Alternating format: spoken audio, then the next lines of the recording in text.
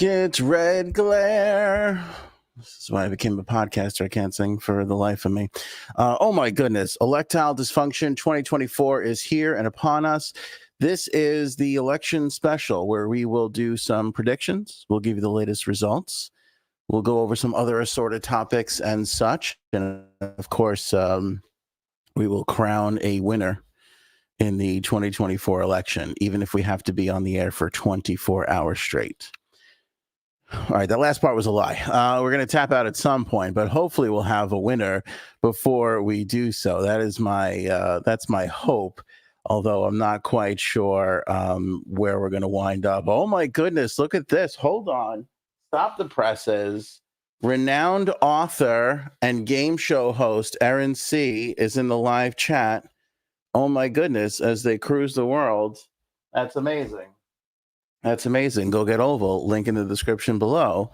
If you're looking for something to read. By the way, if you want to pass the time as we wait for a new president, reading Oval would be the way to go. I'm saying once we get off the air, you could probably get through Oval 3 times before we wind up getting a winner in this 2024 election.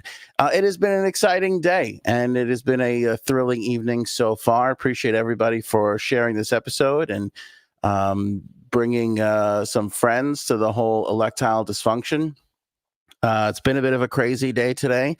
We've already had Donald Trump accusing the country of fraudulent activity, said that there was police activity in Pennsylvania. Let me see here when I have it. What did he say?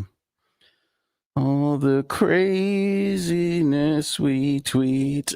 Philadelphia and Detroit, heavy law enforcement is there. He also put on Truth Social a lot of talk about massive cheating in Philadelphia, law enforcement coming.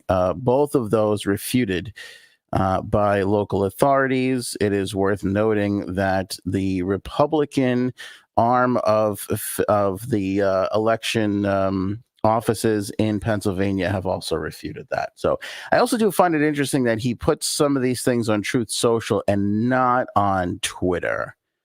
Again, he knows where his base is most rabid, and that's Truth Social, and then secondarily Twitter. So I find it pretty interesting, some of his choices of where to put some of this messaging that is consistently out. He has not tweeted in 8 hours. 8 hours. What a streak for the former president. Of course, we'll see if that changes. Hang on a moment. We'll bring up the electoral map and tell you where we are right now. Obviously, still lots of votes to count. Still lots of big states to figure out. And we'll go through all of that as the night goes on here. And of course, we'll be taking questions. And I think we're going to talk about election night food. That was one of my topics. Want to say hi to everybody here. Debbie, Mountaintops. Wow, everybody's here. Yeah, everybody's in. Oh, Janine is here. Oh, my goodness. Look, the whole crew's hanging out.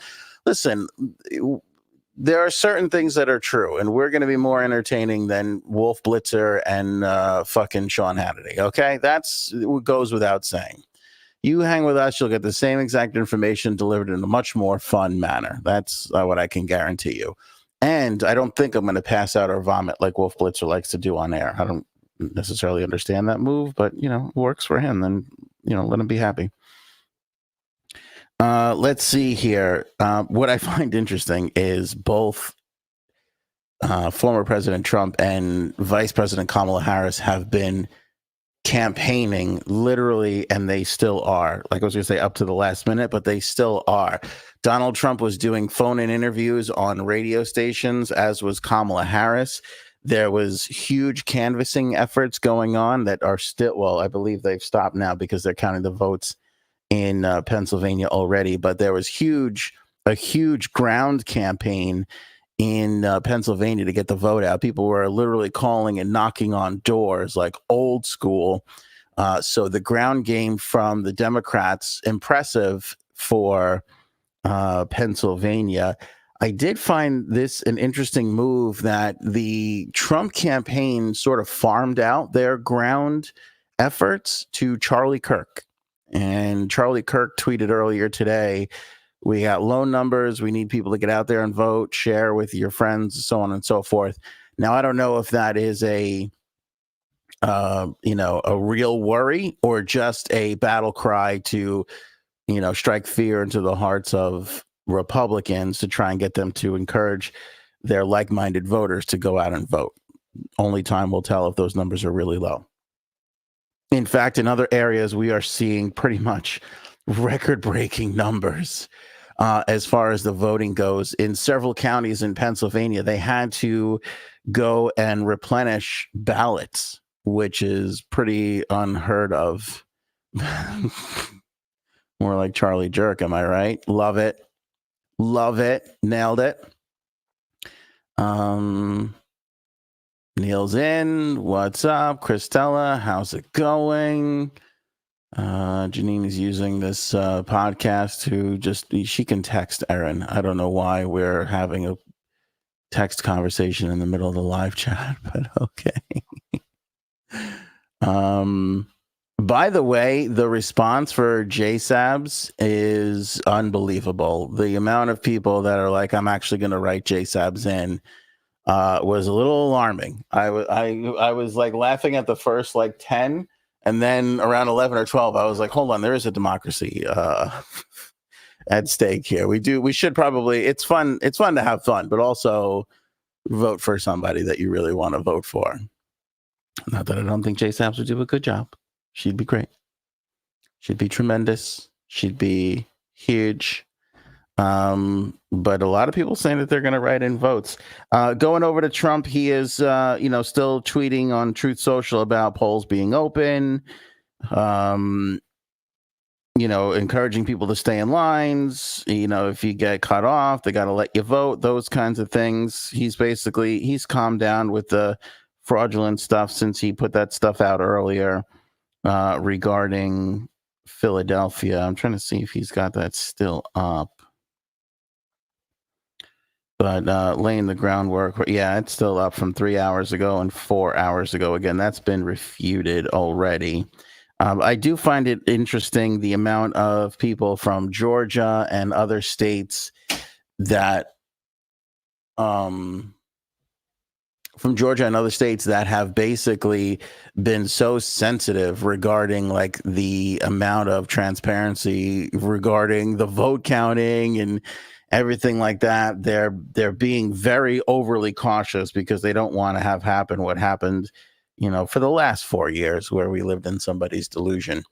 And everybody was afraid to call him out on it and challenge him on it and really press him on it for a third or fourth or fifth time. So basically, that's where we're at.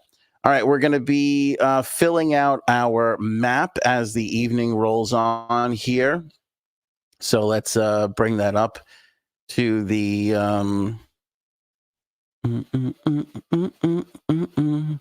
let's bring that up to the screen here. As we get that on the screen for everybody, we'll be sure to. There it is. We'll be sure to, this is the most important thing, right? Playing around with the map. Like, that's the most fun thing ever to do. So here's the map as we stand right now. Let's make it bigger for everybody. Let's do the big thing. Nope, don't like that.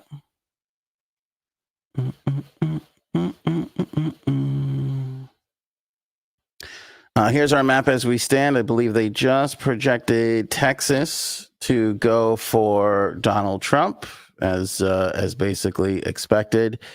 Illinois coming in for Kamala Harris, New York, New Jersey, Connecticut already being called for Kamala.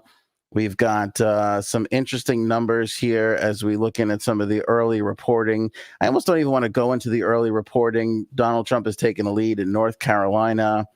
We see where some of the, I think he's got a lead in Ohio as well. He's got a lead in Georgia, which I would expect to go his way with 71% of the vote coming in at the current moment. 16 electoral votes up for grabs there in Georgia. He's up by over 255,000 votes at the current moment. Again, the polls closed just about 2.5 hours ago over there. In Virginia, it is pretty tight. Donald Trump's ahead by 15,000 votes with 56%.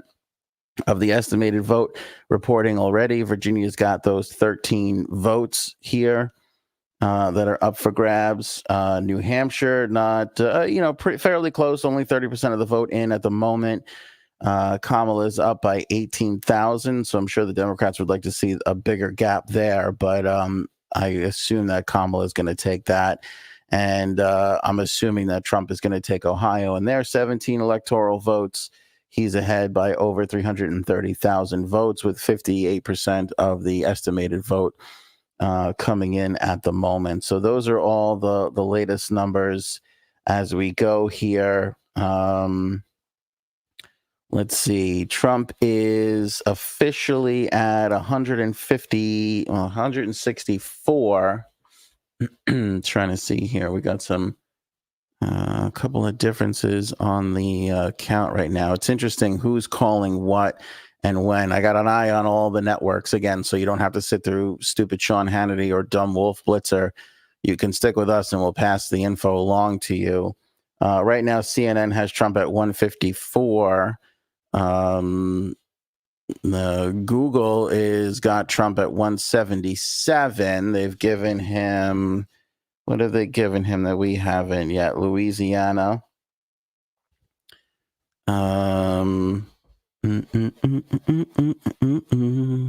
They've got Google has Kamala at 99. CNN has Kamala at 53. I'm not sure where our discrepancies are at the moment.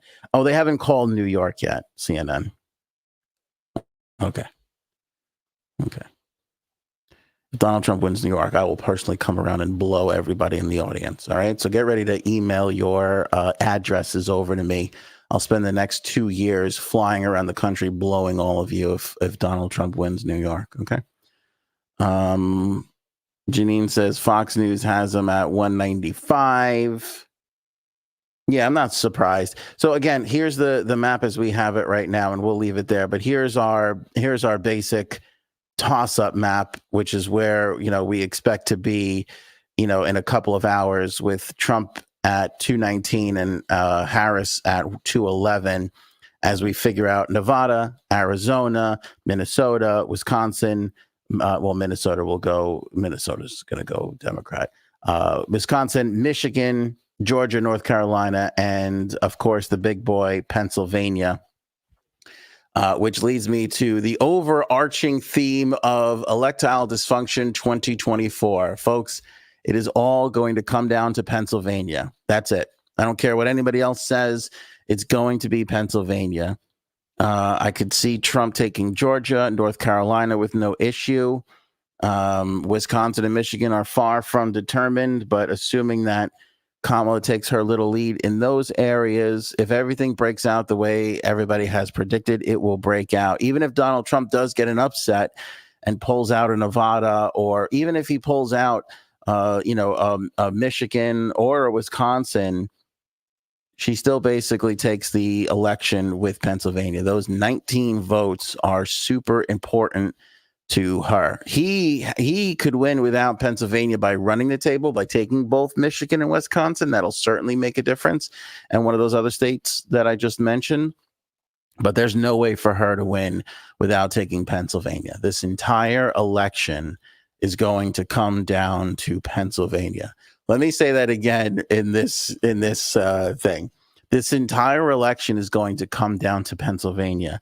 I was reading an article before, and I don't believe what I'm about to tell you, but I was reading an article before, and it was about a PAC that is in Pennsylvania that is a Latino PAC, right? So basically they fundraise, they poll Latinos, so on and so forth. They couldn't raise a dime prior to Tony Hinchcliffe's Puerto Rican island of garbage joke. And once that happened, they raised a ton of money. They couldn't take the phone calls fast enough to bring in the money. So, and again, it's been widely reported 140,000 Puerto Ricans that currently reside in the state of Pennsylvania. If this election does indeed come down to Pennsylvania, which I believe it will, here's the part I don't believe. And the Puerto Rican vote puts it over the top for Kamala Harris. We're talking about I don't even know how to describe it. Like the most unbelievable. I mean, when you talk about Donald Trump campaigning for 2 straight years, arguably 3 to 4 straight years since he left the White House in 2020, for him to roll into Madison Square Garden for a rally that was utterly useless and meant nothing to him in the grand scheme of the electoral map. He should have been in Pennsylvania for that rally, could have been in Georgia, could have been in Wisconsin or Michigan or Wisconsin or Michigan, however, whatever. Chooses to go to Madison Square Garden, coming off of the Joe Rogan podcast, where Tony Hinchcliffe was, I believe, had to come from Tony Hinchcliffe lives in Texas. Obviously is, we call them babies in the business, right? You have a comedian who has babies. Joe Rogan has spawned Tony Hinchcliffe. You name it. Bert Kreischer. Two Bears, One, all the stuff that Joe Rogan has laid the ground for. Hinchcliffe and Kill Tony was one of those things. So for Trump to go into that Joe Rogan orbit and then hire Tony Hinchcliffe, who does this one inconsequential joke, who, by the way, was followed by just hours of really bad just awful things. If that costs Donald Trump the election, I mean, I don't even know. How would you describe that? It would be the most unbelievable. I mean, it would be, we overuse the phrase unbelievable, but it would be unbelievable. It would be unbelievable. But when you look at it in the grand scheme of things, a president just falling out to dementia, 2 assassination attempts on the other side, a last minute candidate. I mean, it has been an insane year, which followed an insane global pandemic, right? And global inflation, that's been just utterly out of control. It really kind of fits into the grand scheme of everything when you think about it. But it is kind of nuts for them to be like, oh, when your kids and your grandkids ask you about it years from now, you're going to be like, yeah, it was weird. This podcast insult comic made one silly bad joke and that cost the guy the election. I mean, could you imagine if we're talking about this from days to come, if it's determined that it's the Puerto Rican vote that mobilized in the state of Pennsylvania that tipped the scales of the election? How is the first female president of the United States elected? Were they just so enthralled by her character and her record and her plan for the country? No. Some mid-level comic made a joke about Puerto Ricans. That was basically it. That's how we got here. You're like, oh. How do you write that? If you're a college or a school textbook writer, how do you write that? Like, gather around, everybody. Here's the story of the 2024 election. It all starts with a podcast called Kill Tony, where amateurs come up and tell jokes for 1 minute of stage time. And that basically started the whole, was mid-level insulting to Tony Hinchcliffe? I mean, Tony Hinchcliffe himself and the Kill Tony podcast did headline several nights at Madison Square Garden. So I guess he's not mid-level. He's pretty big. He's pretty big. Paul says, I think Ant's defense of Hinch fool, oh, that's good, is what turned people off. Understandably so. But the fact that a lot of you are still here, I appreciate that. I will always stand by comedy, even bad comedy, even distasteful comedy, which I don't, it happens. But just not to devolve into that. The thing is when you do this stuff for a living, jokes and comedy, and probably Robin would be a better person to ask about jokes and comedy, but I'm going to go on anyway. When you do jokes and comedy, it really comes down to choices. You have setups and punchlines, and there's misdirections, and there's tags, and there's several different tools that you can use to get laughs out of people, right? So when you've been doing it for as long as I am, and I'm not claiming to be a Tony Hinchcliffe or a comedian in general, but they just become choices. They become, should I make a left here or should I make a right here? Should I go straight? It just becomes a choice like anything else in your life. And sometimes you choose the wrong thing. Sometimes you think, oh, this is brilliant. And then you just go, that wasn't that brilliant. You know, sometimes, I mean, and you've all had this too. You say something at a party, you don't think you're just saying something, and then all of a sudden everybody's laughing hysterical, and you're like, oh, okay. You know, or you say something that you think is hilarious, and people are like, oh, that's funny, and you're like, shit, you know. And a comedian. Now that's a fucking laugh. Thank you. Thanks, Jay Zabs. Appreciate the support. And insult comics are great. Listen, you know, we talked about first of all, one of the great insult comics of all time was Rodney Dangerfield. He just happened to turn the insults on himself. Right? I mean, that's, you know, that there's, to me, it doesn't get much better than Rodney Dangerfield when you talk about anything. Don Rickles, obviously one of the great insult comics of all time. He didn't land every single joke. I mean, I've watched a lot of Don Rickles comedy, and you know, a lot of it was not funny, and a lot of it, you know, you watch today and you're like, oh my god, that's really bad, you know. But at the time, people were laughing. The difference is, and this is what my liberal friends can't get, there was, even though there was a lot less rights back in the day, but you go look at the 70s and the 80s, there was a lot more love when it came to those kinds of things. You know, you felt a little, I don't know. People weren't worried about offending people all the time. People weren't always super offended. You were able to make jokes. There was more love. I want to get back to the love of it. I want to get back to, we can poke fun at these people. We can poke fun at those people. We can poke fun at anybody because there's love there. You know, comics, and here's the thing about comics that people often forget, and they definitely forgot in this instance. Comics are there to get a laugh. How they get it is inconsequential to them.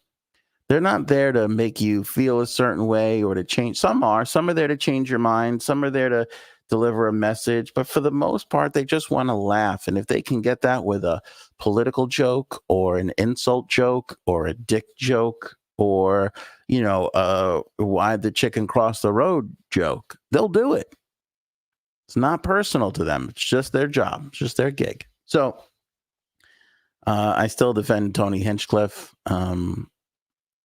And you know what? To be honest with you, I never even really defended Tony Hinchcliffe. I really more took offense with people categorizing him as a speaker at the Trump rally than, you know, I think he should have just been labeled a comedian, and that would have been better.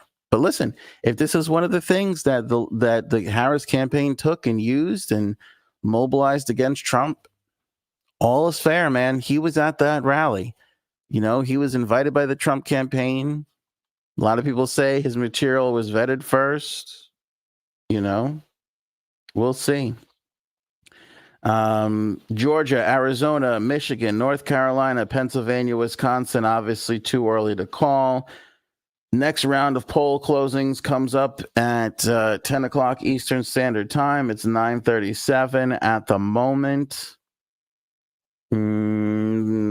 Vice President Harris leading in New Jersey. Former President Trump leading in New Mexico at the moment as they start to count up some of these votes here. Let's see. Got to check in with Fox News. Google still has Trump at 178, Harris at 99. Let's see where our map is. If we need to update anything else. Do do do do do do do do do. Boop, boop, boop, doo.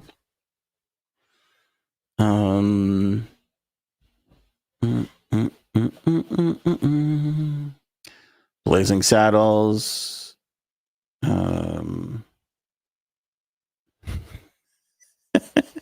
Red Harris just won New York. You can put away your chapstick. Yeah, thank God I don't have to go around and blow everybody. That's a real.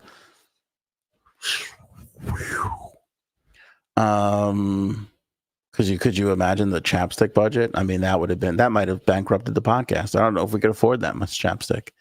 Yeah, Blazing Saddles. He was on that old Archie Bunker vibes. Political correctness madness. Agree. AOA is a safe space for insults. Hell yeah, it is. I mean, have you seen the way Frank, Janine, and I treat each other?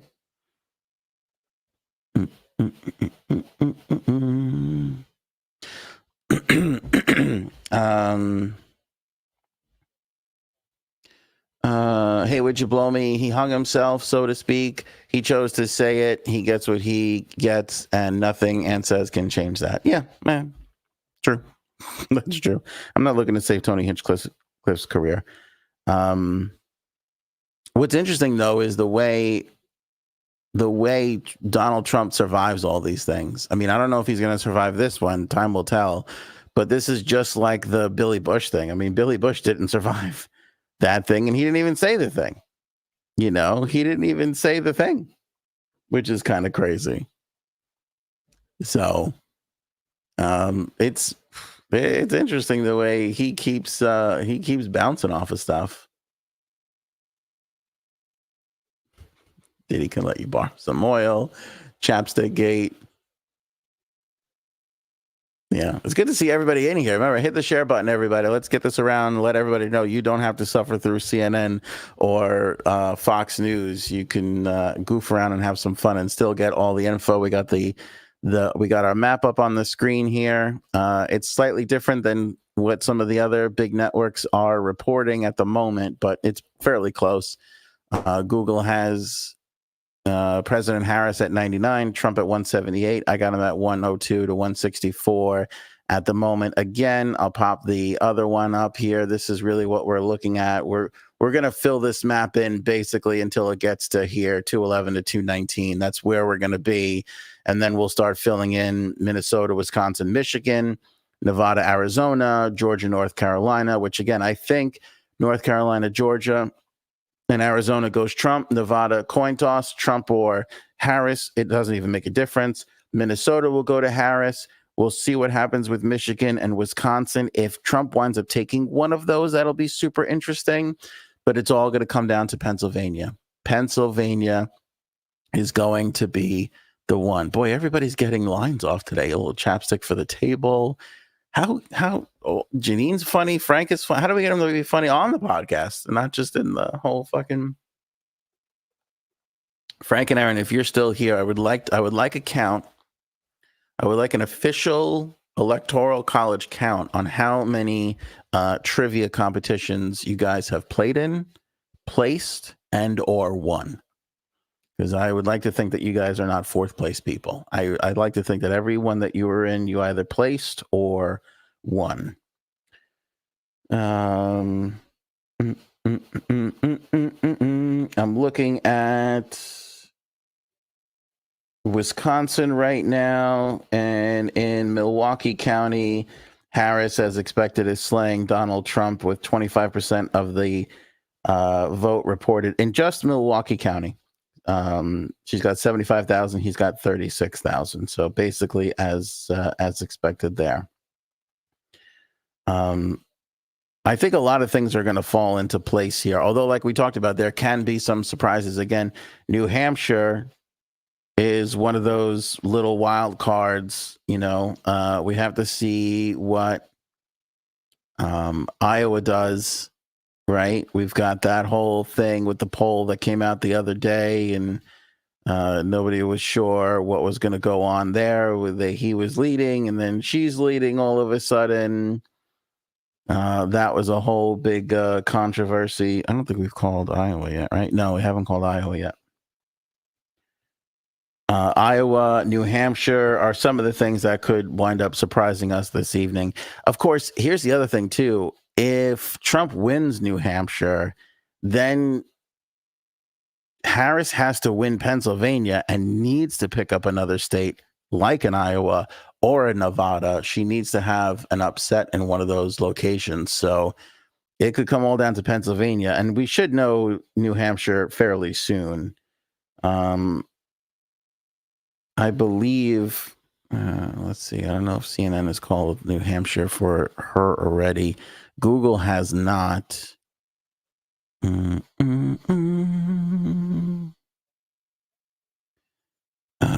see here. I'm trying to get Fox News up.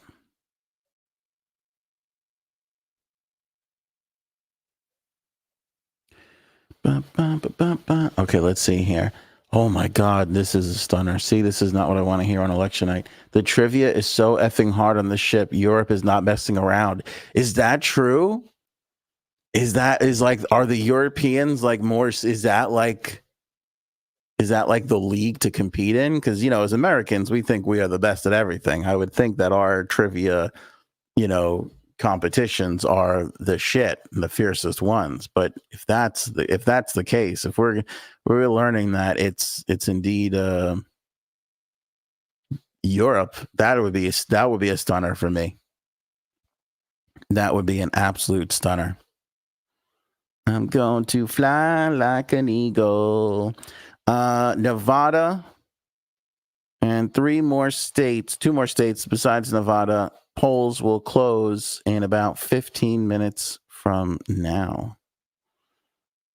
So some more exciting things to come here on Electile Dysfunction.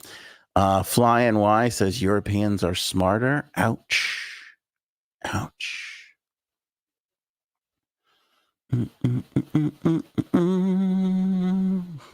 Diane says we wrote Janine's name in our ballot. Awesome. That's amazing. This is an early projection here from the AOA podcast. Frankie C is calling Aaron in his cabin for Harris. Interesting. Didn't see that coming this early in the election coverage here. Paul says, from this map, Americans can't claim any superiority. That's pretty good.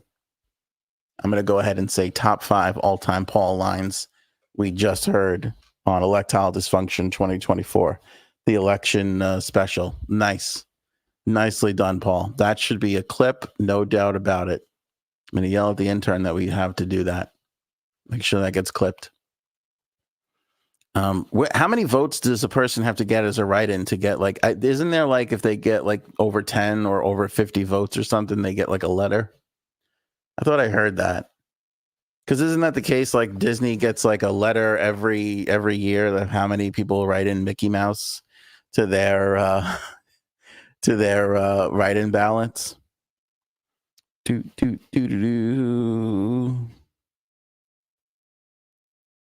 I was talking to a couple of people today, and I'm surprised people aren't voting the way I thought.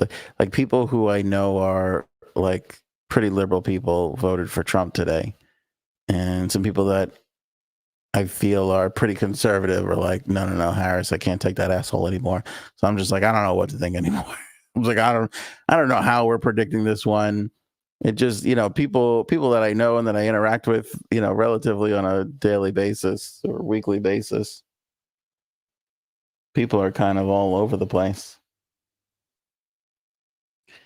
With 24% of the vote in right now, Kamala Harris is leading Iowa. Again, some caution, because Democrats tend to vote early and early votes tend to get counted first. It's not surprising to see those numbers, but if Iowa does wind up going for Kamala, that will be one of the surprise results of this election for sure.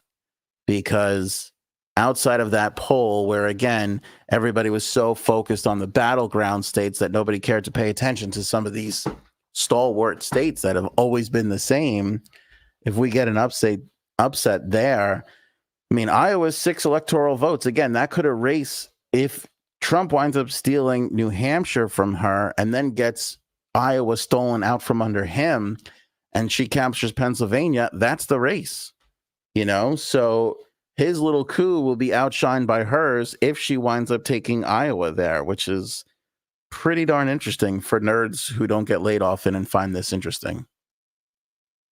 Just me. Don't tell people that.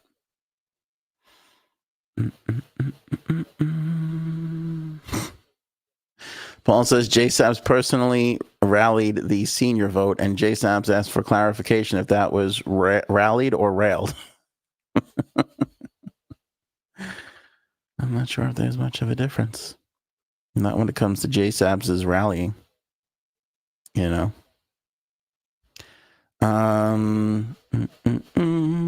Paul with a big prediction early on that Trump will not win New Hampshire. I don't think so either, Paul. I'm with you on that.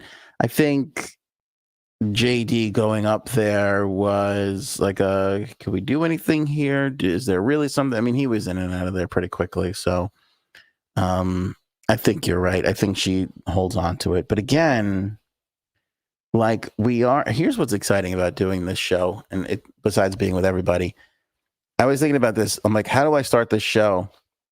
And the fact of the matter is, it doesn't matter because, and we can go back and rewatch this episode and re-listen to this episode. And it's always fun to do this on live shows. When you start, you have no idea where it's going to end. You have an idea, you think you know, but we really don't know. So anything could kind of happen. And we're in that moment right now where anything could happen. Like we think these things, but if we've learned anything since 2020, I mean, shit. It's like it's a coin toss. Who the hell knows? Who the hell really knows? You know what I mean? Again, an incumbent president with dementia bows out. An assassination attempt, a second lesser but still assassination attempt. Kamala Harris coming in, her picking up billions and whatever, you know? All right, Pennsylvania here, we've got about 35% of the estimated vote in, and Kamala Harris is ahead by 88,000 votes. Again, I say exercise caution. Democrats vote early. Same thing in Michigan. 15% of the vote is in Michigan right now. Kamala is ahead by 49,000 votes. Those need to stay this way, obviously, if the vice president wants to win the Oval Office.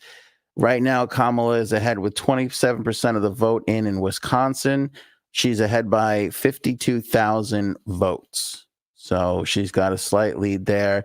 And in North Carolina, with 64% of the vote in, former President Trump is ahead by 201,000. So this dream of the Democrats taking North Carolina is definitely starting to fade here, as those polls have been closed for almost an hour and a half.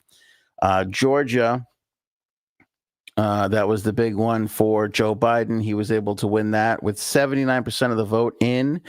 Donald Trump has a 200,000 vote lead in Georgia. So super close. We'll see what counties have left to be counted, but it looks like Georgia will go Trump's way. No surprise.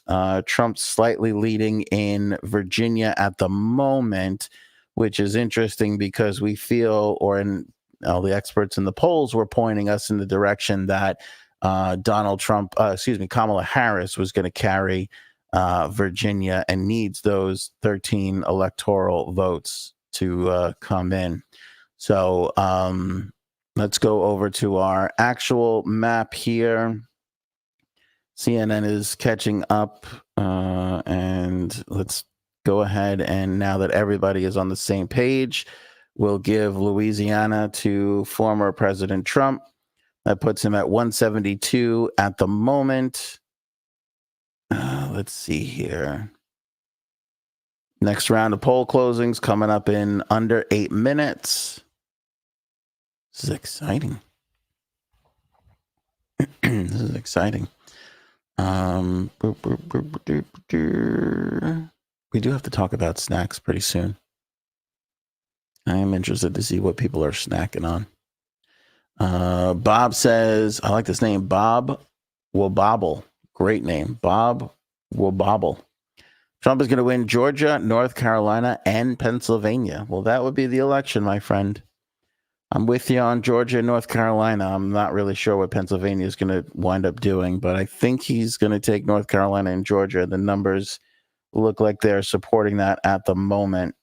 Again, he's ahead in Georgia by about 210,000 votes, with almost 80% of that vote in at the moment. Again, 25% of the vote in Iowa, where Harris is carrying things by 22,000 votes. So still super early there.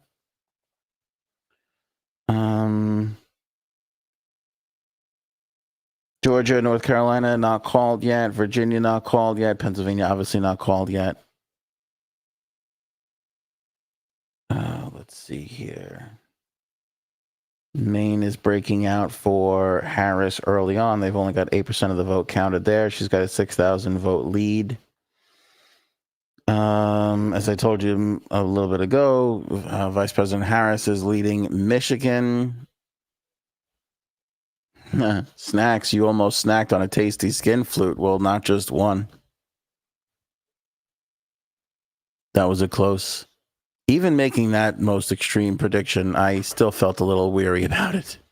I still felt like I'm going to feel really bad if I have to apologize for people for not getting on a plane and blowing them, you know.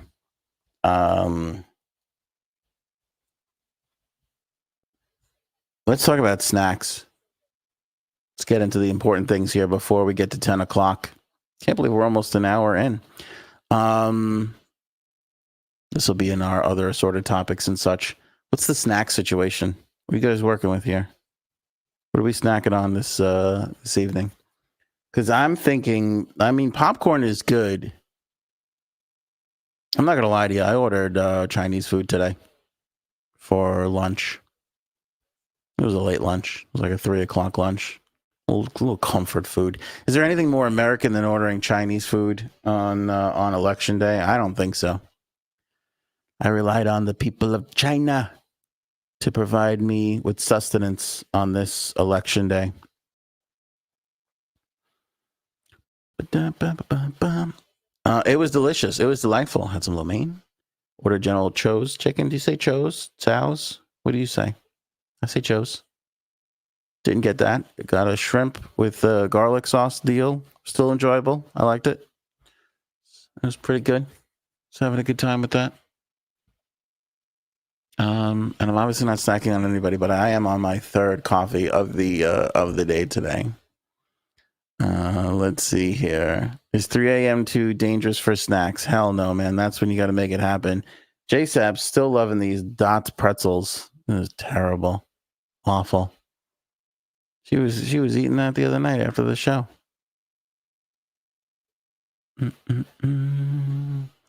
DJ Shenanigans, and you should do a chat poll if you voted. I like that. Raise your hand if you drove around after you voted blasting America. Fuck yeah.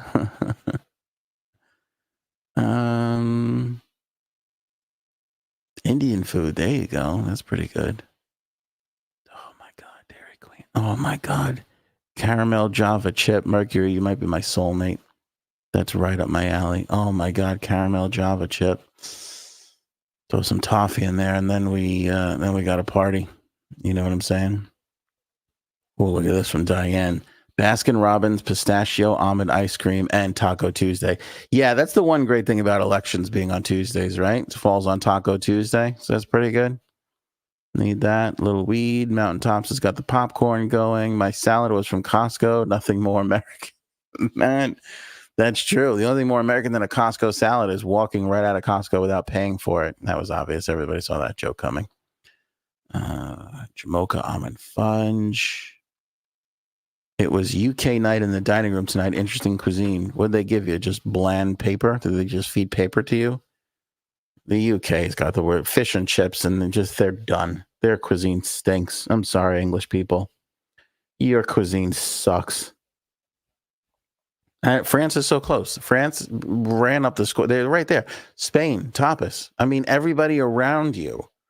Ireland with the pastrami and the corned beef and cabbage, the potato, bangers. Is bangers and mash Irish or is that UK? Because I might have to make some apologies then if bangers and mash is a UK thing. I should say, yeah. Well, is UK, now we're getting controversial. UK, I guess, is Ireland too. Is shepherd's pie English? Because then I'm going to start backing off of my previous statement. Still, it just feels like for a country that controlled that much of the globe for that long, your cuisine should be better. And then people go like this, oh, you got to go get the Indian food in England. I'm like, well, that's for the people of India then. So England stole India's food and we're supposed to be all proud of England for that? Fuck that. I give that credit to India. You know what I'm saying? Those English, they're out of all the world powers, they're so in last place. They're just on the bottom of the food charts to me. Oh shit, sticky toffee pudding sounds good.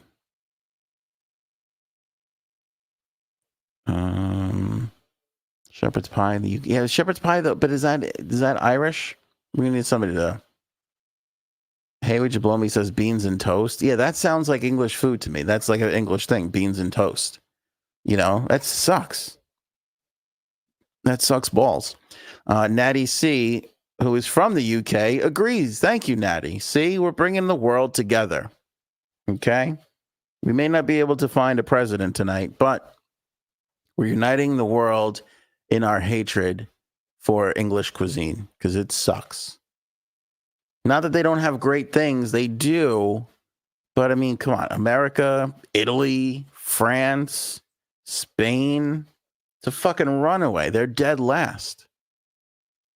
Portugal's got some shit, I'm sure. I mean, I don't know exactly what they have. England's got, see, Frankie C's got fish and chips. And then I'm like, now what?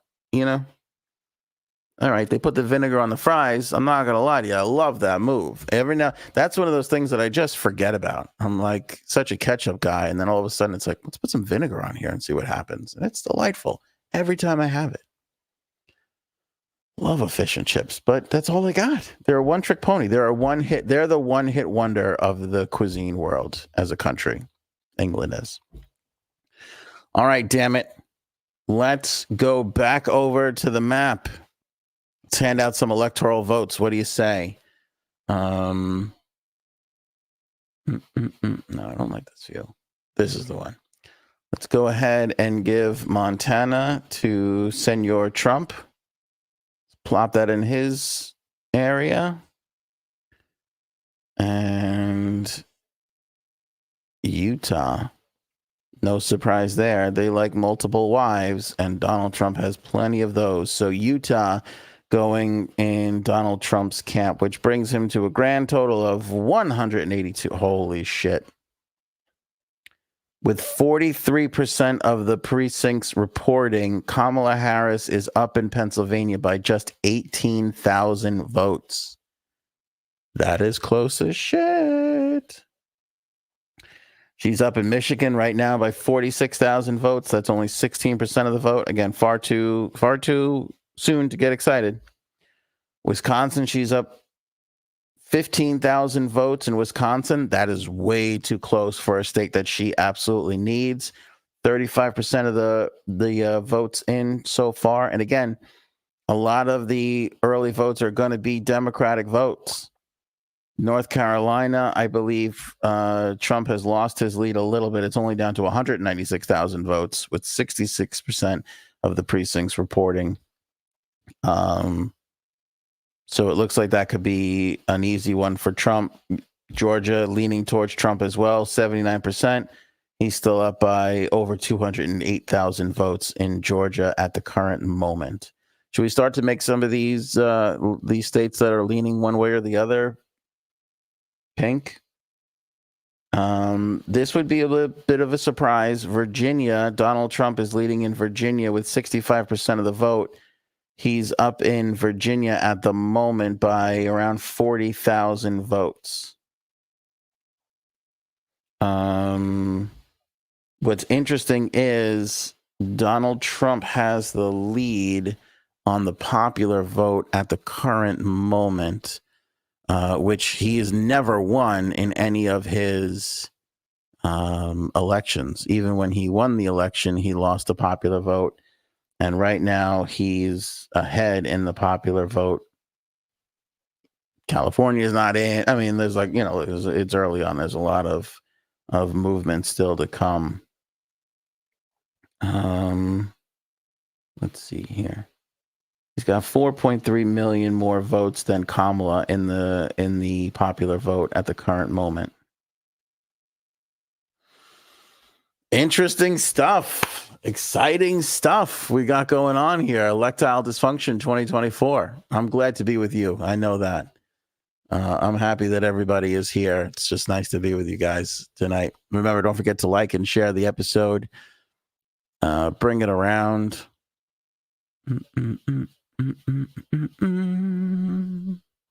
Let's see, where were we on the food talk? I don't know what happened, but tomorrow is Jamaican night. J Sab's excited about jerk chicken. Fucking jerk chicken. That's one of those things where you're like, how is this spicy?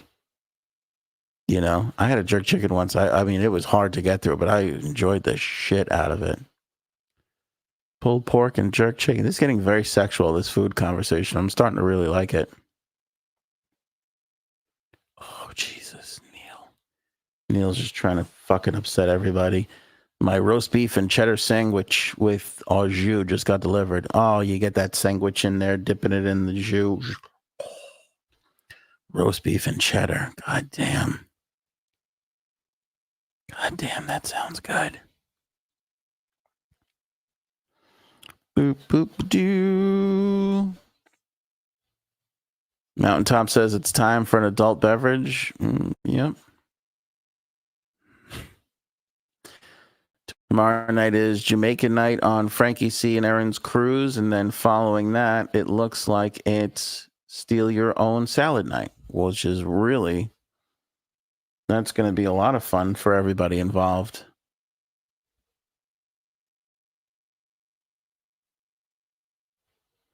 Miss Justice was on a long call. What's happening? Not much, Miss Justice. As you can see, we're hanging out here with the map. We're at 182 to 102 at the current moment. Pennsylvania is close as shit right now. Let me get those Pennsylvania numbers up for everybody.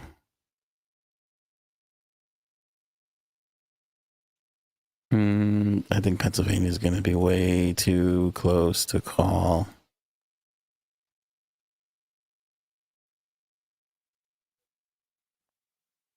Let's see here. Pennsylvania. Oh, let me refresh this. Got to get these results to everybody properly. Make sure we're being accurate.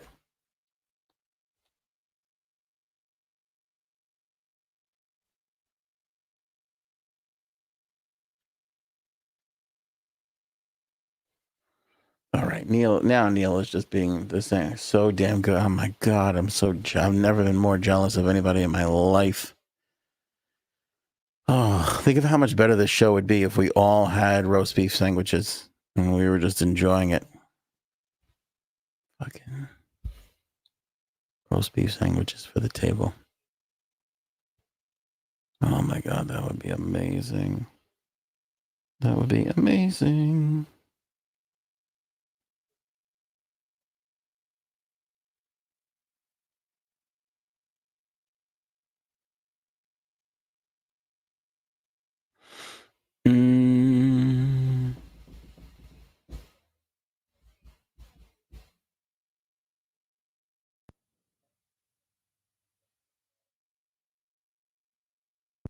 All right, let's see here.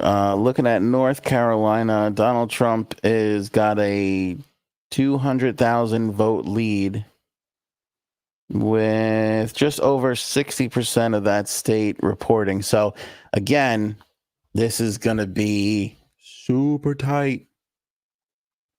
We expected him to take North Carolina, but that makes it so that for Harris to win, she has got to take Wisconsin, Michigan, and Pennsylvania. If he gets Georgia and North Carolina, which it looks like he might, Virginia's still up in the air at the moment, even though he's got a lead there. By the way, Trump has pulled ahead in Iowa, but still lots more to go. It looks like, okay. So just to clarify here, for North Carolina, only 18% of the Charlotte County, which is Mecklenburg County, is reporting. That's going to be a big Democratic area. Joe Biden won that by over 200,000 votes. So that county, when that comes in, will still make North Carolina an interesting play for the time being. So that North Carolina thing is not locked up just yet. That's important to find out which one of these counties are reporting what. So we'll keep North Carolina in the undecided column at the current moment. But it's getting super close. If Trump winds up pulling out North Carolina and Georgia, that forces Harris into that scenario where she's got to win Wisconsin, Michigan, and Pennsylvania. She's got to win it. And it's going to be tight because we're seeing with, let me see here. Going back, I know Paul's concerned about New Hampshire. 41% of the vote in New Hampshire, and Kamala Harris is winning by, I think it's like around 18,000, 20-something thousand votes. 67% of New Jersey right now. Kamala looks like she's going to take New Jersey as expected. We already gave her New Jersey. New Mexico with a quarter of the state reporting. Trump has a 15,000 vote lead there. As I said, North Carolina, 69%, but we're missing that county around Charlotte. Big area for Harris. Trump is up by 200,000. Biden won that by 200,000. So if that comes out, we could be looking at a recount state right there. Donald Trump's got a big lead in Ohio, as expected, with 73% of the vote coming in for Ohio at the moment. Also, Donald Trump, with 48% of the vote, has pulled ahead of Kamala in Pennsylvania. Again, 48% of the vote, but he's up there by a few thousand. It was getting exciting. Virginia is a dead heat. Trump's up by 3,000 votes in Virginia at the moment. Again, we haven't gone county by county in Virginia to see what's missing yet, so that could be not as close as we think. But it's kind of exciting and close right now, isn't it? Are you guys dying? Let's do this thing. I'm excited or I'm terrified. Give me an excited or terrified in the live chat right now. I want to see where you guys are at. If you find this thrilling and exciting, or you find this just horrifying and nerve-wracking. Let's run the live chat right now and see if we can get a little poll here. Exciting or terrified? You could just put those words in. Lots of terrified coming. Okay. This is a lot of that's more terrified than I thought. We're often running with the terrified. Flying Y says fascinating. Miss Justice terrified. Erin C says horrifying. Frankie, this is coming in way too fast. Frankie C is reporting drunk. Oceania is excited. Obviously, it's not her country. She don't give a shit.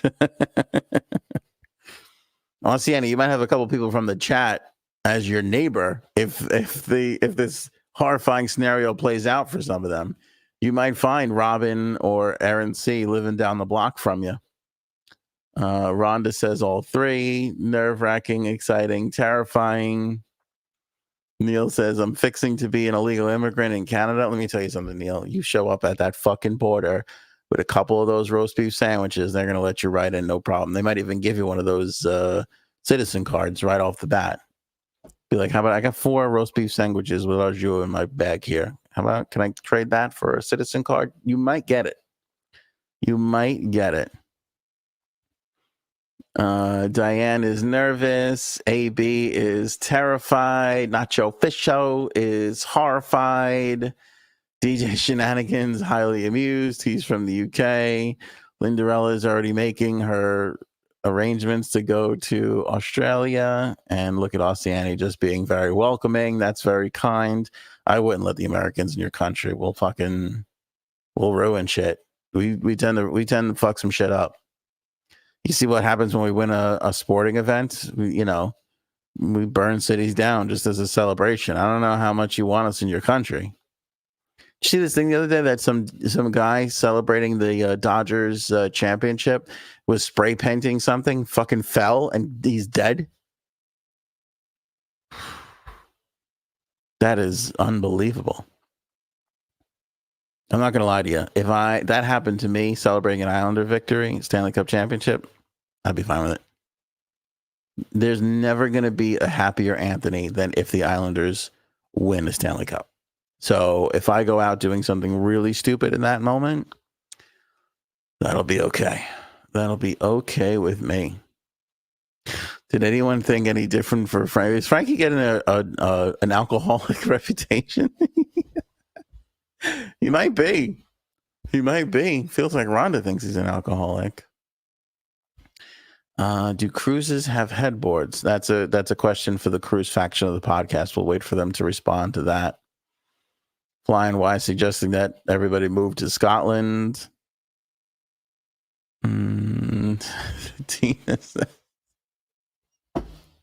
Other countries will be building border walls to keep Americans out. That's pretty funny.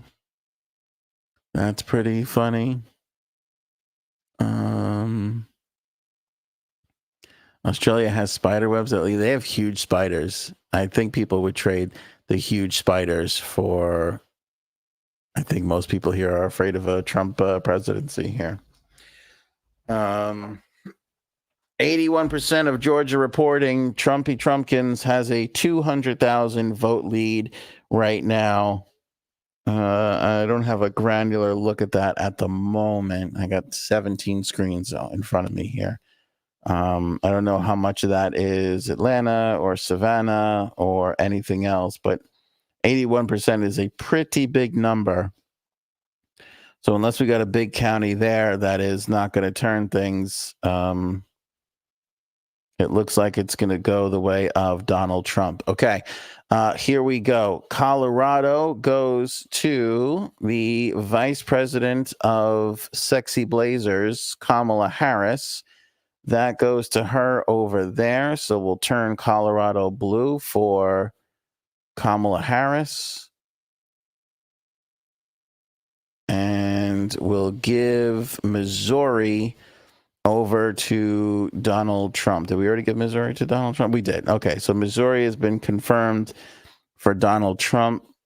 Fox News and CNN late on that one. Google had that one earlier. We called it earlier too. Looking at Wisconsin, 43% of the vote. Kamala Harris is up 19,000 votes at the moment. Again, Wisconsin, crucial for her. It's the big three for her. Wisconsin, Michigan, and Pennsylvania, where right now with 51% of the vote, Donald Trump has a 58,000 vote lead in Pennsylvania right now. Kamala Harris cannot win the presidency without Pennsylvania. Still early, 51%. It's going to Donald Trump at the moment. We'll see where that lies as they continue to count votes over there in Pennsylvania. Again, I told you at the top of the special here, Electile Dysfunction 2024, they had to go and replenish ballots over there in Pennsylvania earlier today because of the amount of people that turned out in Pennsylvania. So that might lead to a delay in counting for sure. We'll have to keep our eye on that. Pennsylvania could go a bit later than we had originally thought, but it'll be hard for Trump to win the election if Kamala wins Pennsylvania. Again, he's going to have to upset in some of those other states that we were looking at earlier. 31% of the precincts reporting for New Mexico. Kamala has an 8,500 vote lead over there. We'll see if she can hold that out. Again, that's another state where I think the early voting will be the difference, and that always goes Democratic. 68% of the vote in now for Virginia, and Kamala has come from behind to pull ahead by 1,100 votes. So super tight there as well. That continues to be super, super close, Virginia. Let's go over to our map of the polls prior to the election here, and we did have Virginia going towards Kamala, so that looks like it's going to be a close one that she's going to have to hold on to. Let's see here. She's got a 140,000 lead in Fairfax County, a big county just outside of Arlington and Washington. She's getting the big numbers where she needs to be right now in Virginia, so that's what flips her back over into the lead. But again, 1,100 votes. That is super close, my friends. That is way too close to call. We're not going to shadow that. We're not going to shade that in whatsoever, that state, just yet. So we'll have to wait and see what happens in Virginia. Oh, my gosh. Exciting times. Exciting times. 72% of the precincts reporting for North Carolina. Donald Trump with a over 250,000 vote lead there. Michigan with 19% of the vote, and Kamala is ahead by 43,000 votes.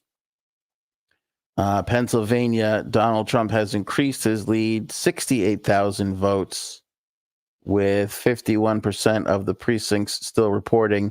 Again, for Kamala, it's going to be Pittsburgh, it's going to be Philly, Reading, the big cities, the bigger towns in Pennsylvania. Those are going to be the areas. So until we have full precinct numbers over there, we'll wait and see what happens with Philly and the whole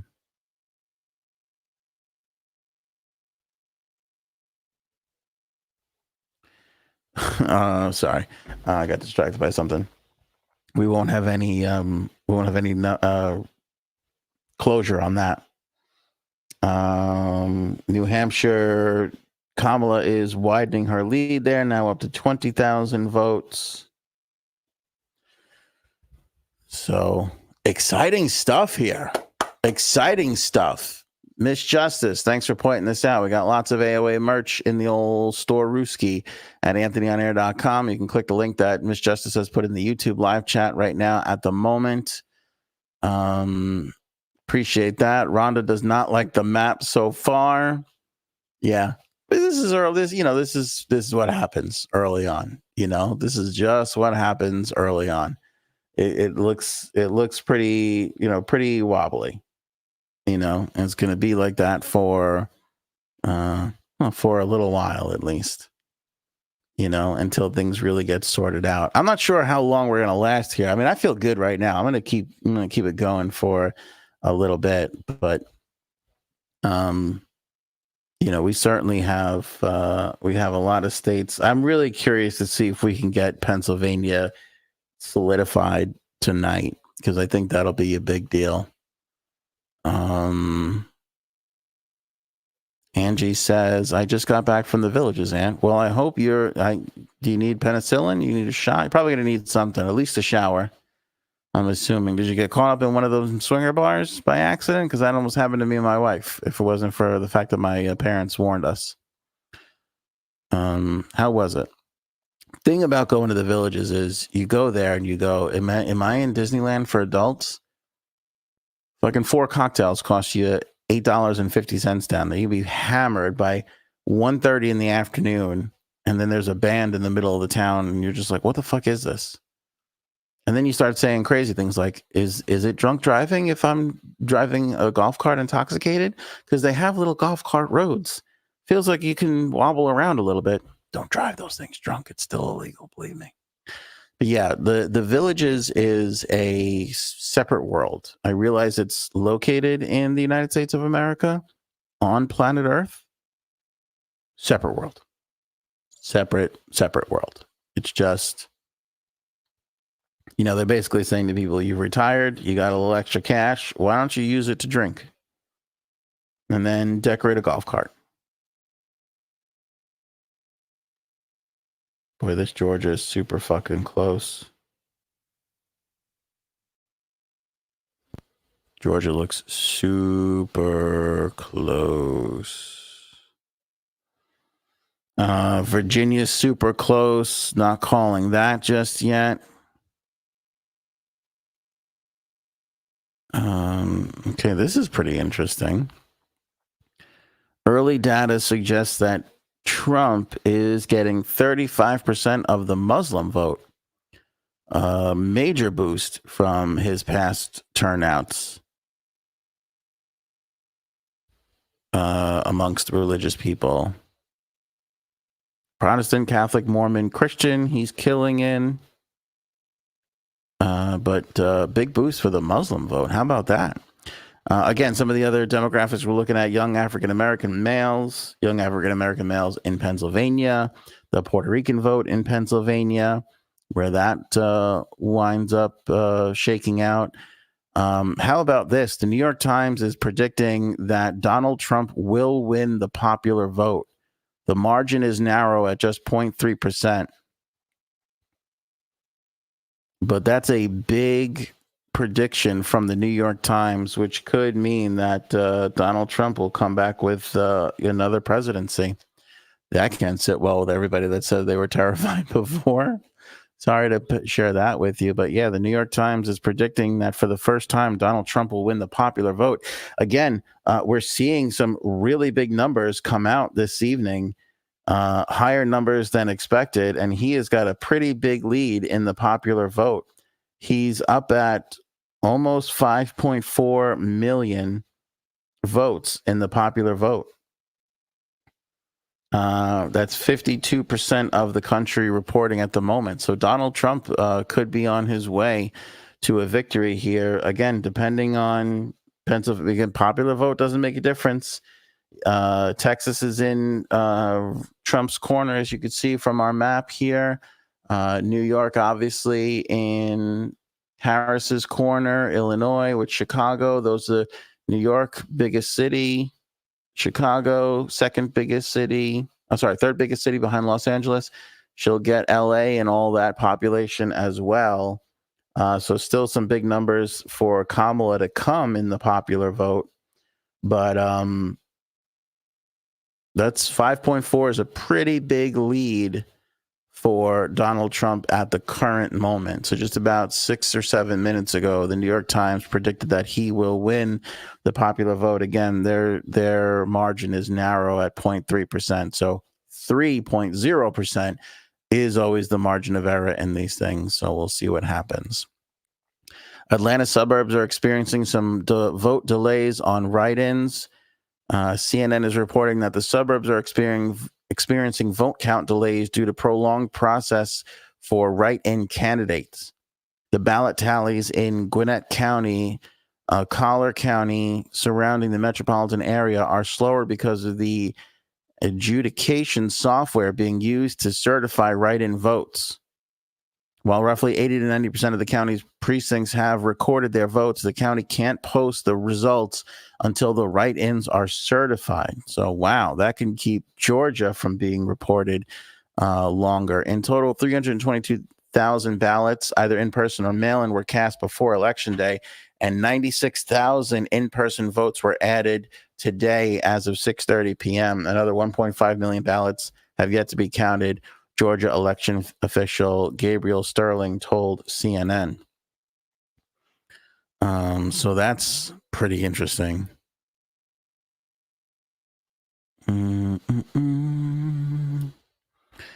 Let's see here. There was an amendment in Florida that would have enshrined abortion rights, and that amendment has failed. So Florida not keen on keeping abortion rights in their state at the moment. And that's pretty interesting. Let's see what else we got for everybody here. Oh, U.S. to have first transgender House member after Sarah McBride wins in Delaware. How interesting is that? That'll change the whole transgender conversation in Congress. Sarah McBride cruised to victory over Republican John Whalen III in the race for Delaware's single House seat. Born male, McBride is a female LGBTQ plus advocate who previously served as national spokeswoman for the Human Rights Campaign and worked in the Obama administration. She will leave her seat in the Delaware State Senate for her new role. Congratulations to Ms. McBride. Kamala with 21% of the precincts reporting, still ahead in Michigan, which is going to be key. In the Grand Rapids, Kent County, she's up by 35,000 votes as we continue to scope out Michigan. So that's going to be super important. Joe Biden won that county by 22,000 votes in 2020.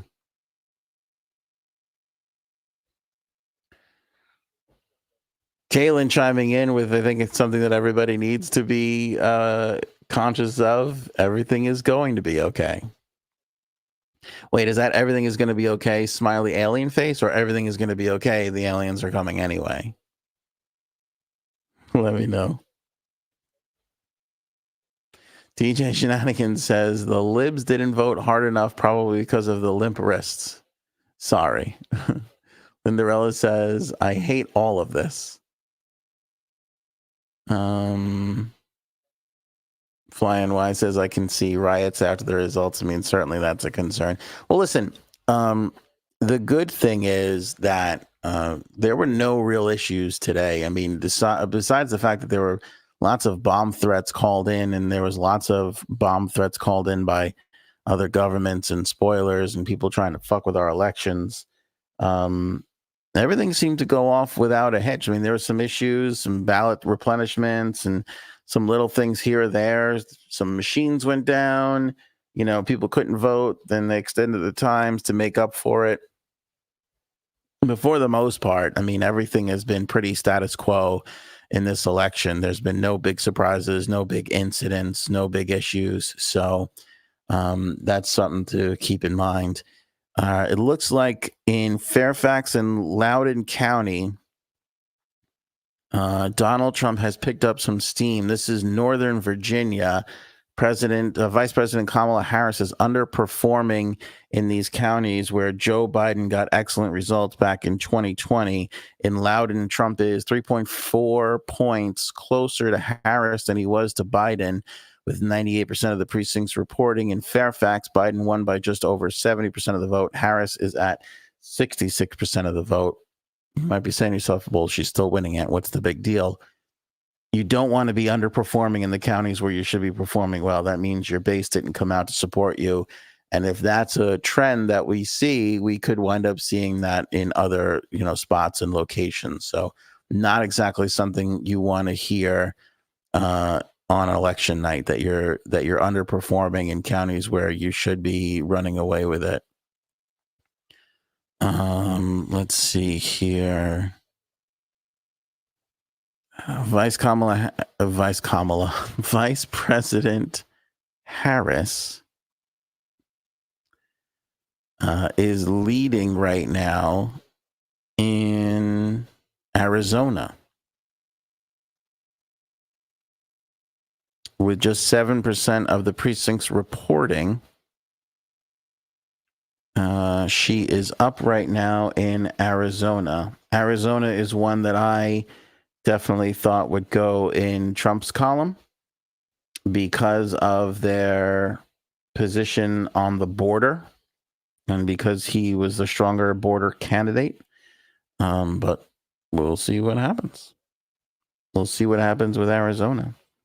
I mean, could we be talking about a crazy night where Trump wins North Carolina and Virginia, and then she winds up taking Arizona? So, I mean, I guess anything is possible right now at this moment. We're just about an hour into our little election dysfunction coverage, electile dysfunction coverage, I should say. And we have more polls closing in less than a half hour.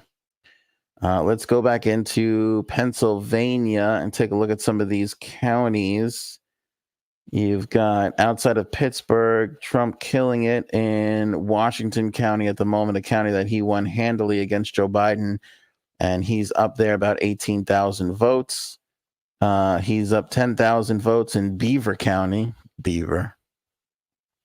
That's just outside of the county with Pittsburgh. So again, he's killing it in the burbs as expected in Pennsylvania, and he's going to need to pick up as many votes as he can in those locations. Because like we said earlier, Harris is going to carry the cities and the larger population areas. Those are going to be mostly hers. They tend to go Democratic that way. Trump won Beaver County by about 16,000 votes in 2020. So that's breaking out basically the same way. He's got a 10,000 vote lead at the moment. I'm probably not going to get into counties too much on this podcast, except for Pennsylvania, Michigan, Wisconsin, the super close areas. But as we stand right now, Donald Trump still has a 100,000 vote lead in Pennsylvania. So not great. If you're a Kamala Harris fan trying to root for a win there, she has got to take Pennsylvania in order to win this election. If not, she needs several miracles to win in a lot of other states if she's not going to have Pennsylvania. In Pittsburgh, she's obviously killing it in that county. In the Reading, in Bucks County, in Reading, in Montgomery County, she's leading, doubling up Trump there. And it's important to note there's 11%, 29%. It's very early for Pennsylvania right now, but Donald Trump does have 100,000 vote lead in Pennsylvania at the moment, with just under 4 million votes counted in that state. So we do have a ways to go. Why so negative on Pennsylvania? Trump is in full swing. I don't know. Was I negative on Pennsylvania? I believe I love Pennsylvania. The cheesesteaks, Liberty Bell. I like Pennsylvania. I like when we beat, when the New York teams beat their sports teams. Let's see here. Garuda says Kamala ran a terrible campaign.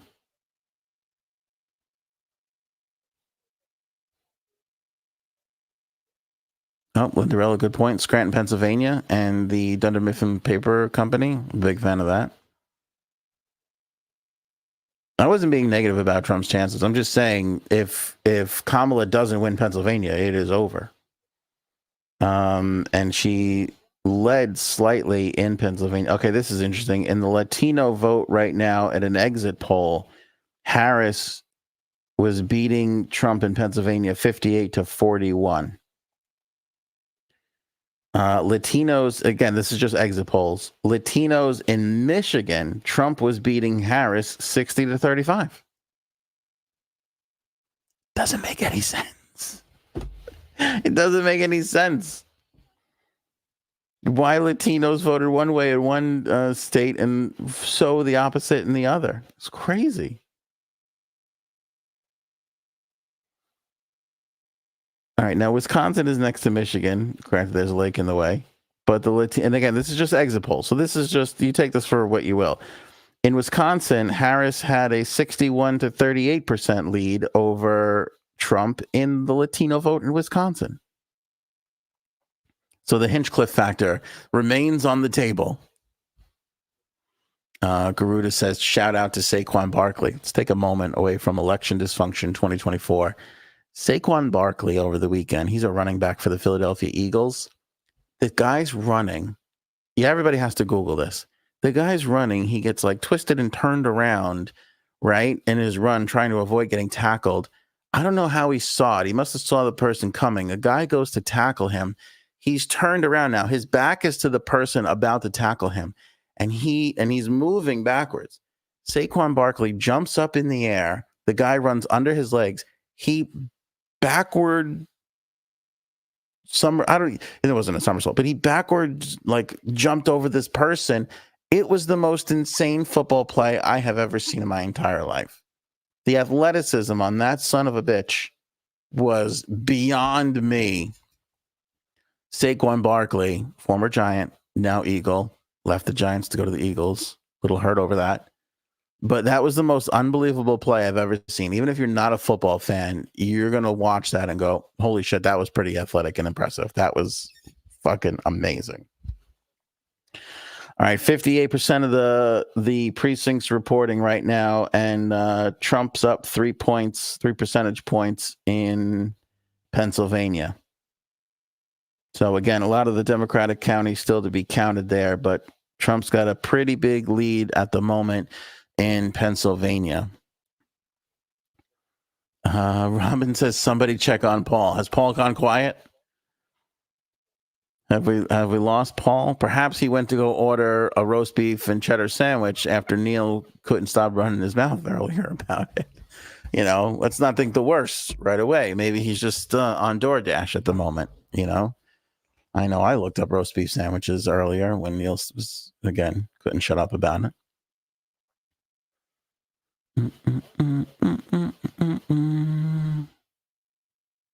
Can we all take a moment to appreciate that my weed tastes delicious? Yeah, we could have a weed taste appreciation moment. Is that a gummy or is that another form of weed?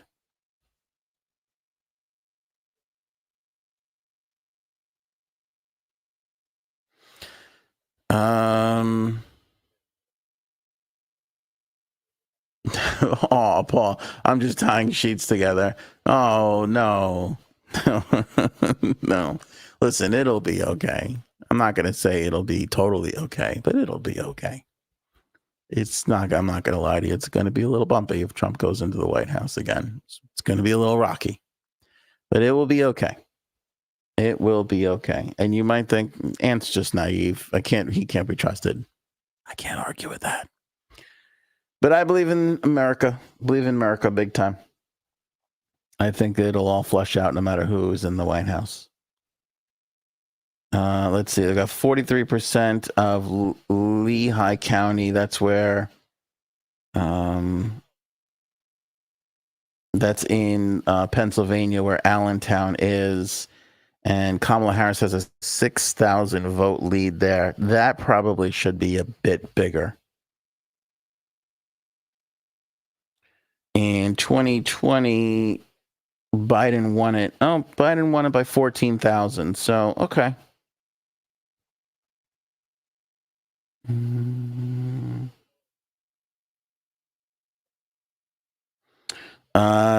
Berks County, not Bucks County, where Reading is going to go to, looks like it's going to go to Donald Trump with 92% of the precincts reporting there.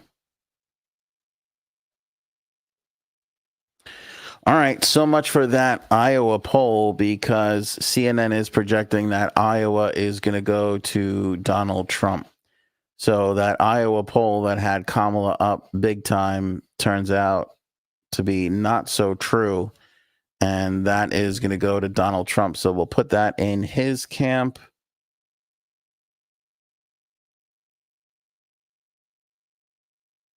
And this gap is widening, obviously. 188 to 112. That's going to look unsettling to a lot of people, but normal, not to worry about. Kamala is expected to pick up a lot on this West Coast, with California obviously being 54. Pretty huge electoral votes in the mix. So that's something to consider here. But as it looks right now, let me see here. Let's go through all these states. Montana, Wyoming, and Utah for Trump. North, South Dakota, Nebraska, Kansas. We can call Kansas for Trump at the moment. Let's put Kansas into the red column. Arkansas, Oklahoma, Texas. This southern wall of red all is filling out. We can project that Ohio will go to Donald Trump. So that is going to push his lead up to 211 at the moment, with right now Kamala only taking Vermont, Massachusetts, Connecticut, Rhode Island, New York. I don't think New Jersey's been called by CNN, but we're going with Google on that one. Delaware goes to Kamala. Maryland will go to her. She's won the District of Columbia already, and she's won Illinois and Colorado. So those are all the states right now. Let's put this in. Colorado's a different color. Let's just make this look nice. Just because we're a podcast doesn't mean we can't have nice things. So 112 to 211 for Kamala Harris. And as predicted, it's going to be super, super tight. Super tight. Again, it's going to come down to Wisconsin, Michigan, and Pennsylvania. Miss Justice, who is Canadian, I believe, right? Do I have that right, Miss Justice? If he wins, you guys haven't learned your lesson. Bird says the blue on the map is more like freckles. Sorry, we were talking about edibles, weren't we, Bird? I asked you a question, and then I got caught up in talking about the flower. I smoke bowls. Good for you. Good for you. Paul is setting fire to Utah, allegedly. It's always important to throw that allegedly in there. Yeah, it'll be okay. And back to Miss Justice. Yeah, I don't think we've learned our. It's amazing. One thing that I've learned is, and I've said this before, and I've used JSABS as an example of it, right? But I'm learning that it's really, really pretty true, and that's that. People are more in a silo more now than they ever have been before. People listen to their podcasts, they read their one site that they like, they watch the cable news network maybe that they like, and we're all in these kind of like, just tunnel vision situations. So a lot of the bad things that you would hear about one candidate or another, people weren't really hearing. People weren't really hearing those kinds of things. All right, Wisconsin, 54% of the vote in. Trump is up by 4,400 votes. A lot still to go there in Wisconsin at the moment. Let's see here. Wisconsin's 10 electoral votes, obviously super important to Kamala. Pennsylvania, Trump has opened his lead to 121,000 votes ahead, 61% of the precincts there. But again, we know there are some Democratic precincts not fully counted yet. So that is going to change. Pennsylvania is going to be close, folks. Really, really close. It looks like Donald Trump is pulling ahead in Georgia with 86% of the vote counted. He's got 153,000 vote lead. So I expect him to take Georgia as expected. North Carolina, the crazy Republican guy who said all that nuts shit, he lost. So their governor is going to be Democrat, but we don't know where the state's going to go yet. Michigan, right now, Kamala's got 102,000 vote lead. Again, super early. 27% of the precincts reporting. Democrats vote early. Those numbers can change. North Carolina, as I was just saying, they'll have a Democratic governor. But Donald Trump right now, with 84% of the vote in, holds 134,000 vote lead. Kamala has surged back ahead in Virginia as they've gotten 3/4 of the way through counting all their votes.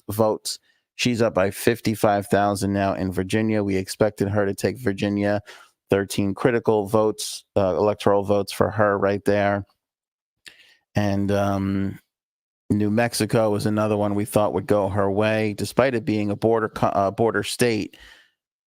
Vast differences between New Mexico and Arizona and Texas right there, but it looks like it could be a haven for the Democrats. As expected, she's up by 48,000 votes at the current moment here, with 14 minutes to go before we hit 11 p.m. Eastern Standard Time on the old East Coast. Some Senate races. Angela Also Brooks, great last name, Also Brooks, defeats Larry Hogan in their Senate race in Maryland. So that's been projected and done.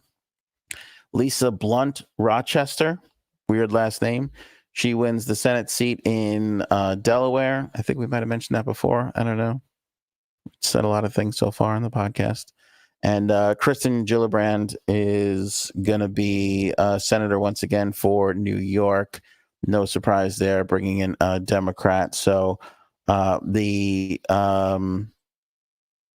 Republicans who are trying to gain some seats have gained one tonight. Senator Ted Cruz defeats Colin Allred. Some people thought that there was a chance that everybody would turn on Ted Cruz. I mean, he's a real big piece of shit. I'm sorry, Republicans, but you guys can do so much better than him. Senator Ted Cruz is going to win re-election. Roger Wicker in Mississippi is going to win re-election.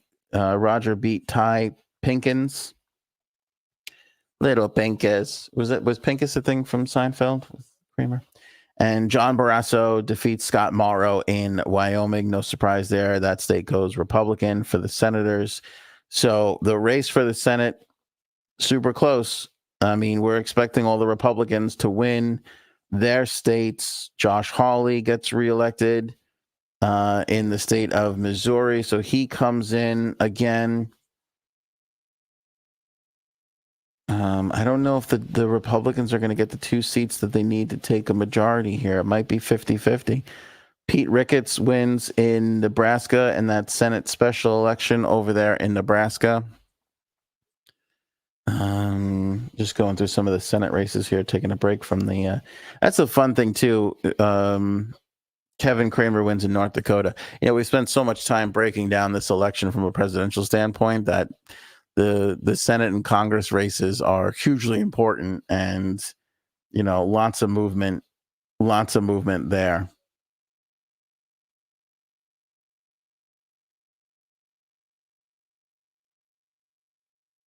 So the Republicans have picked up one Democratic seat so far tonight, and we'll see what else that they can do in that little race as we move forward here. All right, Trump and Vance up 211 to Harris Walz's 112 at the moment.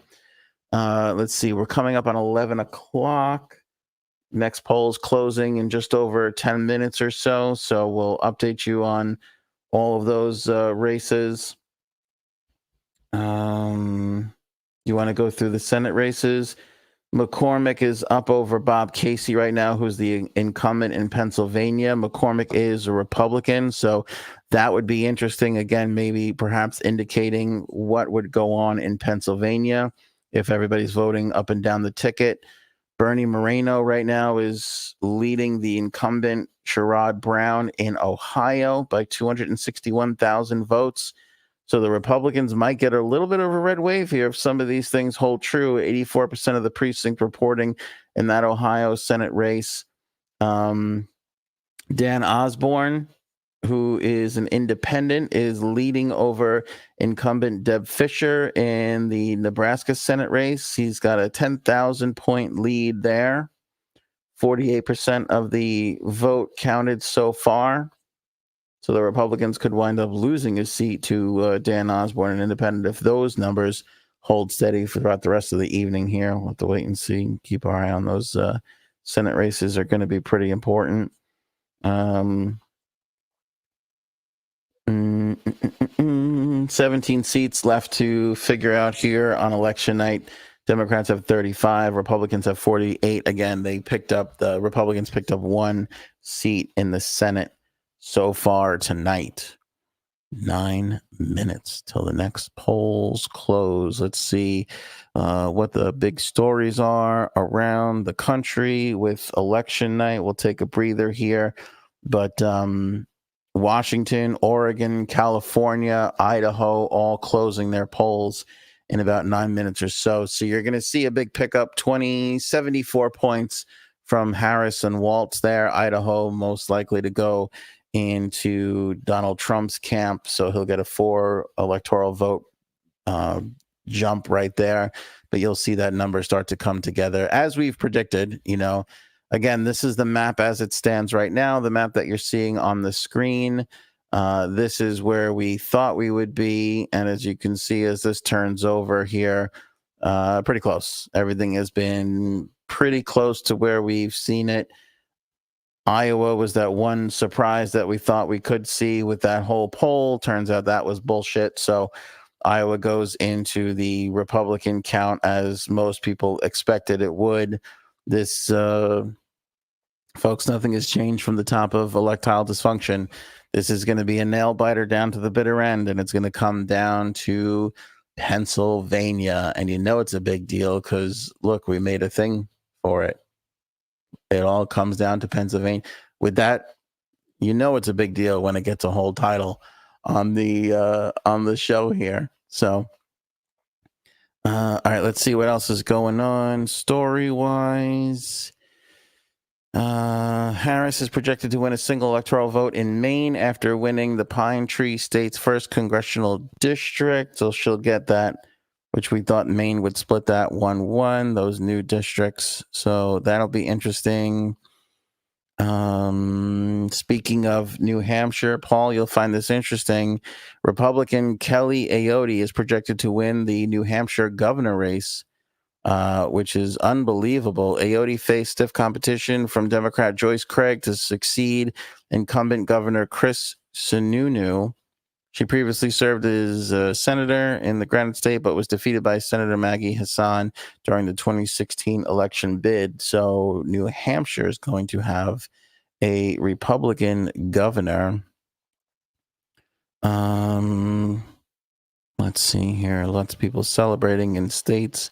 Florida went early to Donald Trump, which was interesting that Florida is no longer the focus the way it was back in Gore Bush days. Trump has now taken the lead in Arizona by under 1,000 votes as of 8 minutes ago.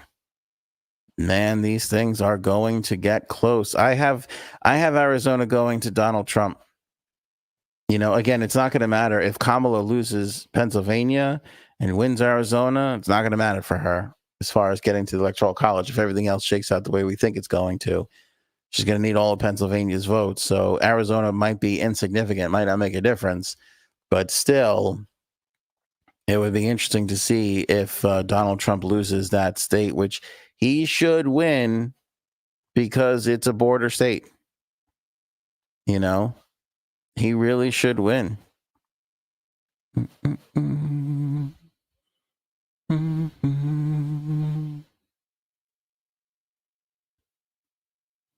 Oh, I did not know this. Melania on Twitter put a picture of Barron casting his first ever ballot in the election. He's 18 years old. She wrote, voted for the first time for his dad. Well, shit, I didn't think he would. You know, NYU student, you thought for sure he's the one that we finally have an NYU student that voted for a Republican. That's a pretty historic moment, to be honest with you. Trump is still killing it in the popular vote right now. This is pretty interesting. He's running it up in certain areas. The vote, they're coming out for, listen, I think we might have a record for voting this election. It's possible. And Donald Trump is leading in the popular vote right now. With 89% of the precincts reporting in Georgia, Donald Trump holds a 136,000 vote lead right now over Kamala. So I don't know if we can get down to the precinct level here to see if there's any Democratic areas that haven't sent in all of their votes yet to see if this will be closer. But, you know, again, when we start to creep up to 89%, it's hard to see if anything will change for that moment. But, you know, again, something that we predicted, as it was a toss-up state, Georgia, but when we all kind of felt it was going to go into Donald Trump's camp. Georgia going to Biden's camp last election was basically an anomaly. Let's see here. In Fulton County, which is a big Democratic county, there's 90% of the votes in. Excuse me. Gwinnett County, which we talked about with those delays, 70% of the vote in.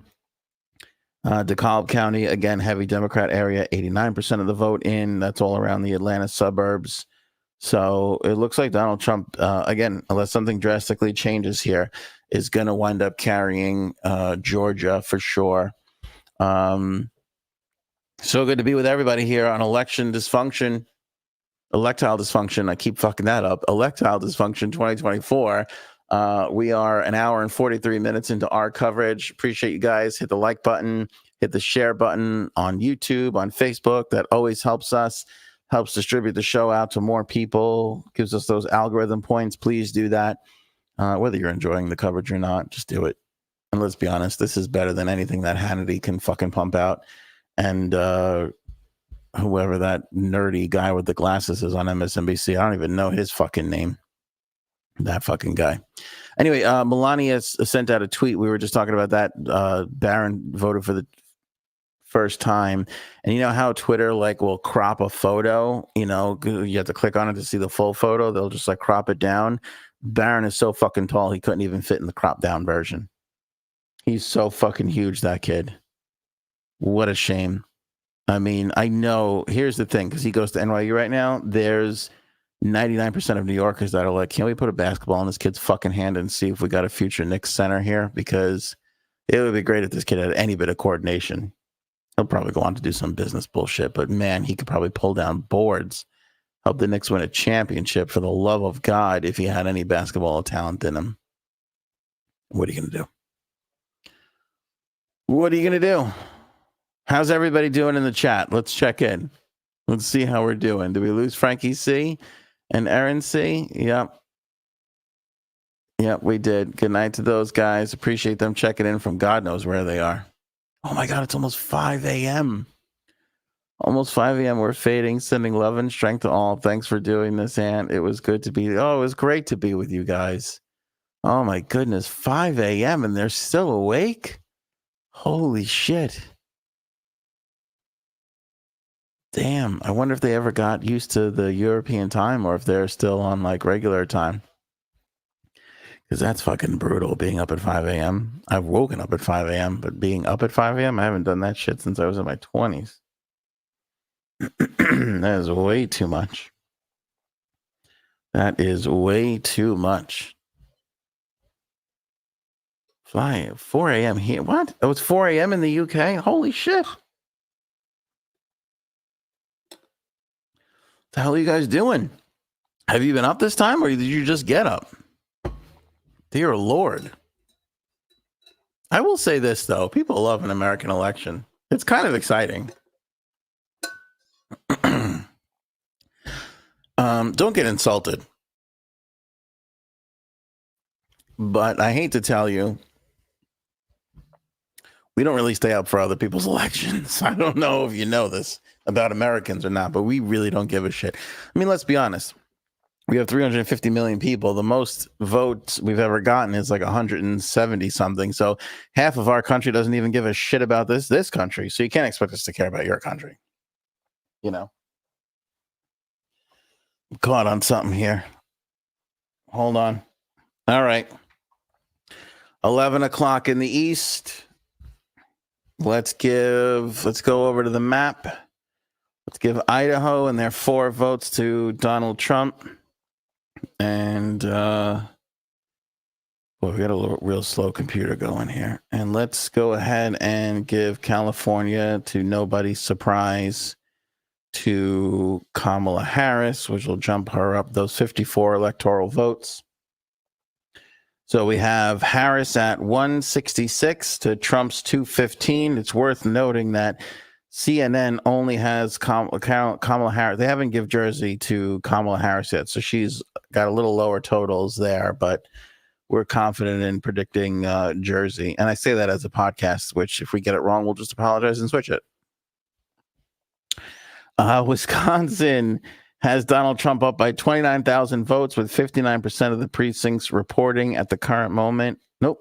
Let's check that. 28,000 votes.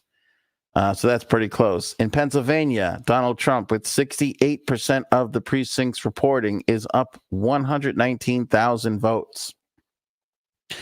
68%. We know that there's more Democratic precincts that have to report.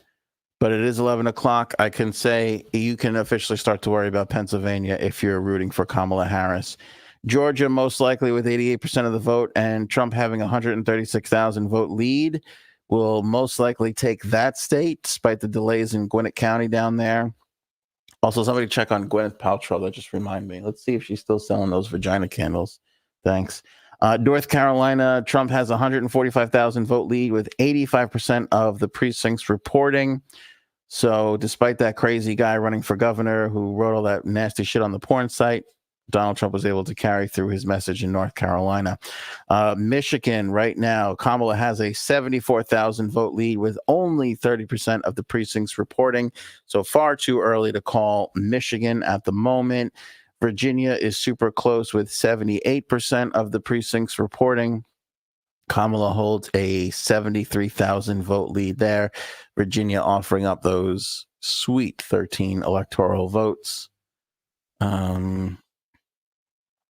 What else do we have to talk about?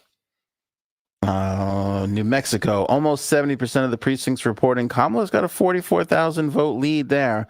I'll be curious to see if there's some Republican precincts not reporting just yet, but I would be a little surprised if well, no, I'm sorry. She can take New Mexico. I would be surprised if she takes Arizona. That is super, super close. We'll go down to the granular level. Let's go back over to the fact that Fly and Y and DJ Shenanigans are up since 4.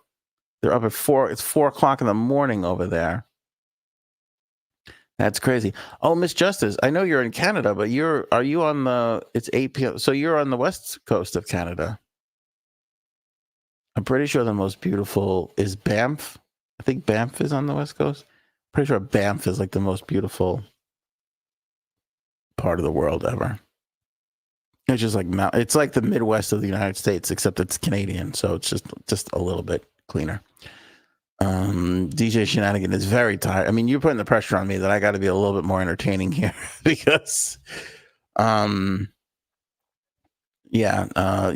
politics affects the whole world. That's true. That's why a lot of people tune in. It's very, very true. Mountaintop says world's going to need a personal day tomorrow. This is like a soap opera now, though. It's a joke and entertainment. It's true. It's 14 o'clock in Australia. Can anybody translate that for me? What does that even mean? I don't even know. Oceani laid that one on. I mean, we're 2 hours into this episode. I've had a long day. I wasn't ready for that one, Oceani. 14 o'clock here. I have to go pick up my grandson from school. Can you all make up your minds now? Yeah. Took us till Saturday last time we did this thing. Miss Justice is trying to get PA on her page. Come on, PA. Robin is behind that point. Tina says New Jersey was called for Kamala. We've called New Jersey for Kamala. Google has called New Jersey for Kamala. CNN has not called New Jersey for Kamala. So if people are watching cable news and flipping back and forth to us, that's why you're seeing a difference in the electoral count between us and CNN. We're going to go with Google on that one. We're pretty sure Jersey's going to fall for Kamala. But thanks for giving me an opportunity to clear that up, Tina. I appreciate the comment. Make sure you like the episode and share it on your socials. Trump's still leading in the popular vote now. Almost 6 million votes. That's a lot of votes. That is a lot of votes. I don't know if we've got. I know we've projected California for her. I'm not sure if they've counted all of that just yet. But Wisconsin is going to be a lot of votes in Wisconsin. It's going to be a challenge for Kamala. Again, Wisconsin, Michigan, and Pennsylvania pretty critical for the incumbent vice president at the moment.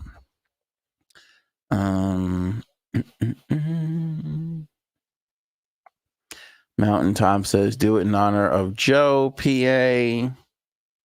I wonder what Kamala and Trump are feeling right now. What a great topic. What do you think they're feeling right now? I think for politicians, there's an odd feeling of relief on these days, especially right now when the polls close and there's nothing else you can do. I mean, obviously this is super close, right? We talked about these candidates were still canvassing neighborhoods in Pennsylvania. They were calling radio shows. They were working it to the bitter, bitter end. But I think everything comes down to that point. I mean, I know everybody kind of feels this way, even in my own life, where you got a project or you got something going on where there's that moment where you're like, oh, this is out of my hands. There's nothing else. Like I did it all. There's nothing else I could do now. We just got to wait. I'm sure anxiety, there's a bit of anxiousness there. But at the same time, not much you can do. You can question your decisions and what you did in the past, but that never leads you anywhere. That's why I have no problem flying. I never get scared or nervous flying. Because it's like, there's nothing I could do here. It's in the pilot's hands now. It's out of my hands. Can't do anything. This thing starts to go down. So I can't sit in here and start flapping my wings, and get out of it, So I'm sure there's a strange calm that comes, and a strange Kamala that comes over them. Yeah, I'm sure there's anxiety. I'm sure they're nervous. I'm sure they're watching. They're watching the networks. They're watching the experts. They're doing their own internal polling. There's stories and things that come in, who got denied, whose vote didn't count, who's this, who's that, whose machines are down, all that kind of shit. There's all that kind of stuff without it being fraudulent. That stuff always happens. And that's happened at this election. We've talked about that, a little bit to a degree here. There's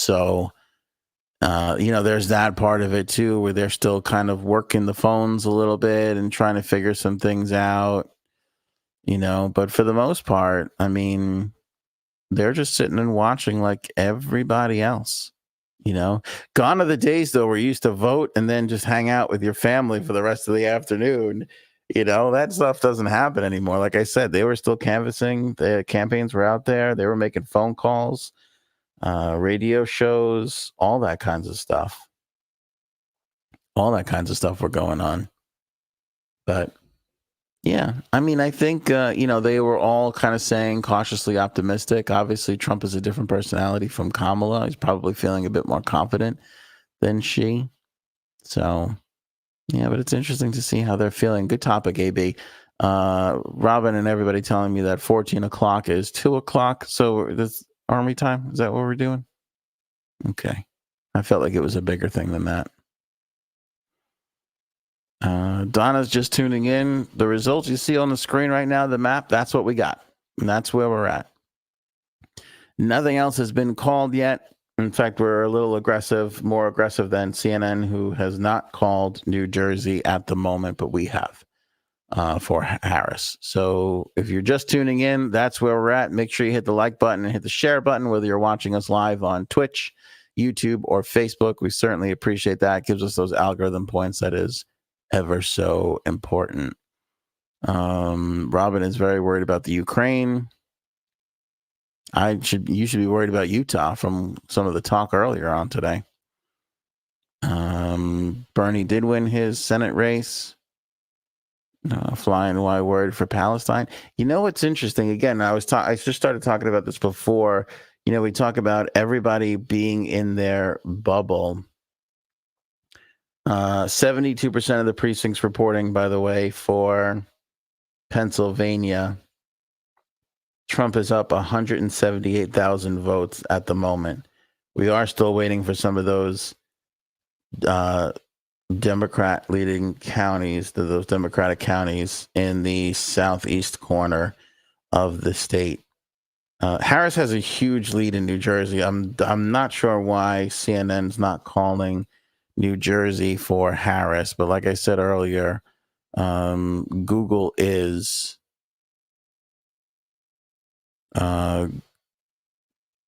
we're getting close to, I think Oregon and Washington State are going to go Kamala's way, obviously. So, but we'll wait till that official word comes in. What I was saying before was, and this is an interesting thing that you bring up here, Fly and Why, about Palestine, is, both these candidates were entirely on the side of Israel. Donald Trump did a lot in the Middle East, brokered those deals in Israel, built the thing there, embassy, all that jazz, right? Kamala very much on the side of Israel, right? All that stuff. Yet, this is another moment where the liberals eat their young, right? They eat their own. She caught so much more shit for the anti-Palestinian, position than he did. Nobody was like, Trump doesn't come out for Palestine. Trump's not sensitive to Palestine. No, it was all on her. And there's a concern, there probably still is, that she was going to lose some of that younger vote that normally the Democrats would cash in on, because all the youth of America seems to be caught up in, feelings for Palestine. And that might be costing her some votes, which is kind of crazy because it doesn't cost him anything. All right. 81% of Philadelphia County is reporting right now, and Kamala's up 409,000 votes to 113,000 votes. Again, that's a county that she needs to run away with. It's a 70, it's a pretty significant lead, but it needs to be as big as it possibly can for her in those Democratic counties. again, it is all going to come down to Pennsylvania.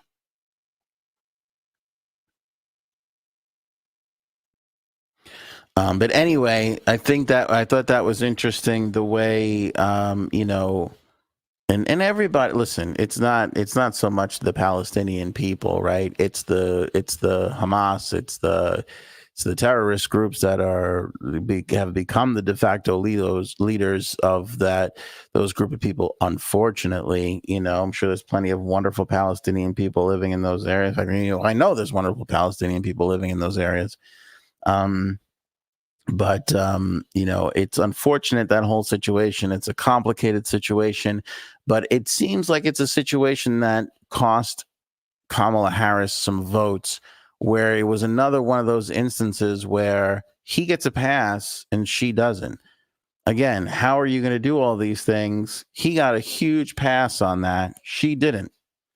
Everybody's like, where's your plan? What kind of a person are you? What are you, what makes up a And meanwhile, he would be out there spouting all kinds of crazy, and people are like, well, that's just what he does, So it was one of those unfair, and again, listen, does he get treated unfairly by the press? You certainly can make that argument, So they're both dealing with a little bit of that unfairness from the media and the outside world. But DJ Shenanigans says, what is weird, both sides in Israel hate Americans. Well, I don't know about that. I mean, you think that's true? I don't know about that. It's a complicated. I don't want to get into that on this episode. We've talked about it. I have no problem talking about it, but it's a complicated thing. But it is interesting the way she took the brunt of that over him in this election, when they're both essentially on the same side, But again, she's going to be as a Democrat, she's going to be relying on the youth vote way more than he is. But it's, sort of in those areas, again, we had a few interesting areas here. The Latino vote with the Puerto Rican comments, especially in Pennsylvania, and what that population would do.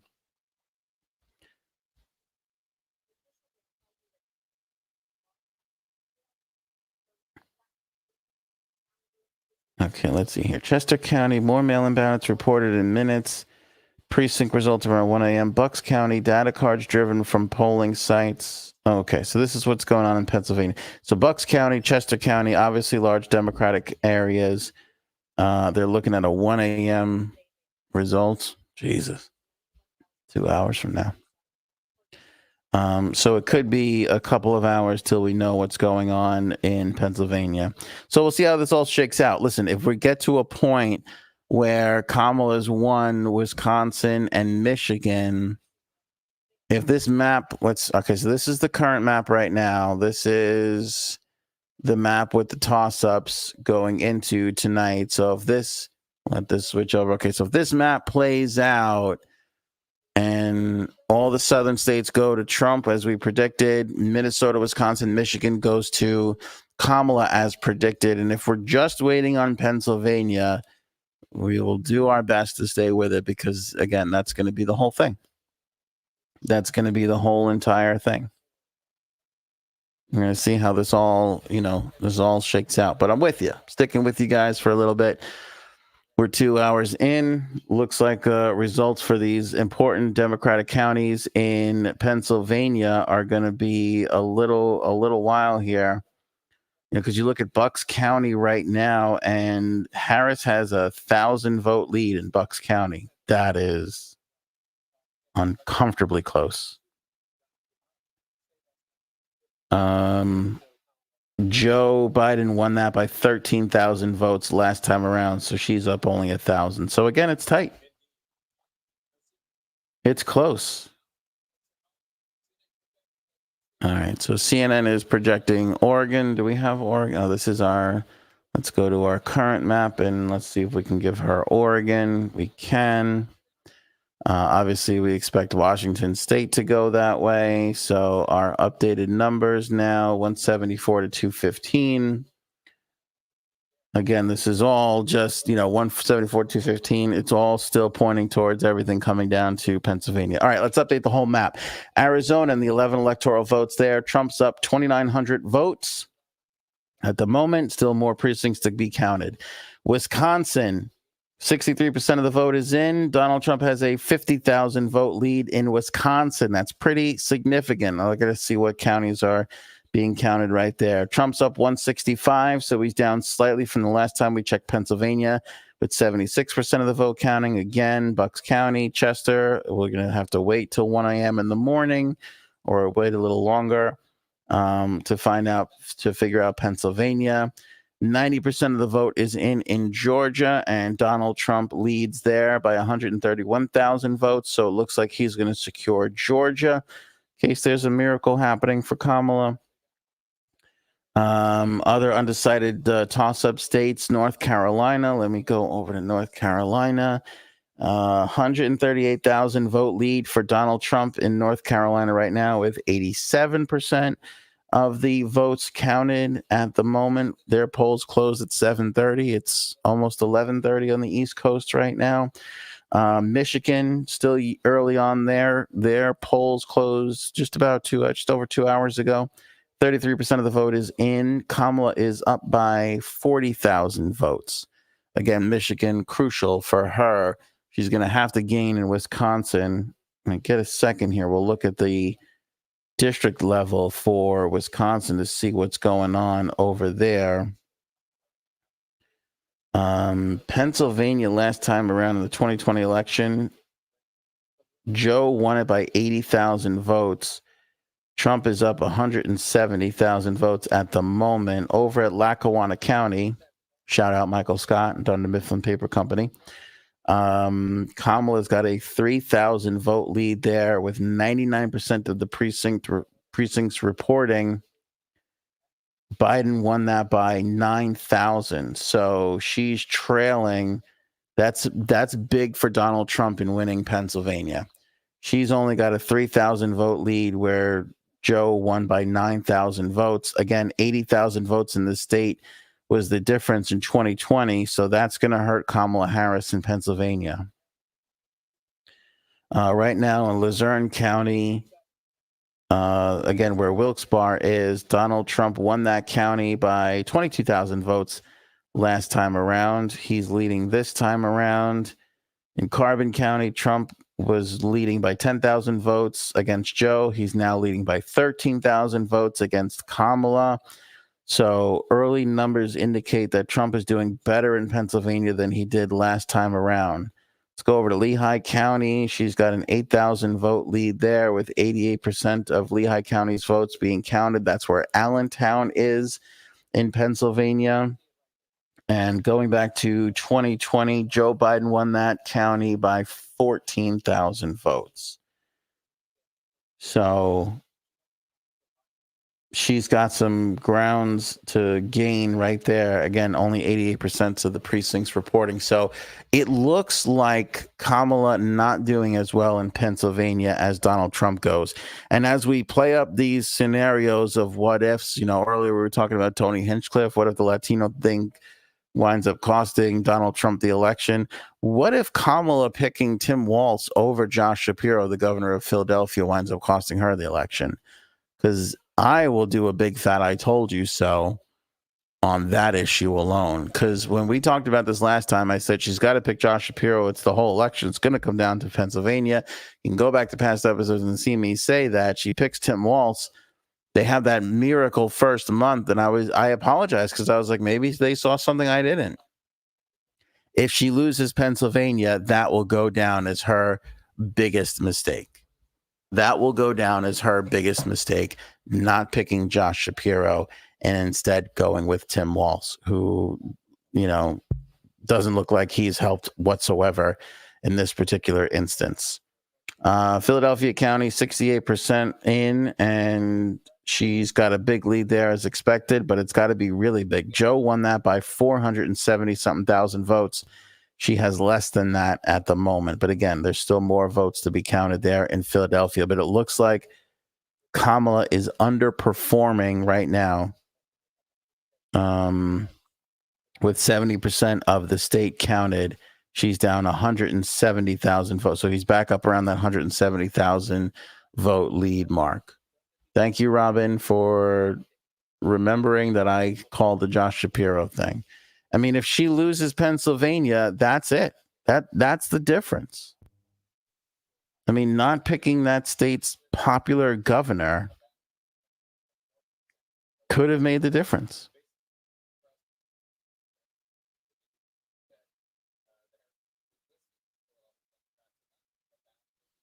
Could be everything. Could be the whole entire election. Her picking Tim Walz over, what's his name? Josh Shapiro. That could be the whole. That could be the whole ball game. What a crazy election this is. What an absolutely crazy election we're looking at right now. I mean, listen, she didn't have a ton of time, right? By the time she took over, but still, I thought that was a bum decision back then. I took it back because it was going so well for her. But as we evened out here and as we're looking right now, I mean, who the hell knows? Robin, I ate 5 meals today. Oh, man. Yeah, I'm getting a little hungry. I mean, it's getting pretty late. What do you got? I wonder what they're snacking on. What are the 4 a.m. people, DJ Shenanigans and Fly and Why? What are you guys snacking on at 4 o'clock in the morning? Oh, my goodness.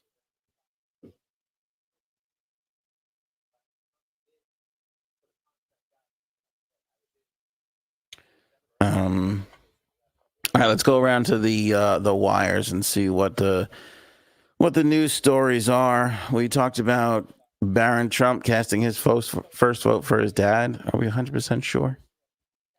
Did you see that story the other day that when Trump voted, he kind of did a peek over to Melania's thing?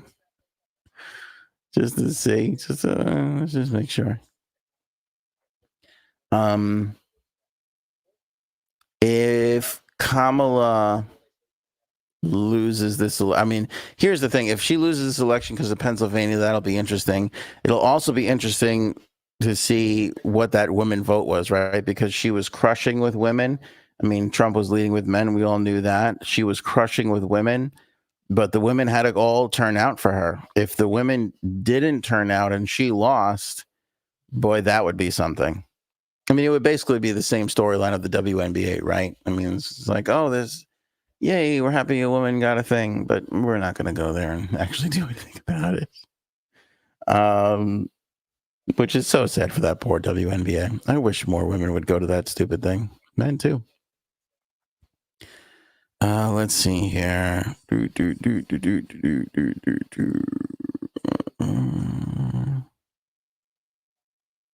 Oh boy, the wires are getting silly now. They're sharing electoral maps that people on Twitter are drawing. That's pretty bad. Let's see here. There's a Harris campaign memo saying they will wait until Wednesday to respond to results. Are they trying to buy time? Trump advisor Tim Murtaugh is reported as saying they are trying to pretend like it's not still trending tonight, but is still trending. It's not done. It's not over, but we like the way it's going. That's Tim Murtaugh of the Trump campaign. At this moment, we don't know enough about Arizona and Nevada yet. I think it's pretty obvious she's going to have to run all 3 of the blue wall states. Again, that's Wisconsin, Michigan, Pennsylvania. Nothing has changed from prior to the start of this election. Tim Murtaugh says everything is going our way so far, but I'm reminded there were points in 2020 when we thought that too. So even the Trump campaign still a little cautious in their optimism. Let me see here. Michigan, Pennsylvania, and Wisconsin are the blue wall states. Since 1988, little history on that. Since 1988, those 3 states have voted in unison during presidential election cycles. Over those 36 years, they have only backed Republicans once in 2016 when they went for Donald Trump. Combined, they have 44 electoral college votes. There are 93 electoral votes between the 7 battleground states. Most analysts believe that Trump can't win without at least one of the blue wall states. Technically, there is a pathway for Vice President Kamala Harris outside of the trio, but her campaign has maintained that those 3 states are the clearest path to victory. Yes, but if you look at our map here, she can win without it, but she has to sweep Nevada, Arizona, New Mexico, Georgia, and North Carolina. Virginia, we think, is going to go in her favor. Obviously, I don't believe Georgia will go in her favor at this point with the amount of votes that have been counted in that area. With 81% of the precincts reporting, Kamala has a 90,000 vote lead in Virginia, so that's a pretty comfortable lead there. North Carolina, still a lot can happen, but I think that'll go to Donald Trump. So if you're looking at where those other states are projected to be, she's gonna have to win the wall.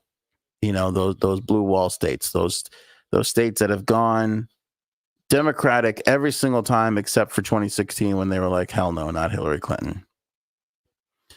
Let me see here. Some people are already projecting North Carolina for President Trump. Let's go over and check the old CNN has not. Google has. Check Fox News in a second.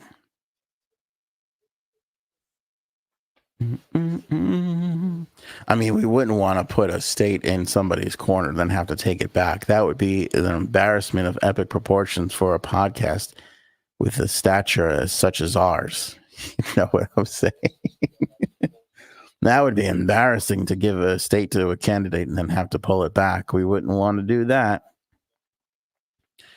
I mean, with all the other embarrassing shit we've gone on, that would be the least embarrassing thing we've ever had to fucking do. Let's see here. I don't think Fox News has called it either, but Google has. Yeah, Google has called North Carolina. All right, we'll wait a little bit for North Carolina, but I think yeah, Donna's got it. Listen, I think she's going to lose North Carolina. It's a pretty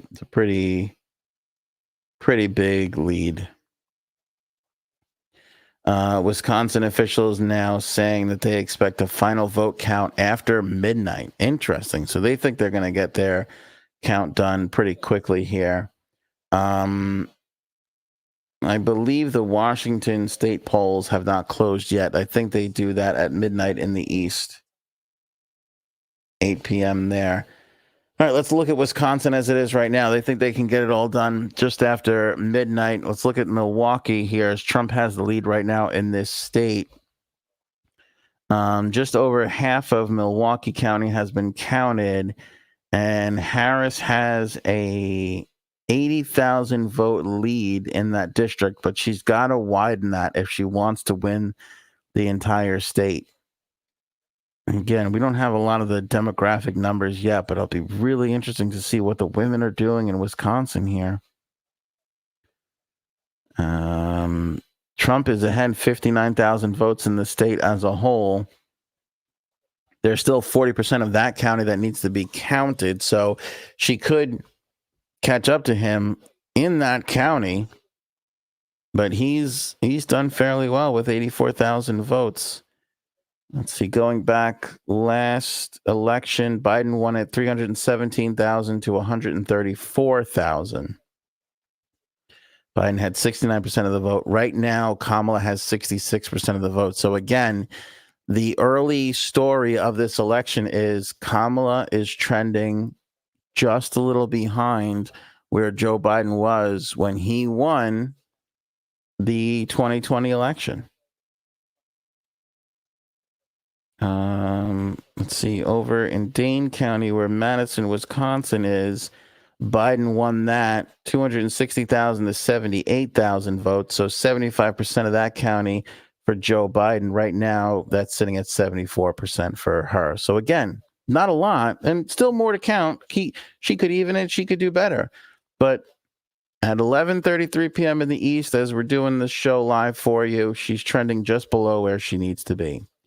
In Waukesha County, she's down 142,000 to 96,000. That's a Republican county. So as expected, 91% of the vote is in over there in Waukesha County. Let's see here. Biden had 103,000 votes to Trump's 159,000 votes. So he had 38.8% of the vote. She's got 39% of the vote. So she's doing better in that Republican county. So that bucks the trend at the moment. Let's see here. Moving next door, Washington County, Azusa County. Trump beat Biden 55 to 43%. And right now we're sitting at 56 to 42. So the rest of that state is kind of filling out. So again, where Milwaukee is, where Madison is, where they still have a few more votes to count. Milwaukee is going to be her biggest. That's going to be the biggest district for her. They got 32% of the vote still to count there. She's got to make up some huge ground to have Wisconsin. If she doesn't win Wisconsin, man, it's going to be difficult. She could trade Wisconsin for Arizona, but that can't be comforting for the Harris campaign right now, as she's trailing in Arizona, and I think Arizona is going to go to Trump. Again, that's gut feeling. That's not based off of anything else. They still got a lot of votes to count over there in Arizona. And that Maricopa County, they said prior to the election that could take 3 weeks to count all that shit out. So that could be a fucking nightmare for a while. Let's see here. In Green Bay, Trump beat Biden with 52% of the vote.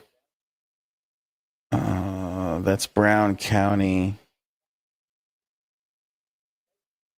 Let's see here. 50%, 75,000 votes to 6. So he beat him by 10,000 votes. He's winning by less in Green Bay. So she's doing better in Green Bay. That's interesting. That's really interesting. All right. So we're seeing some interesting numbers here. I'm not sure if we're going to have this thing settled by midnight, but we'll see if we can hang with you guys for a little while longer, at least. Donna says she's lost North Carolina. That's according to the Guardian newspaper. Yeah, like I said, Google's got it called right now. The cable networks have not called it yet. I don't know what exactly it is they're waiting for. But, the numbers have to keep shaking out there. Let's check Fox News to see if they got anything on this. Again, I'm looking at a bunch of things. We're looking at some of the polling data that we have. We're looking at Real Clear Politics. We're looking at Google. We're looking at Fox News. We're looking at CNN. Again, just to kind of give everybody like a whole amalgamation of everything here. We obviously don't have people counting these votes ourselves. We don't have experts like all these other outlets have. So we'll just bring you the best of everything and more exciting coverage with more jokes than Hannity or whoever that lesbian girl is on MSNBC. What is her name? She looks like the other guy. Is Chris Matthews his name? I don't know the MSNBC people. It's hard to keep track. I wouldn't know Hannity if he wasn't such a big dick either. So that's, 6 in one, half a dozen in the other. You know what I'm saying? Speaker Mike Johnson has won re-election in Louisiana's 4th congressional district. No surprise there. It's a little bit of a breaking news story here.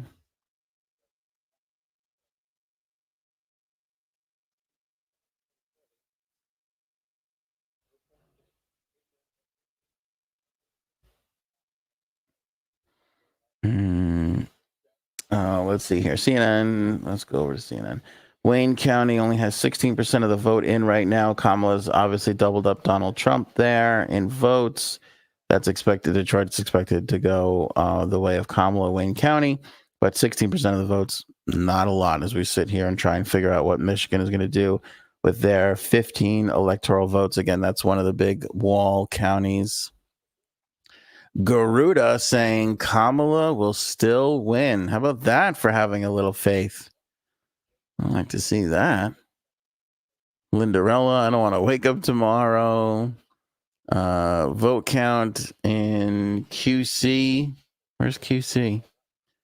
Is that, why do I feel like that's Canada? 230 to 187 on the news here in QC. Thank you, Natasha, for the update from your little corner of the world. What do we have here? We got 215 to 174.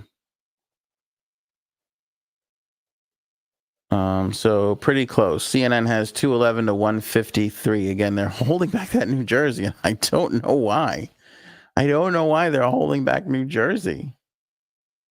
It doesn't make any sense. CNN's also holding back Nebraska. That's why they have Trump at 211 and we have Trump at 215. Like, Nebraska, it's no way. This is no way. You know? Yes, thank you, Miss Justice. Remember to hit that thumbs up, hit the bell, get the notification, share it on your social. Take this YouTube link and put it on your Twitter and on your Facebook. It definitely helps us with the algorithm for certain. Let me see. Oh, look, this is interesting. TD, thanks for this. Crypto is going up, especially Bitcoin. Anyone holding Bitcoin is definitely smiling. Oof, we got to check that out. All right, Lindarella coming in with a funny line. Again, you're not going to get this from Hannity. New Jersey holds itself back. Tell me about it. Tell me about it. We would have kicked New Jersey the fuck out of this union if it wasn't for Bruce Springsteen and John Bon Jovi. Okay? It's Taylor Ham. It's fucking... Who gives a shit? Shut the fuck up. Fucking bagel with a sausage patty on it. Leave me the fuck alone. You know what I'm saying? Bruce and Bon Jovi is all that shitty ass... And Atlantic City. That's all that awful state is giving us. But the Democrats are like, we need those 14 electoral votes, though. That shit's important. Fucking New Jersey would have one electoral vote if it wasn't next to New York. Okay?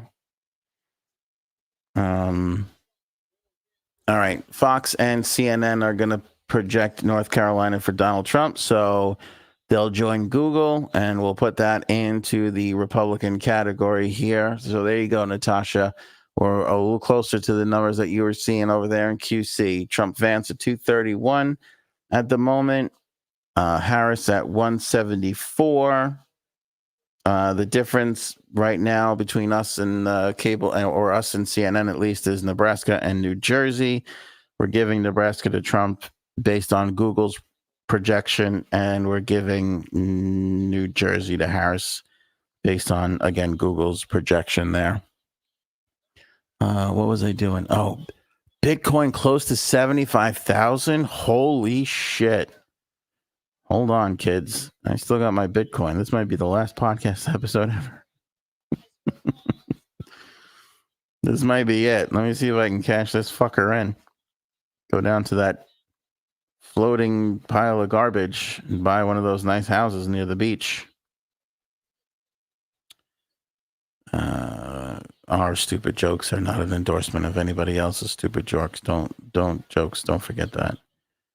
What is this? Check. Oh, send a text. Hold on, I'm trying to get into my Bitcoin wallet here. God damn it.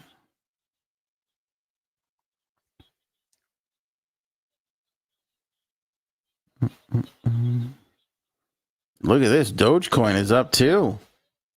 Dogecoin's up to 20 cents. Litecoin is up at the moment. Stocks are doing whatever. Yeah, Bitcoin right now, $74,500. Woo, doggy. Let's see here.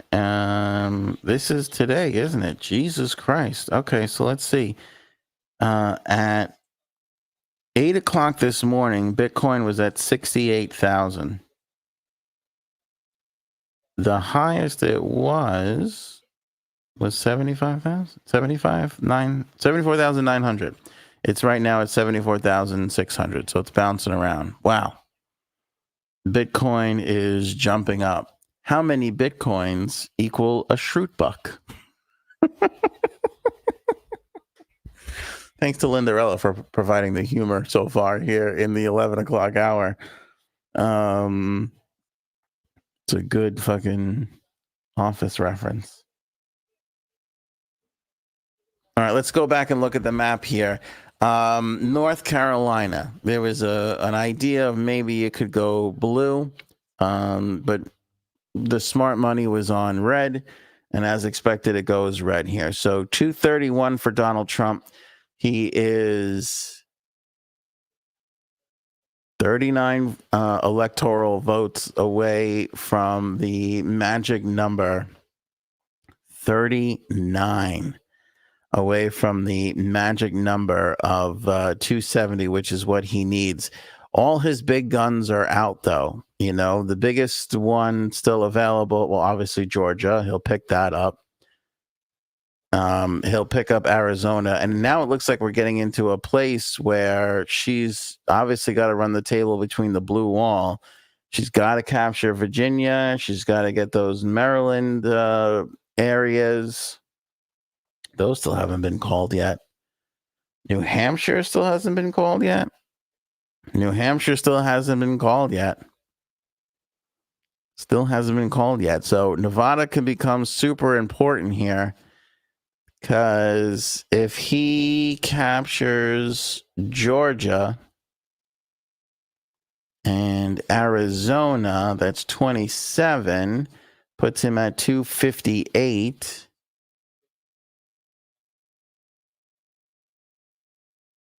No, Nevada doesn't give it to him.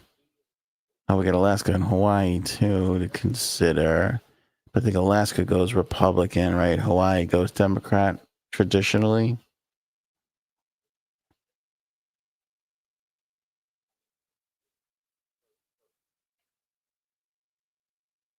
This is going to get interesting. I mean, it's all going to come down to Pennsylvania again, but the blue wall here. But I mean, it's looking, you know, he's doing everything that he had to do, getting North Carolina, getting Georgia, getting Arizona. Again, even if he loses New Mexico, even if he loses Nevada, you know, she wins Minnesota, she takes Maryland, New Hampshire, and everything. It's going to play out directly going down to Pennsylvania. And right now, President Trump has Pennsylvania, and his lead is widening. So you're talking about historic numbers down in Philadelphia and in that Bucks County and in that southeast area of the state for this thing to go Harris's way. Again, I hate to say I told you so, but if she winds up losing Pennsylvania all because she didn't pick Josh Shapiro, that would have been, I mean, she would have came out of the gate making the biggest mistake of her campaign. You know? Fucking Robin, I'm only holding Stanley Nichols. Shit. Will Tesla go up? Yeah, well, you know, according to Trump, Elon's going to be in charge of government efficiency. So I would imagine that Tesla stock might go up there.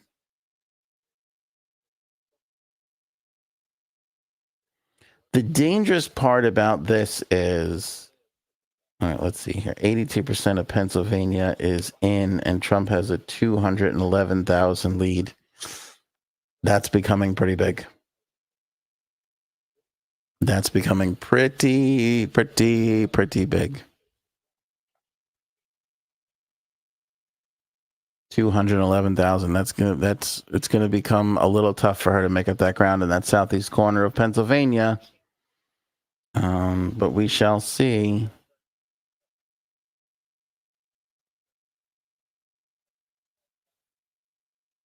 Let's see, 212,000, 82% of the precincts in.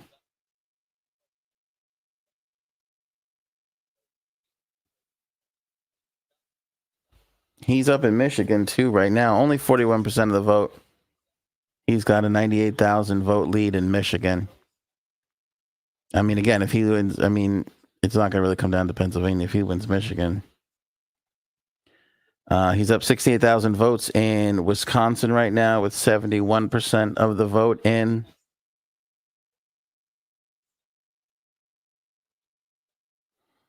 And Georgia, he's up by 128,000 votes. Again, 92% of the votes in there. So we expect Georgia to go his way. But that would be big. That would mean that she failed with Pennsylvania. She didn't get the women vote to come out for her as much as she needed to. Shockingly, Trump is only ahead 7,000 votes. 52% of the vote is in Arizona. But I would have expected that lead to be a bit bigger for Kamala there. Too early to tell in Nevada. Only 2% of the vote is in. He's got a 10,000 vote lead, so that really doesn't make a difference. Lindarella says, I bet Frank and Aaron step off for an excursion and never come back to the stage. Let me tell you something. I'm not going to lie to you. That's not what I'm here for. There is a strong chance that they do not come back if Donald Trump wins this election. I'm worried about keeping Frankie C on the podcast if Donald Trump wins the election. I mean, I'm not going to lie to you. That is definitely a concern of mine. If Donald Trump pulls one out here, I don't know if we're going to be able to keep Frankie C on board for too much longer. You know, just about 10 minutes away from midnight. We're 2.5 hours in. Appreciate all of you guys that have put a thumbs up on this episode, that have shared it to your social. Please keep that up. So important for us, for the algorithm, to share our lives. Electile Dysfunction 2024. I hope you've enjoyed the coverage. I've enjoyed just being here together with you, right? That was kind of the whole point, you know, just to kind of like hang and go through all this shit together, read the results, see what happens, console, celebrate, whichever side you're on, do that thing with you, you know. Pretty important deal for us. Again, just to kind of be together and be, you know, just hanging out. And I think we've accomplished that so far. Trying to figure out how much longer we want to go for, because if this is going to go to 1 or 2 in the morning, I don't know if your old pal Ann can hang.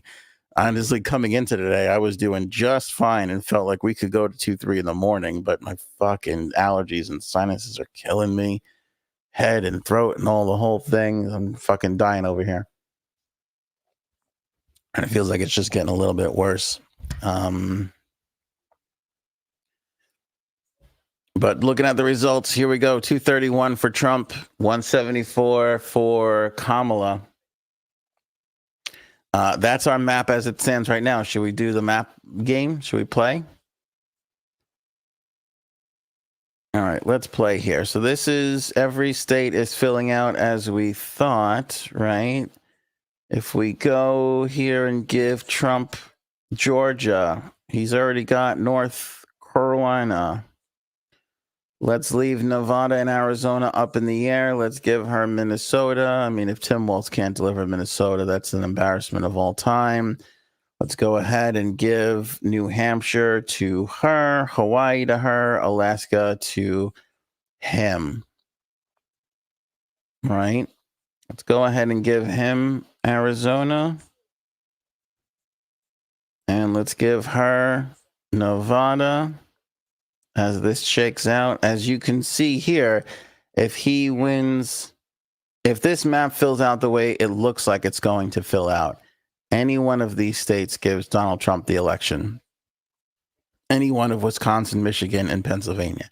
So she has to win all 3 to take it. Some of these weird, odd surprises, North Carolina, Georgia, people thought maybe, possibly, could be. Iowa, that crazy poll that was released the other day, thought that this could be one of those situations where, like Biden, and we'll go back to the 2020 map here, he rolled it up to 303 with everything that he took. You know, again, but he was able to flip Georgia. He was able to flip Arizona. You know, he was able to carry the blue wall without issue. You know, I mean, they were all close in that area, but still, as it falls right now, this is where we think we are headed. Oops, I didn't save this. And it very well may be. Okay, 11:52 here, just 8 minutes before midnight in the East. And we'll go back to our current map. And we'll go ahead and we will put Washington State officially in the corner. Come on, current map.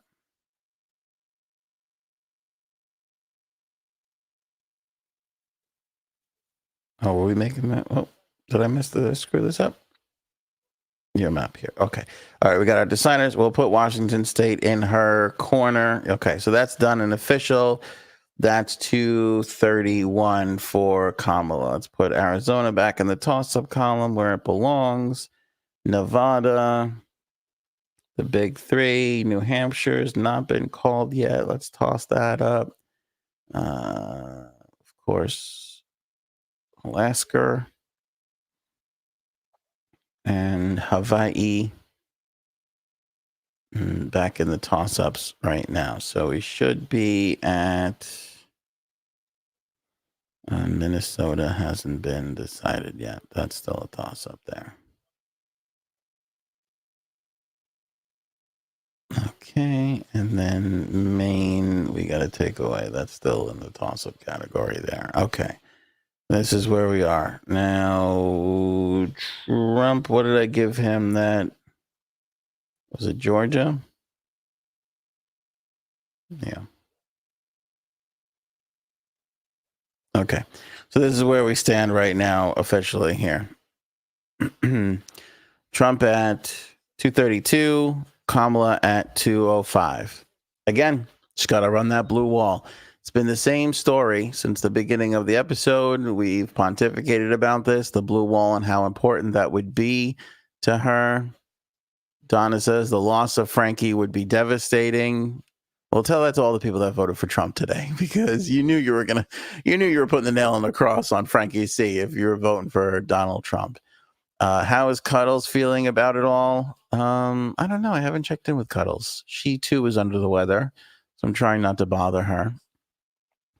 But she said to me that she thought that Harris, not that she was rooting. Well, I don't want to give her personal business out, but she thought that Kamala Harris was going to win. That's what she thought. Rhonda thinks Trump will get Nevada.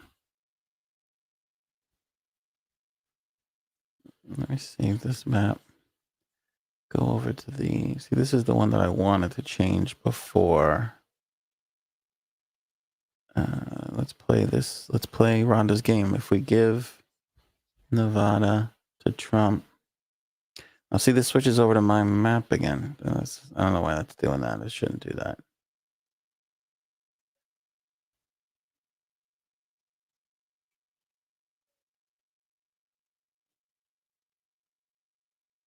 I don't know why this is doing this. As soon as I go back over, it should be saved. Anyway, all right.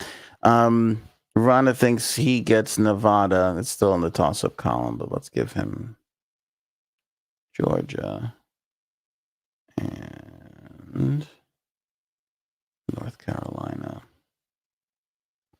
We gotta start turning these proper red, as these should be.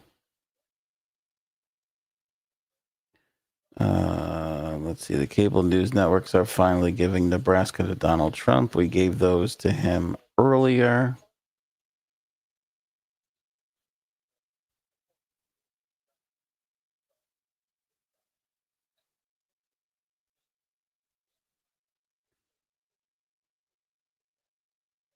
Yeah, Nebraska has another thing that we got to wait on that one.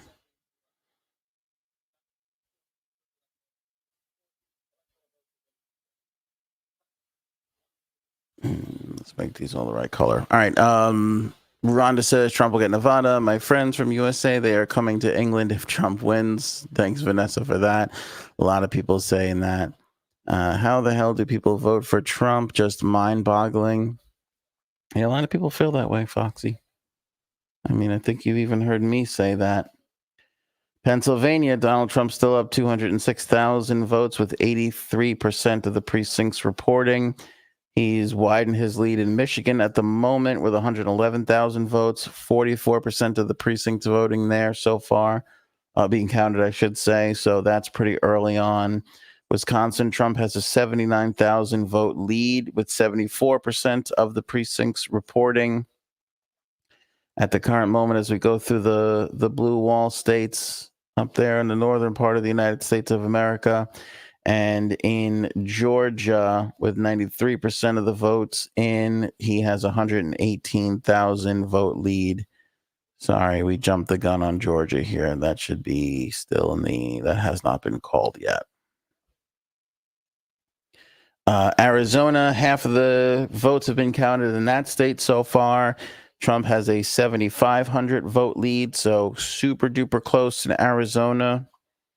That could be one of those toss-up states. And Nevada, again, it's 2% of the vote is in. He's up by 10,000 votes. It's just way too close. It's just way, way, way too close to call. Kamala's 211. What am I missing here? Oh, yeah, these guys again.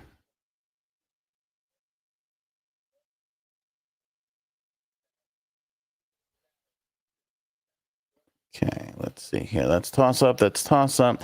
Although Hawaii's going to close in a minute and a half, so we'll probably wind up switching that back over.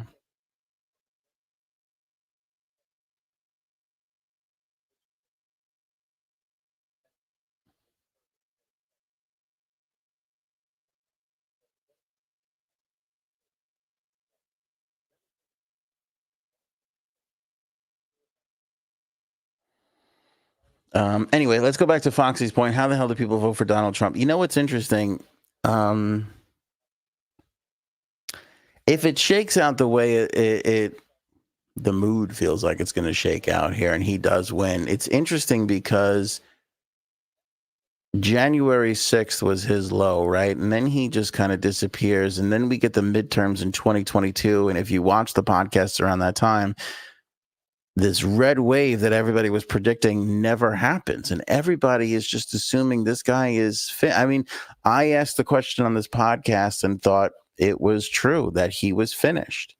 If he couldn't endorse people and get them elected in an off year, then he's got no power to get himself elected. If the mood shakes out the way it is, he will have proved that to be incorrect because, you know, although he may not be able to get other people elected, he can get himself elected. So to answer your question, Foxy's friends, there is something about this man that just ignites something in people that make them go out and vote for him. You know, January 6th, not conceding the election, pretending like he won in 2020, all the things, the convictions, the sexual misconduct allegations, all that stuff. A lot of people are able to look past all of those things because of the distrust for the media, the political establishment, and everything else. You know, and again, a lot of it is just, you know, flat out people are just in their little tunnel vision things, just hearing the things that they're used to hearing, and they can't break out of it because we live in an algorithm world. You get one thing that you like, they try and give you more to keep you on their platforms, and the next thing you know, you don't have a difference. You don't hear a difference of opinion ever again. And that's true for people that are on the right and the left. You know, that's the truth for the people that are on the right and the left. So I don't know if that's the answer you're looking for, but I hope so. Neil says, "Aunt, stop, take a deep breath, and smell the roast beef. Snort some au jus. It will reinvigorate you." I didn't know Hawaii had a perfectly square state. Yeah, you didn't know there was another island. There's the big island, and then there's the perfectly square island right next to, just to the southeast of the big island of Hawaii. There's the big square island of Hawaii that nobody really talks about it that often. It's like that cousin in your family that nobody wants to bring up. That's basically it. Look, everybody's got jokes. I love it. Holy crap, that Alaska just floats south. Yes, Alaska is tropical now, just to the west of Mexico and south of California. It's gorgeous. Beaches are beautiful. You should go check it out. Let's see here. Robin's glad he didn't bet. Donna says, being Scottish, I don't have a vote, but if I did, Dr. Jill would be my choice.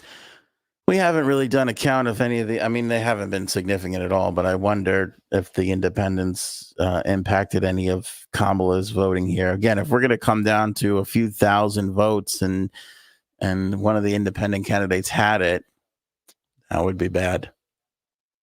You know, that would be bad. I know that Robert F. Kennedy Jr. kept his name on the ballot in certain states where he already had it. I wonder if he maintained that. I haven't heard or looked up anything on that in a while. I would imagine he did because I think it was too late by that time to take his name off the ballot. But I know that there was a story earlier that I read, we haven't talked about it, where they were worried that people were going to still vote for Kennedy just seeing his name instead of voting for Donald Trump, and that would have affected some things in certain states. But I only think he was on in 7 or 8 or maybe 10 states. So as we sit right now, it doesn't really seem to be making a difference, you know. Miss Justice says Philadelphia officials denying Trump's claims of massive cheating. Yes, that was, we talked about that earlier in the show. We backed that up for sure. 1,000,000%. That is definitely the case. Okay, let's go over to the map and let's give Hawaii to Kamala Harris. We can also tell you that Kamala has won Virginia, so that's super important for her. We'll put Virginia entirely in her column. So Virginia, she's got. Add another 2,000 votes to Donald Trump's lead in Pennsylvania with 83% of the precincts reporting there. He's got 107,000 lead in Michigan. See, and it's what's interesting here is it looks like it's setting up like 2020 again, where Donald Trump did have these leads early in the evening in 2020. And then as they counted all the rest of the votes and counted the heavy Democrat votes, he lost these leads. Are we seeing the same thing again? The mood in the room right now doesn't feel like we are. Feels like he's going to carry it out because it's such a big lead, especially in Pennsylvania. However, again, I think if you're in the Trump camp, you're not claiming victory just yet because at this point in the evening, we've seen this. I mean, I feel like it was a little earlier last time around. Perhaps it's a little later now in the night, but there was definitely that moment where he had those leads in those states. And then as they finished counting, as those Democratic precincts came in more and more and more, those leads evaporated. I don't know if we're going to see the same thing again. Like I said, doesn't feel like it. Doesn't really feel like it. But you never know. You never know. Good to hear from Beat My Drum, popping in and wondering if this will get any better throughout the evening. We got to see. We have got to see. Good to have Beat My Drum out there, keeping out hope, still alive. Blowing a microphone on. That's true. That's another thing we've looked past. Donald Trump blowing a microphone on stage. All right, let's see here. Philadelphia County has 76% of the precincts reporting, and Kamala's up 477,000 votes to 127,000 votes. Again, that's another county. She's got to run up that score. So the rest of the 24% of that county really needs to have her running up that score. Just 77% of that county. Joe Biden had 81% of that county. That's huge. These are the areas she needs to gain ground in. So she's got to get 3 percentage points in that area, in that county with Philadelphia. That's going to be huge for her to come back and deal with that 168,000 vote lead. So that's down a little bit from 170,000 where we were just a few seconds ago with Pennsylvania. We're going to be in the county level on Pennsylvania for the rest of the evening to try and figure out where this is going to shake out. Because again, if he gets Pennsylvania, it's over. I mean, if he gets any of the three of them, it's over. But the Pennsylvania story is bigger because she had the chance to pick Josh Shapiro and she didn't. And she will wonder for the rest of her life, because let's be honest, she will never get another shot at this. If she loses this, it's Gavin Newsom from here on out. I mean, everybody knows that. She'll wonder for the rest of her life if she blew the presidency on Tim Walz instead of Josh Shapiro. And that's going to be the storyline for everybody moving forward, is that she blew it by picking Tim Walz instead of Kamala Harris. How you doing, gorgeous? You don't feel so good? Okay. People were asking about you. I said you didn't feel so good. Cuddle says hi. In her weakest, I'm sick hi. Do you have a feeling on the election, or are you going to take Mucinex and go to sleep? Mucinex and going to bed. Okay. You'll have to tune in tomorrow night to get reaction on the election from Cuddles. Thank you, Cuddles. Love you. All right, let's go back here. I'm behind on the comments. Let's see.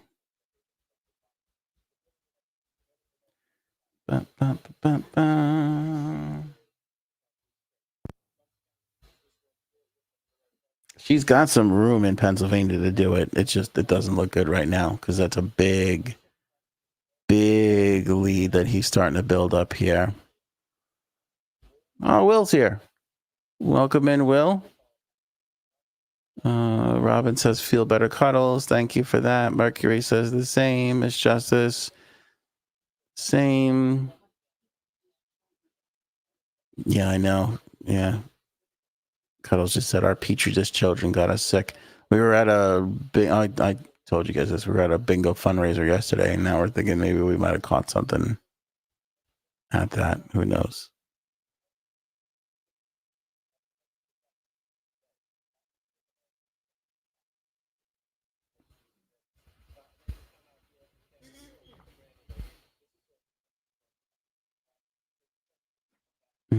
Trying to see here if most of the Republican All right, here's Clearfield County, which has 95% of the vote reporting, and he's winning that by a 75% margin. Yeah, see, a lot of the Republican counties have reported. So that Philly, Bucks County area, that's Allentown, Scranton, the Pittsburgh, Allegheny County is at 94%. She's 419 to his 279. I don't know if that's enough. That seems like it's going to be the story.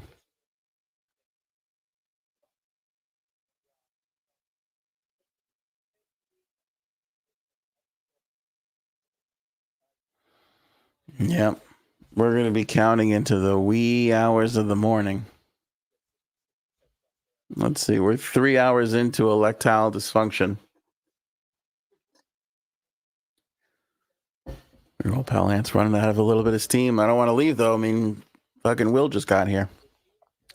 All right, let's go to Michigan, Detroit, then Wayne County. Still only 16% of the votes are in there. So, boy, some of these Democratic counties are dragging their ass.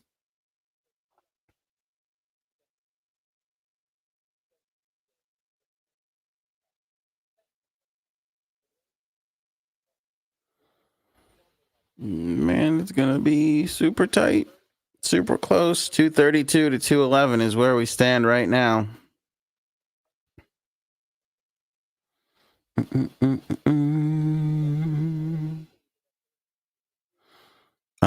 We're expecting Donald Trump to take Georgia at any moment. We'll see what happens there. Let's go back around the wires and see if there's anything going on. Trying to keep our eye on Trump's Truth Social too. He's kept it quiet. Let's check before I say anything here because the Pennsylvania thing that Miss Justice was talking about happened a while ago. He hasn't put out a Truth Social in 2 hours. So that's big for him. So he's off Truth Social. See if he's on the Twitter. I mean, if he's gone quiet, this is crazy. I'll say this too. If he's gone quiet, he's feeling good. If he was worried, he'd be out there tweeting like a son of a bitch, crying about election interference. Let's see where he's at on Twitter. He hasn't tweeted in 2 hours.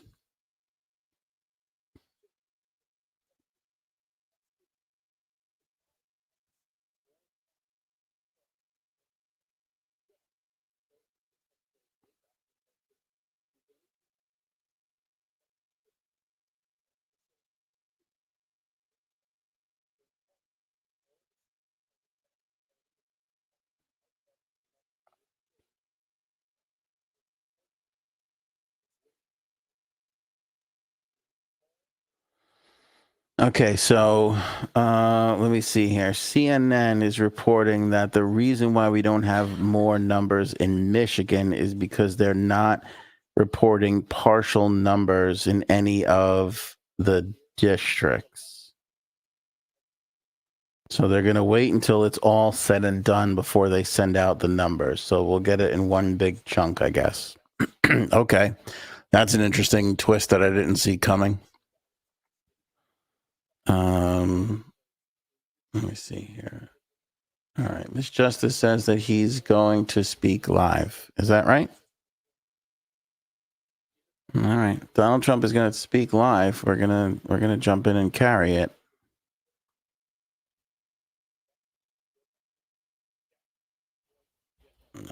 We'll see. We'll see what happens.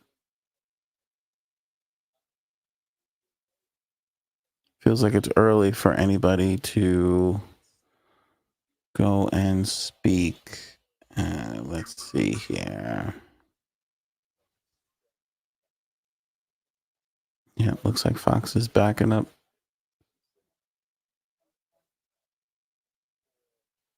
Looks like Fox is backing up what Miss Justice is saying.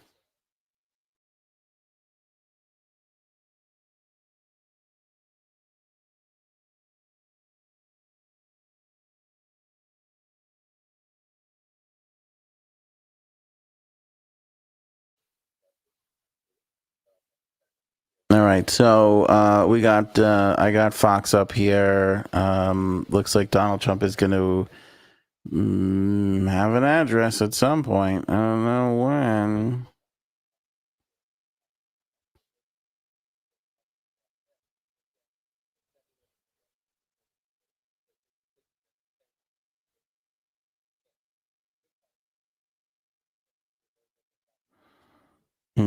It'll be interesting and telling to see what he does, because I would assume he goes up there and claims victory. Right? I mean, that's pretty much his playbook. Thank you, Miss Justice. You've been the best on Fox, but he's not on yet. Yeah. Let's see. Let's see what happens. Yeah.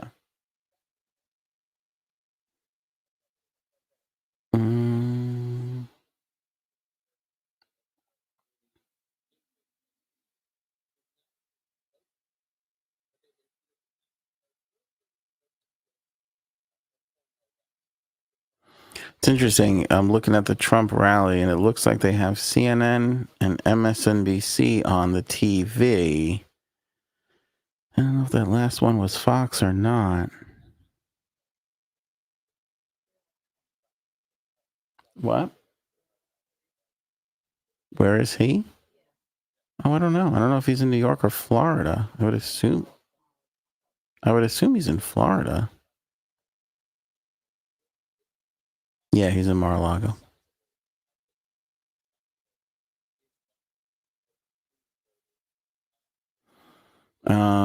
I will say the feed that we have is 45 minutes old, so they've been waiting for him to talk for 45 minutes at least. But I mean, a lot of the candidates do address people at some point of the night. Some people wait. We'll see what happens. It's going to be damn interesting to see what he says here, though. It would kill me if he comes up and claims victory. Yeah, it's like if you're on your way, just fucking wait. Why are we going to go through this whole rigmarole of you claiming victory before they fucking count everything? And then when they count everything, you wind up losing, and then we got to go through all the bullshit all over again. That would be fucking exhausting as shit.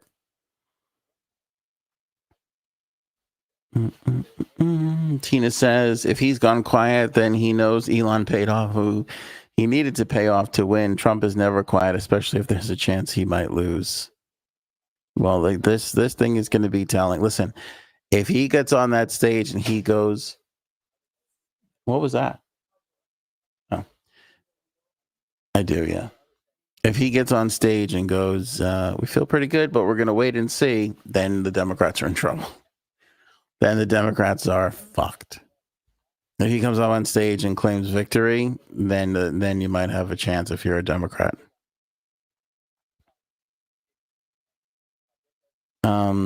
What's interesting about your comment, Tina, is we were talking about Elon the other day doing that little runaround and paying people to sign his petition. He was giving out $1 million, and people were going on and on about, is that illegal, and is that this, and is it that? Are you buying votes?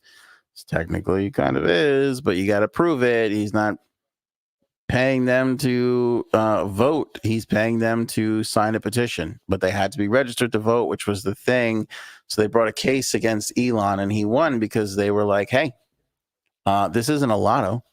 We're picking people and we're paying them essentially, like you would an influencer for their endorsement.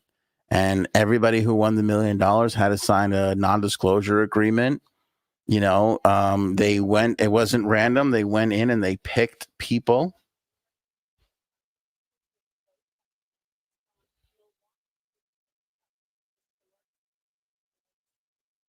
Hang on, I'm just going to report here on Wisconsin.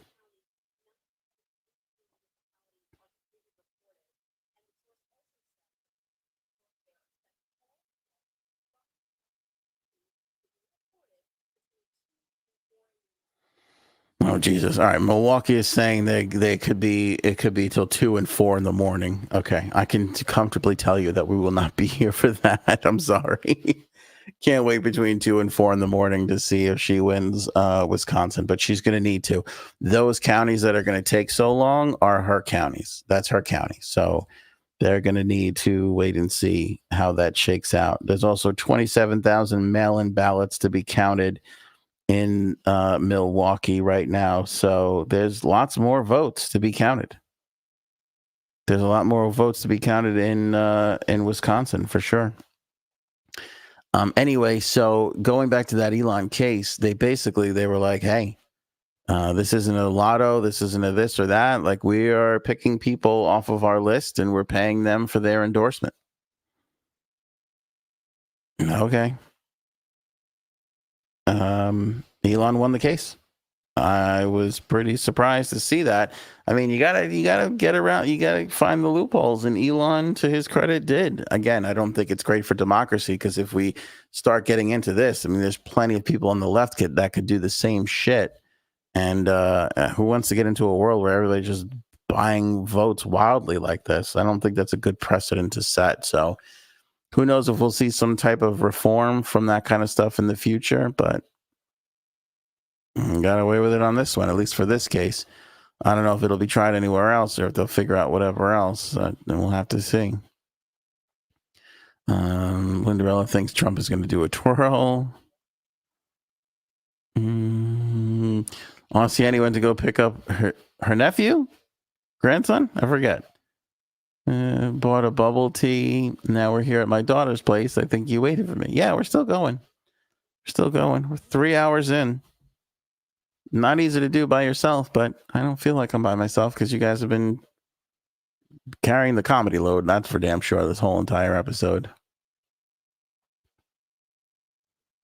Robin, God, here's an example. God could always do another flood and Frankie and Aaron could repopulate the earth. That would be something.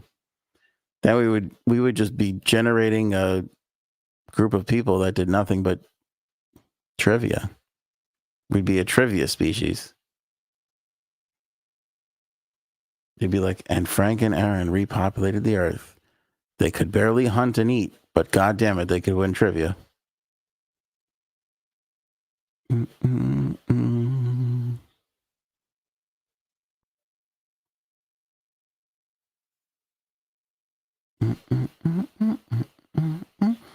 Kamala Harris, with 95% of the precincts reporting, is beating Donald Trump in Lehigh County and Allentown by just 4,000 votes.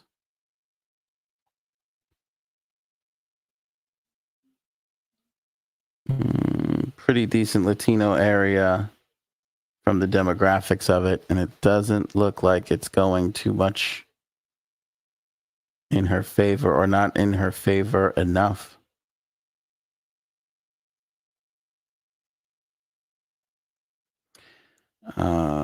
Joe Biden won that county by 14,000 votes. And again, there's only another 5% to come in, and she's only leading by 4. That's 10,000 votes that could matter, especially in a state where Joe Biden won it by only 80,000 votes. So you can't leave 10,000 votes on the ground in a county that you need to win and win big.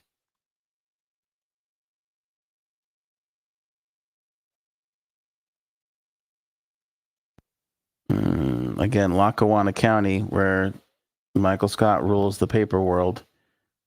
She's only up by 3,000 votes. Biden won it by 9,000 votes. Again, that's another 6,000 votes. 10,000 votes, 6,000 votes. It digs into the 80,000 votes that Joe Biden needed to win the state. Oh, this is interesting. Where Erie is, she was leading, and now he's leading in the district over in Erie County. He's now up 2,000 votes. She was up the entire time. Only 67% though, so still more to count there.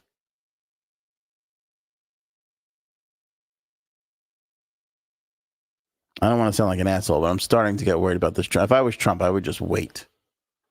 Don't do the we won thing. Don't do it. Especially even if he does wind up winning. I wouldn't do this if I were him. Again, there's a lot of things I wouldn't do if I were him. One of them, most recently, to my surprise, blowing a microphone. I never thought I'd put that on my list of things I wouldn't do if I were Donald Trump, but there it is. Nonetheless. If you had any advice to give to Donald Trump, what would it be? Don't pretend to blow a microphone. Last week of a fucking presidential campaign. That's going to come back to haunt you. That's fucking funny. Robin says Aaron's next book could be about famous people's cuck chairs. And if you don't have one, it turns into a cuck chair. And if you don't have a coffee table, it turns into a coffee table. You know what's so jarring about that episode of Seinfeld, Robin, is that you watch it now and you go, oh, I forgot Regis and Kathy Lee hosted Regis and Kathy Lee. You know, because I got so used to Regis and the new Kathy Lee girl, and now it's the new Kathy Lee girl and her husband. What's the new Kathy Lee girl's name? Kelly Ripa. Yeah.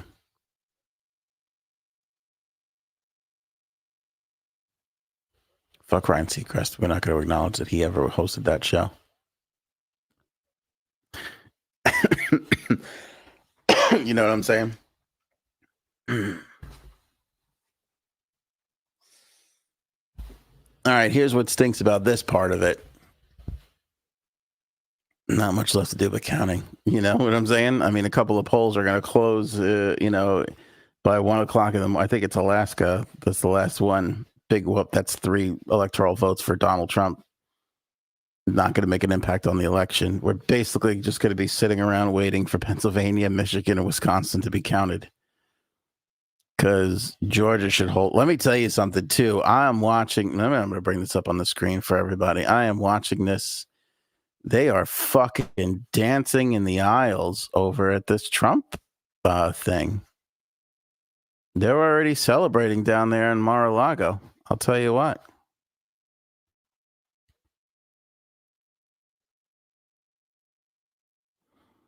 They got a whole fucking thing going on over there.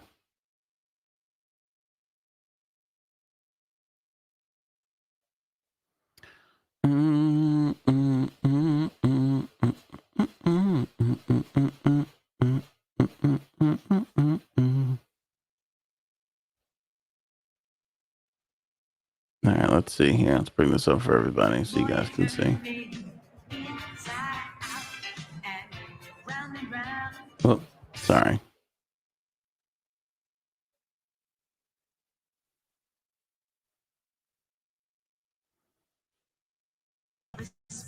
Sorry, we got a little glitchy here as we're in hour 3. What's going on here? Come on.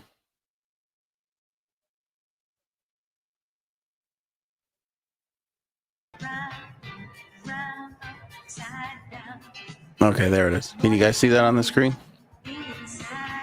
This is the Fox News feed on YouTube. We thank them for the footage. There you can see. See, they're watching CNN on that big TV. There's 3 little screens underneath. One of them's MSNBC. Yeah, a lot of things that they're looking Lots of MAGA hats in the crowd. Certain counties like Baldwin, which is an area that has usually votes pretty Democratic. That's an area that actually is now favoring Trump. It's also predominantly black, and it has 2 universities there. So the fact that that area is going for the former president probably says something about the young black vote and the young vote in general. You probably these are heard some boring cheering. people. That's because There was they a have whole us up on crowd the of screen behind me. people that were They like heard us on dancing here. The around and people here, celebrating guys, before. they're waiting That's for a you lot to make of. the That's a decision. lot of. Because like I said, at 10:30, A lot they of called MAGA it for hats. Trump, but obviously still waiting on Fox News to There's make a that lot of MAGA official hats. decision. Brad, Martha? Yeah, Madison, that area is really come around in recent years because they Look at that thought, the dude Harris wearing the campaign Trump hat thought that backwards. They had a real shot in Georgia. We haven't called it yet. There's a reason for that. They're Guy's just like, waiting I'm for an every vote individual. to Look at come me. in. But there's an excitement there that they're finally going to get over the top. Neil says it looks like a Absolutely. There's damn an high school excitement here. dance. And we've been talking to Spencer folks on says, the fuck ground. that song. The fact What that song? Georgia will most likely flip for former What are we President talking Trump about? again. They've said things like, enjoy this moment. Tina, Work yes. hard The for this. Enjoy the fact that we're bringing Republicans safety back to America. have taken the Still majority very in the happy Senate that for the their first candidate time is probably in gonna take home 4 the win here. years. And I've been talking to voters on the ground for days now. And that is a and I got definite. a lot of people that said they waited and they took time to make their decision, and ultimately it came out to Trump for them. So Let's see here. very Georgia's at dedicated voting base here. 93% And of the in this room precincts runs the GOP launch reporting. party. Obviously, they're quite excited. 88% for so Pennsylvania, much. 78% in Philadelphia County. She's up 484 to 121. So only 22% of that county left to count. She got 78% of the vote. Joe Biden won it by 81% of the vote. So in that last 22%, she has got to gain some significant ground over him. Some significant ground. Joe won it by 81%. Hillary in 16 won it by 82.5%. And that was with Gary Johnson in the mix. I've got a lot of intelligent, independent women behind me who are really fired up about the outcome tonight. I mean, you guys are like... So, looks like when push is coming to shove here going into the voting booth, people not feeling that confidence in Kamala. Again, there's 22% of the vote still to count in Philadelphia County alone, so that could change. She could inch that 78% up to 81, 82% where it was, but you got to be a little disappointed if you're the Harris campaign looking at those numbers at this point in the election, at this point on election night, because I don't know if they're referring to it as Electile Dysfunction 2024 like we are. I highly doubt it. Although it would be awesome if one of the campaigns admitted that this was Electile Dysfunction at its finest. All right, let me pull this off the screen and put you guys back onto our Electoral College map, which is important. We want to know where the numbers are here as we sit and wait for the rest of these counties to be counted. We've got Trump and Vance at 232 right now.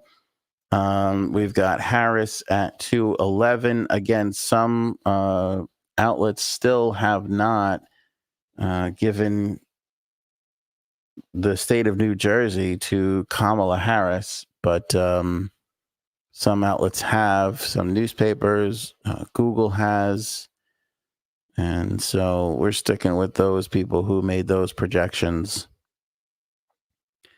Let's see here. Popular vote right now, he is still leading by over 5 million votes in the popular vote. And I know we got some more counting to do in California because only 43% of the precincts are reporting there in California.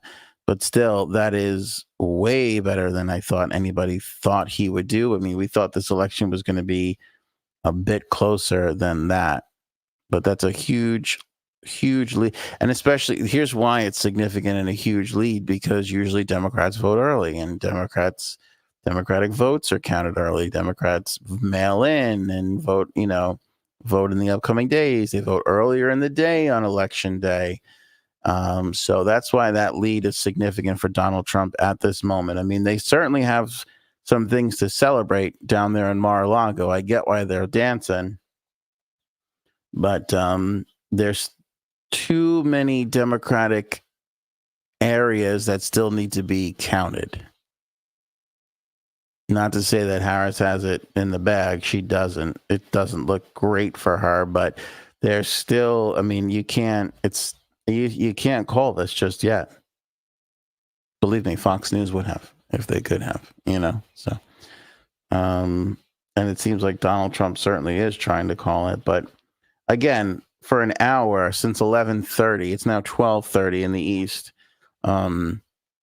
They've been waiting for him to come out and talk. I don't know if we, because if you're sitting there, you got to say to yourself, well, if we win Georgia and if we win Arizona and one of these blue wall states comes back for us, although I think they said Michigan now, between 2 and 4 in the morning, it doesn't make sense to go out there and talk at 12:30 if you can go out there and talk at 2:30 in the morning and claim victory for real,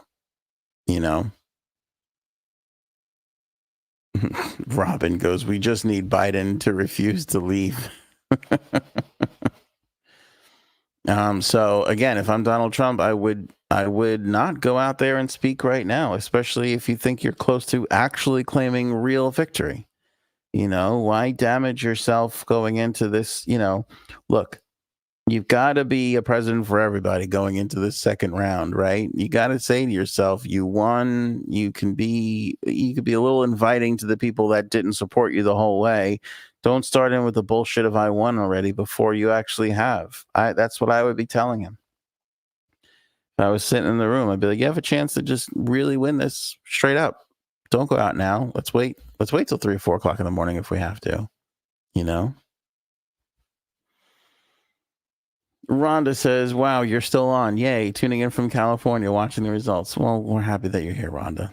Don't forget to hit that like button, hit that bell for notifications, and hit the share button. Throw this on your Facebook if you can, or your Twitter account, whichever you can do. Certainly helps us in the algorithm.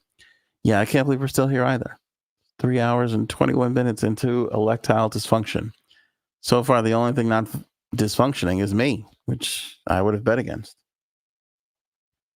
I would have definitely bet against.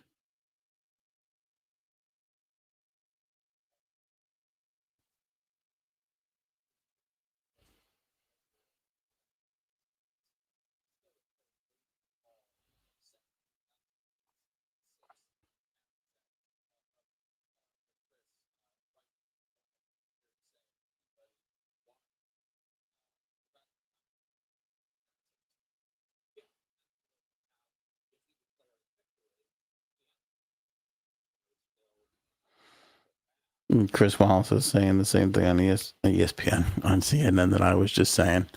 Don't declare victory yet. That's a mistake. Don't do it. Thank you, Passion Pixie.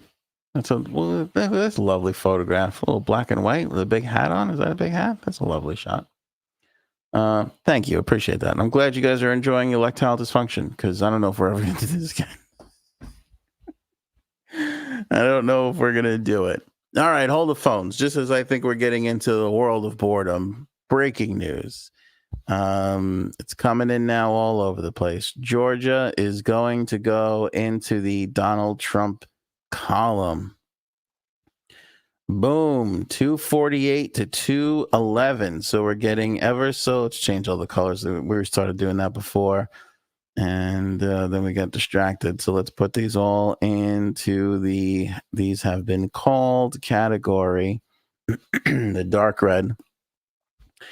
Donald Trump with 248 electoral votes. So he is 22 away from claiming victory. Oops.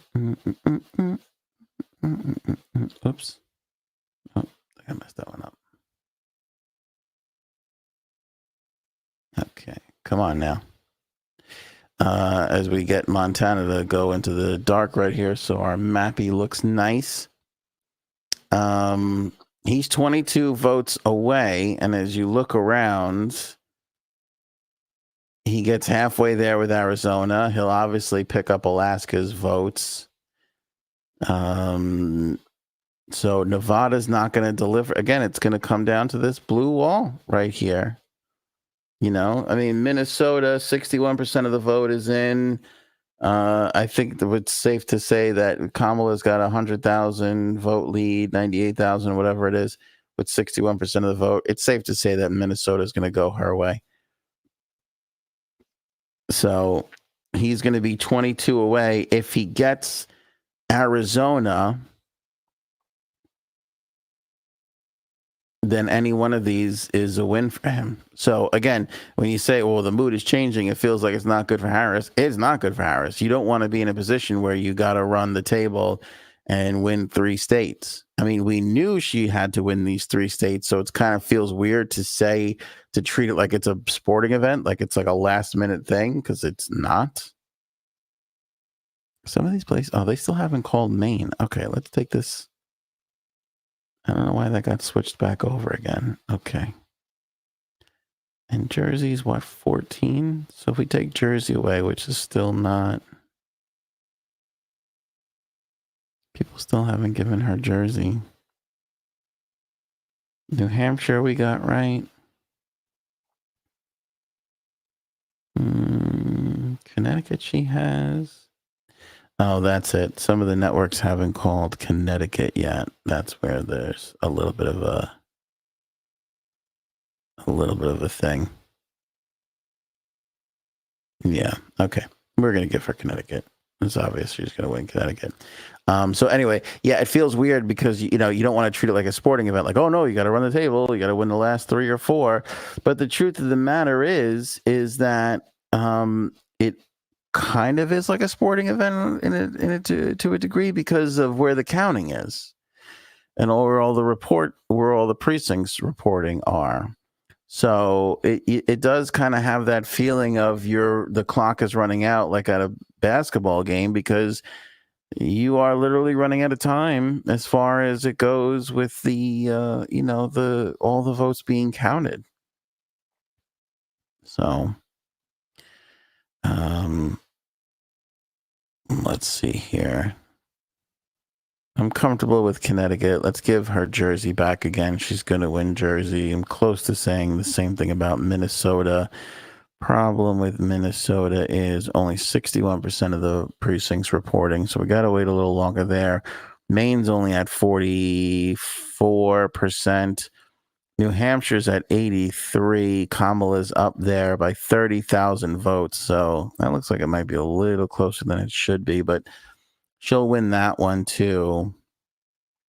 They haven't given him Alaska yet. That's because polls close in 20 minutes. So I think we can hang with you at least for another 20 minutes. Although every time I hit a new thing, I get reinvigorated to stay even longer. So, and I can't believe all of you are still here, which is unbelievable. Honestly, I swear to God, a round of applause for everybody. I mean, Robin has been here from the beginning. Miss Justice, Lindarella, Pete My Drum jumped in, Paul. I mean, good Lord, you guys are all fucking hanging on. Neil, you're still here. Neil, you ate a roast beef sandwich with cheddar and you're still awake. I'd be passed the fuck out if I had that much carbs. You know what I'm saying? That might be why I'm still up, actually, because I'm thinking about making myself a roast beef sandwich after this whole thing goes down. God, with some cheddar. I don't have au jus, though. That's the only problem. Wouldn't that be great if that was readily available? Oh, speaking of which, I mean, it's Taco Tuesday. Let's talk about this. I can't stop eating birria tacos. Have you ever had a birria taco? It's a short rib taco, right? But they braise the shit out of the meat. They cook it so slow, so it's so super tender and flavorful. And then they put a little cheese on it, and then they grill the tortilla so it's like a little crunchy. So it's not a hard shell. It's a flour tortilla or corn tortilla, depending on where you get it from. They grill it, put a little cheese in there with the meat, and then they give you the sauce that they cook the short rib in. So it's like a consomme, and they put some cilantro and onion in there. And so you dip the cheesy short rib taco in there, you take a bite. Oh my God. If you guys haven't had a birria taco yet, I cannot encourage you enough. I've had it only from 2 or 3 places, and every time I get it, I'm just like, this is fucking amazing. It's amazing to me that this thing existed in the Mexican culture for all these years and never made it to prominence until now. Like, you're like, when did tacos become big in America? I don't know, like the 60s, 70s, probably the 80s when Taco Bell, okay, I mean, I know that's like a bad thing to But when you get to, you have national chains now making Mexican food, 80s, that would be. How did it be like 50 years later? We had to wait for the birria. That should have been leading the pack. Should have been tacos, burritos, birria, but never got there. 89% of the vote now in for Pennsylvania, and Donald Trump still has his lead. Oh my God, are we going to get a Kamala speech?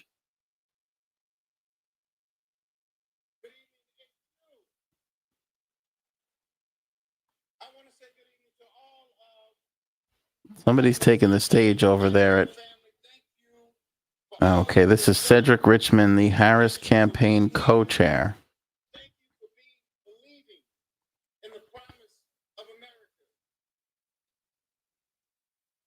We still have votes to count.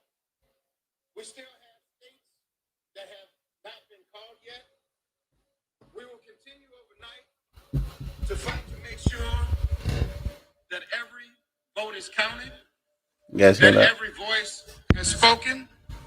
So you won't hear from the vice president tonight, but you will hear from her tomorrow. She will be back here tomorrow to address not only the HU family, not only to address her supporters, but to address the nation. So thank you. All right, there you go. So this is we're still breaking some news 3.5 hours into this. Kamala Harris's campaign manager, co-campaign chair, taking the stage at Harris HQ to let everybody know Kamala will not be addressing the crowd this evening, but she will join everybody tomorrow when all the votes are counted. So interesting take there from Kamala not to come out and even say that herself, which I guess you want to hold the candidate as the grand finale, which makes things all the more interesting to see what Donald Trump plans on doing, if he is going to address the crowd or if he's going to send out a campaign spokesperson to say that we're going to wait and see.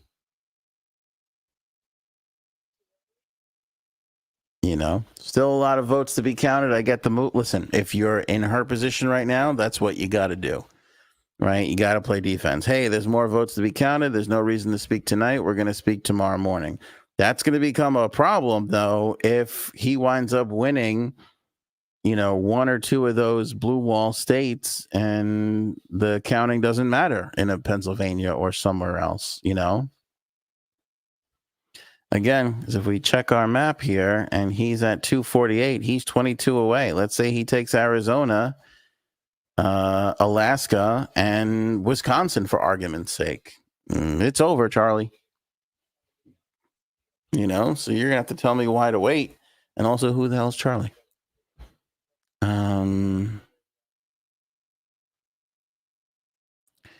Tina says, I'm getting hungry. Oh, my birria.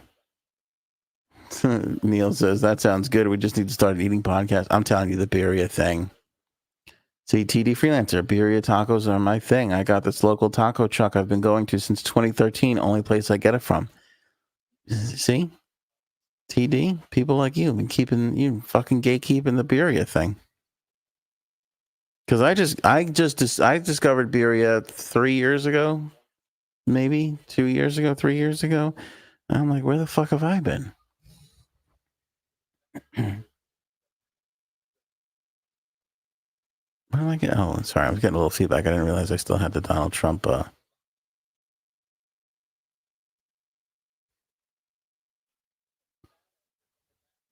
All right, so 7 battleground states, 6 are still not called, but out of the 6, 5 of them right now are led by Donald Trump. So there's reason to celebrate for sure. It looks like somebody's taking the podium over at Trump HQ.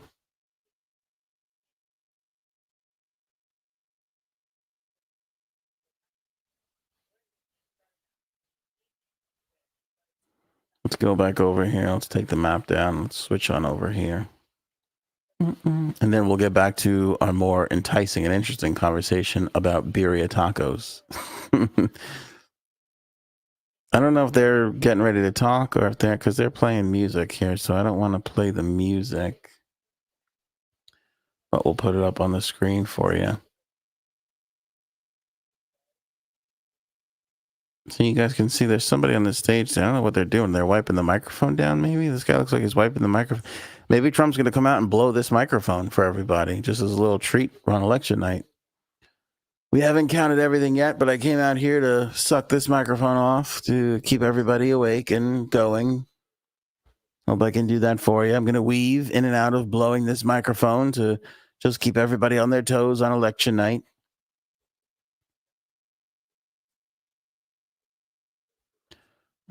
Let's see here as we wait for this shit show to get off the ground.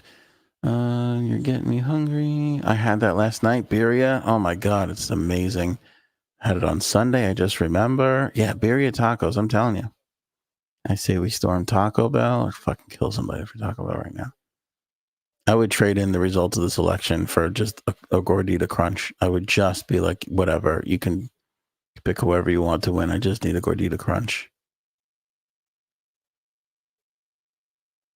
Fucking round of birria for the table. That's the best thing you could order for the table is a round of birria. That would be amazing. That would be even better than ordering onion rings in New Jersey at the end of the Sopranos series. Oh, poor Tina. No birrias here, only Taco Bell. Sounds like Tina didn't make it. Couldn't finish the sentence. I hope she's okay. Yeah, you gotta find a spot for birria. I'll tell you what, man. You gotta like it's weird here in New York because we got a lot of good, Mexican restaurants that'll have like a good birria, but then you could also get sort of these little delis, kind of these little grab and go delis with nowhere to sit, like one of those kind of places. And some of those places got some sneaky good birria going on, so kind of, I don't know what area you're in, but good news, everybody. Tina did not die. She finished her sentence. She's missing out, which is good because I thought it was like one of those and then Tina dies, and then we've lost to Tina. Which I don't know if you've seen the electoral numbers right now, but we cannot afford to lose a Tina at this stage in the election. We just can't have it. How do I say birria the wrong way? I'm sure you're supposed to roll the R's like a real authentic. Yeah, I can't do it. I'm not. And it's not. Sorry. Can't do it. It would be an injustice watching me try and actually enunciate things like with a true authentic Mexican accent. That would be bad. People would be like, why is this fucking Italian guy trying to talk like a Mexican person? This is embarrassing for everybody. All right. Map is back up. Okay. So back where we were. Tight look for Kamala Harris here on out. Trump Vance 22 electoral votes away, assuming they take Arizona where they do have a lead. That's 11. That gets them halfway there. Alaska gets them to 8 within 8 points. And then any state besides Nevada would deliver the presidency to the Republicans. So the fact that Harris isn't speaking tonight, what other play is she going to make? She's got to say that. Let all the votes be counted. It'll be interesting to see if he comes out there and just claims victory. We're still waiting. Again, we're an hour and a half into when word first got passed out, which, by the way, I heard from Miss Justice. Thank you, Miss Justice. But I just tracked it down, and about an hour and a half ago, they first started saying that Donald Trump would address the crowd. So we'll see if that's still true. We were pontificating not too long ago that maybe he'll send somebody out there just to kind of drop a line. Nope. Okay. I got several reports that Donald Trump is in his motorcade and making his way to the election night party. So he is going to address the crowd here shortly. That's something else. All right, we'll wait and see. I don't know what time he's going to get there exactly, but that I can tell you is official. Donald Trump is on his way to his election headquarters to that crowd to address that crowd. So I would be stunned if he doesn't claim victory in this moment right now. And again, although it's not a move that I would make, it would be hard to get too upset with him with the lead that he has at the moment, which isn't insurmountable, but it looks like it'd be pretty difficult for her to surmount. Let's see here. Associated Press has not called Georgia for Donald Trump. That seems like silliness. Every other outlet has. CBS, CNN, NBC, Fox News, AOA.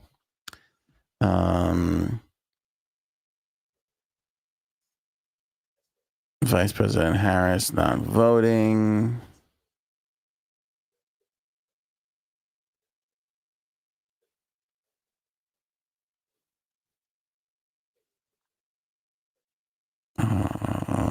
Confirmation again that Trump's motorcade is on its way to give remarks. I just think for Democrats that are disappointed on this election night, it would be hopeful for them to hear him get on stage and say, looks pretty good, everybody. We're going to wait till all the votes are cast, but we're going to be back with you guys tomorrow to claim victory. Like, that would be a classy move to make. I don't know if he's capable of such things, but that would be a little signal to the people that are going to be damn near suicidal that he's not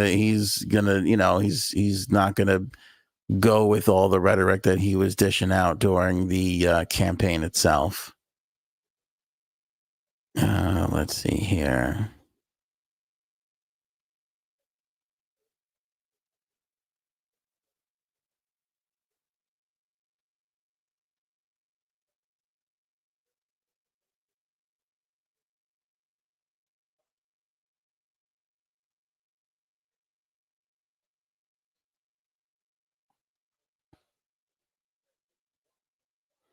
All right, it's 92% of Pennsylvania that's been counted right now, and Donald Trump is ahead 216,000 votes.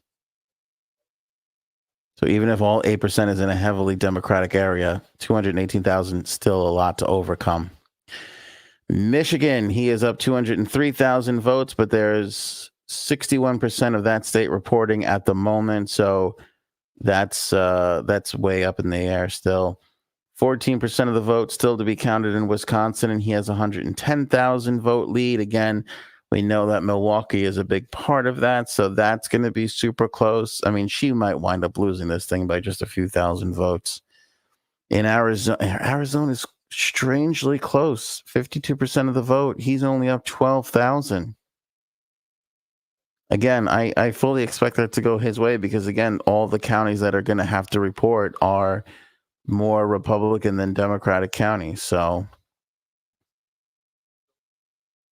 although that's oddly close for this time of night, it's still likely that Arizona will break for Donald Trump. Man, I wish I knew how long it was going to take him to get to this fucking place because I do want to hear what he has to say. It is going to be big. Whatever he says is going to be big. She can still win, Robin. She can. It's just you can start to see from where we're sitting that she's running out of time. Jordan, in the U.S. right now, in the East Coast, it is 3 minutes to 1 o'clock. So it's almost 1 o'clock in the morning right now. Polls started closing the earliest polls on the East Coast closed at 6 p.m. So we are 7 hours into this counting. Most of the polls close at 9 p.m. In the East.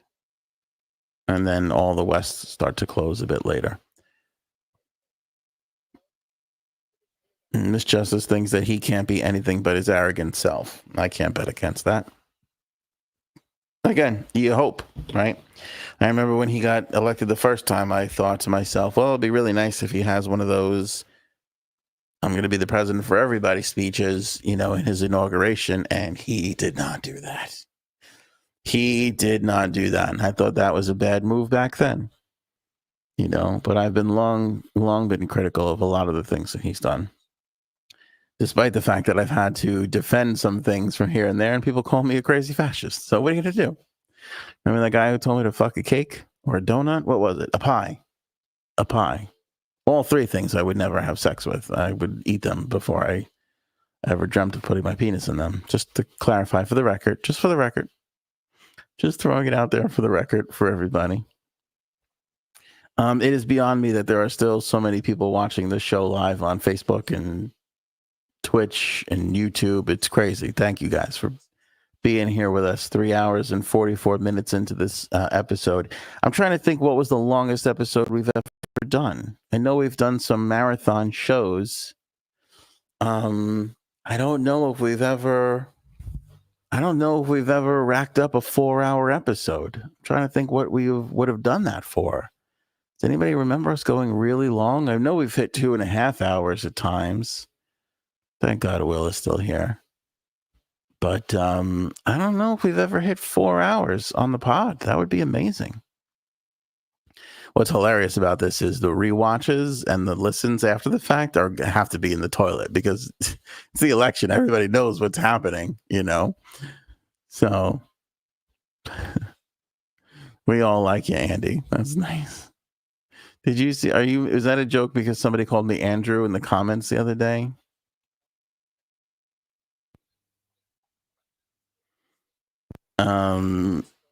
Congratulations to CNN catching up and giving Kamala Harris New Mexico, which Google, myself, and everybody else did 4 fucking hours ago. So good for them. Good for CNN to join the mix of the current world.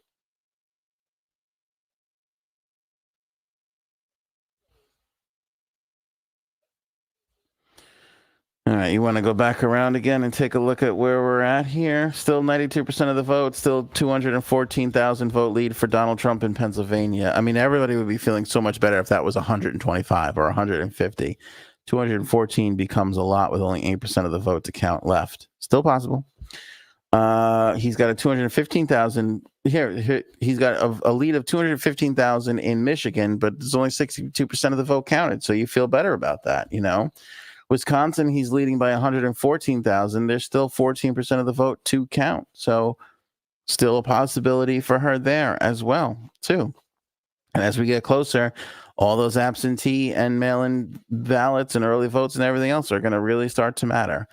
Arizona is still super close, but again, there's 48% of the vote to count still. So Tracy, welcome. Just tuned in from Houston. Welcome into the show here. We're just doing a little cap of all the votes. 70% of Nevada has been counted now, and he's up 33,000 votes. That's 6. Again, Nevada becomes increasingly insignificant because it's Arizona, Wisconsin, Michigan, and Pennsylvania. That's all going to really make a difference now. That's basically where we stand. She didn't come close to flipping North Carolina, didn't come close to flipping Georgia. She won all the states she had to win, but in the big 3, Pennsylvania, Wisconsin, and Michigan, she has not shown as good as she needed to, at least not as of yet. You know, there's still more to go there, but she hasn't had as good of a showing as she needed to have in those locations.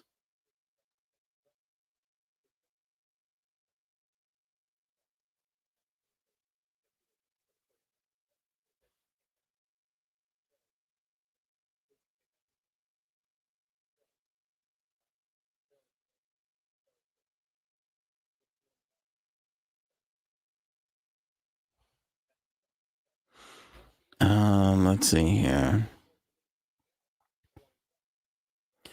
There's a report out that where Trump stands right now in Wisconsin, the absentee ballots may not matter. Yeah, there's always a certain breaking point in the election where your mail-in and absentee ballots don't matter, because if a candidate is up 100,000 and you have 90,000 mail-in ballots, don't need to fucking count them. Even if a candidate were to do the impossible and win every single 90,000 of those votes, you're still not going to win. Still not going to win the election. So it looks like we're getting, that report just came out. We're getting dangerously close to her not being able to surmount what possible votes there are left in Milwaukee. And again, if she loses any one of those states, including Wisconsin. Again, he needs Arizona, which it looks like he'll get. If he gets Wisconsin, even if she winds up winning Pennsylvania and Michigan in a miracle, she'll lose because he'll have Alaska, Arizona, and Wisconsin. So the path to the presidency is a lot smoother for him than her right now. That is essentially where we stand. So obviously it's been a disappointing evening for the Democrats. Feels like there's still life there and still some possibilities, but we're starting to look at some Herculean obstacles to overcome. Going back on what I said moments ago, the Associated Press has now joined the rest in calling Trump for Georgia. Calling Georgia for Trump. Excuse me. 3 hours and 50 minutes in. So yeah. It looks like he's moving in closer.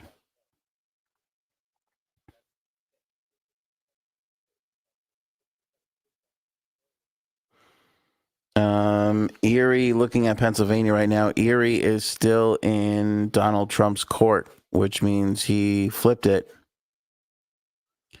once again, which he did back in 2016. He lost it to Joe Biden, but he won it in 2016, and it looks like he's going to win it again, which would be unbelievable. Again, that would be one of those moments where that's a county you can't, if you're her, you couldn't lose any of these counties that Joe Biden won. And it's going to go back to, once again, why didn't you pick Josh Shapiro? Why didn't you pick the governor of Pennsylvania to be your running mate? Did we get close to 4 hours on the 420? I know we did 3 hours. The first one was a big one. Do you remember that one? You're right, Miss Justice. I have to go back and look at that first 420 show. That was a long-ass one. I want to say that was 3+ hours, but I don't know if we hit the 4-hour mark on that episode.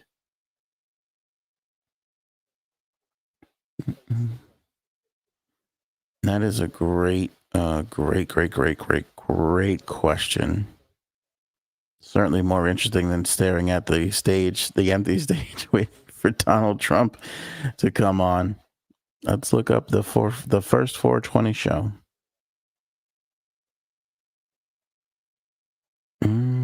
We did one a year ago. That couldn't have been the first one, though, could it? No.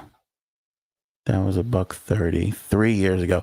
Yes. Wow. Miss Justice. Dear Lord.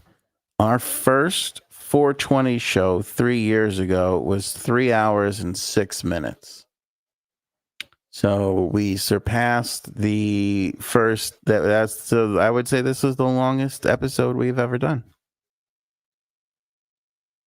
2 years ago, we did an hour and 46, then an hour and... Boy, these 420 shows haven't been lasting as long, huh?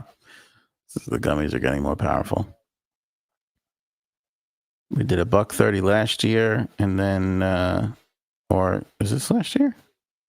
I don't know. I did this.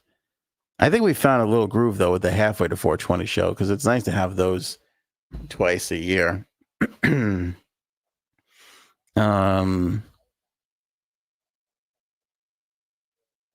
Jordan asking what happens if it's listen, if it's close, then they have to count every last ballot. In some states, if it's close, you trigger an automatic recount.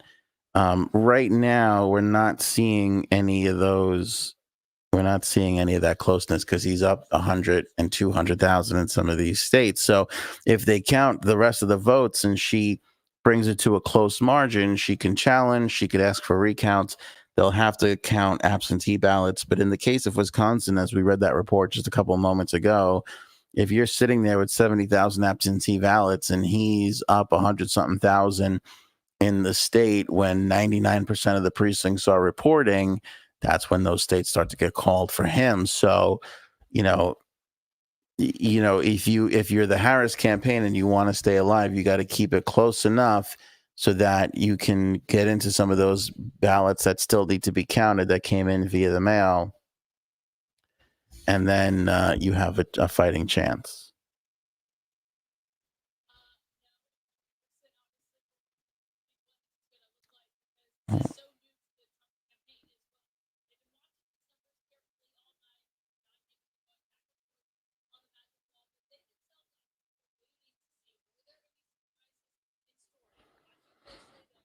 looking to see if we had Donald Trump coming to the stage. It doesn't look like he's there just quite yet. So anyway, yeah, you can get close enough, but the point is these are big leads with not much counting left to do. So, you know, and I echo Miss Justice. Thank you to all the new viewers. Appreciate you guys coming in and throwing some comments around and joining the conversation, you know. Rhonda says, so disappointing. Linda says, we still need to do the Pink Floyd Wizard of Oz episode. That would be amazing if we could do that. Tina says, campaigning with Liz Cheney was a dumb move. One for the record book, says Ant. Let's go back to this campaigning with Liz Cheney was a dumb move. You know, it's interesting. Again, another thing that didn't seem to bother the Republicans is the amount of people in his administration that turned on him. The amount of people that said he can't govern and he's going to be a disaster. You know, it wasn't just Liz Cheney who broke ranks with the Republicans. There was a lot of Republicans, up to and including Arnold Schwarzenegger, who ran for governor as a Republican in California and won. You know, so a lot of people in the Republican Party felt that he wasn't good enough, and she embraced that and took it on the road with her, and it still wasn't enough, you know.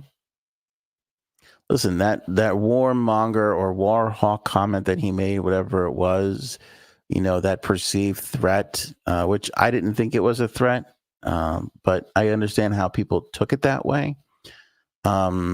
There's a little bit of truth behind that and I said this the other night too on that episode. Her father did put us into a war that we had no business being into for 20 years. You know, I said this, I had people my age go off to, you know, Iraq and not come back. And you don't forget those things. You don't, even with the approval rating of George W. Bush, I still don't feel good about that guy. You know, everybody makes a big deal of how close of friends he is now with Michelle Obama. And isn't it wonderful and warm and fuzzy and yeah, all that. But I'll never forgive that war, which was a waste of time and useless and unnecessary and didn't need to happen and all that stuff. You know, so, you know, he just, you know, it's one of those things that he you know, give Trump credit there. He fought, he kept fighting. He didn't break away from his, you know, his stance, his viewpoint on that, you know. Robin brings up a great point. Pushing Bernie out was the first dumb move. Robin, maybe one of the most insightful points of the whole show. It's the truth. The first time we really see a disenfranchisement of Democrats is the Bernie-Hillary primary. When Bernie wins, what did he win? Michigan? I think it was Michigan that he won, right? Remember, he was surprised and nobody thought he was going to win and everything, and he came out of nowhere and won. And then they just dismantled him. They just literally pushed him out for her. And, you know, you're right. I don't think a lot of Democrats wound up getting over that. And I think the Democrats that you see now, and listen, a lot of this is true, like Elon Musk, like Joe Rogan. These guys were Democrats. I don't think they've ever gotten over that shit. Especially people like Joe Rogan, who was a big Bernie guy, you know? And I mean, you look at where we are now and it's the eve of the election and Joe Rogan endorses Donald Trump. I couldn't believe it. I couldn't believe he had him on the show, but he did, to his credit, invite Kamala. She wanted Joe to come to her. He didn't want to do that. Was that a mistake on her part? I would say yes. I would say if you're Kamala, you got to do everything you can to go there and match that. She should have went on Rogan. I don't know if it would have made a difference. But it might have. Listen, you're looking at Pennsylvania right now and you're down 200,000 votes. Maybe you win back some of those bros. You know, maybe you keep some of those bros in your column or keep them from voting altogether. If they go, oh, she's cool. She hung with Joe for a couple hours. She can hang. She's okay. You know, the strategy of Donald Trump to go on the Nelk boys or the full set. I forget what their podcast is called. Milk. I don't know. I know. I should know. It's like one of the most popular podcasts. I never watched it. Theo Vaughn, the other guy there, the tall guy, the slick back hair in the mud, Andrew Schultz. Right? He went on all these shows. She went on Call Her Daddy. Huge audience. Call Her Daddy. She went on Howard Stern. Huge audience, right? But maybe it wasn't enough. She went on Fox News, right? So she had that inkling of, I got to go into the lion's den here. But maybe, perhaps, just not enough. Just didn't go far enough into that enemy territory or into that exploratory territory where she should have been, which Donald Trump was running wild in. He was on every one of those podcasts, and they all took him. And I don't think any of those podcasts would have not taken Kamala. I'm sure they all tried. Who doesn't want to be in the middle of a presidential campaign the way this is going? Republicans taking back control of the Senate. That's all been confirmed now. Pretty much almost there before when we said it. Now that's a done deal. So the Republicans have control of the Senate. I mean, you're looking, oh boy, the Democrats. Oh man. You're looking at a Senate, White House, and Supreme Court all in the Republican control right now. This can be a crazy 4 years. I mean, I think it's going to be okay, but this could be a crazy 4 years. We could be seeing a crazy 4 years here. There's one Democrat that's excited tonight. One.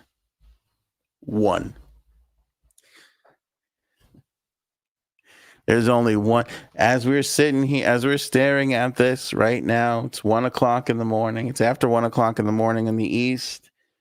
Donald Trump is leading in 5 out of the remaining 6 battleground states that have yet to be called. They're all but breaking out the champagne at the Republican National Convention, and there's one Democrat that's excited as all heck. His name is Gavin Newsom, because he was staring down the barrel at 8 years of Kamala and another 4 or 8 years of Tim Walz, if all went well for the Democrats, which probably wouldn't have went that way. But he looked like his chance was almost gone, especially in the beginning when she raised all that money. And now that it looks like we're on the brink of a Harris defeat, he gets to run in 2028, which he will do. Which he will definitely do. Well, I'll say this too. Gather up all the fluoride water that you can, because I don't know if we're going to have that anymore when RFK gets into the seat that he gets into. And I'm not sure we're going to have much of the governmental programs when Elon gets a hold of the efficiency part of our government there. Robin pointing out that 2 more justices will retire under Trump again. If Donald Trump puts 5 Supreme Court justices on the court, that would be crazy. We now have only 7% of the vote left to be counted in Pennsylvania, and Donald Trump still holds a 219,000 vote lead. Not looking good. Again, if it wasn't for the fact that we're waiting for Philadelphia County at this point, this would have been over. We would have called this a while ago.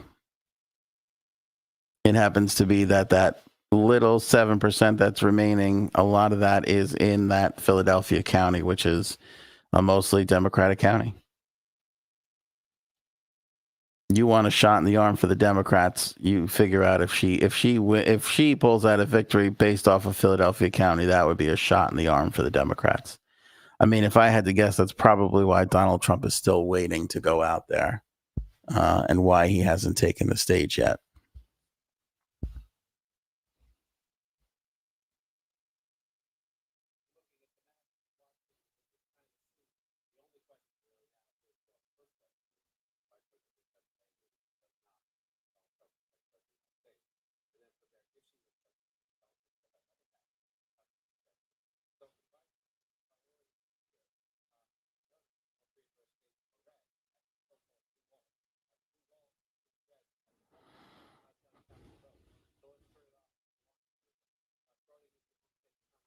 All right, let's see where we're at in Pennsylvania here. All right, again, he's up 219,000 votes. 93% of the votes are in. I told you he flipped Erie County earlier, and that will more than likely stay that way.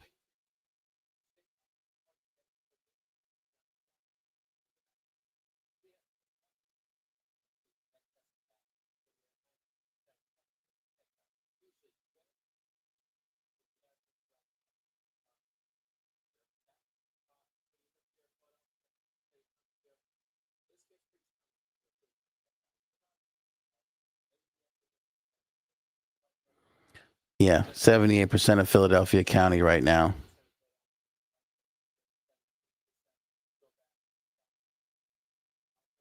Again, Joe Biden won that same county by 81%. So,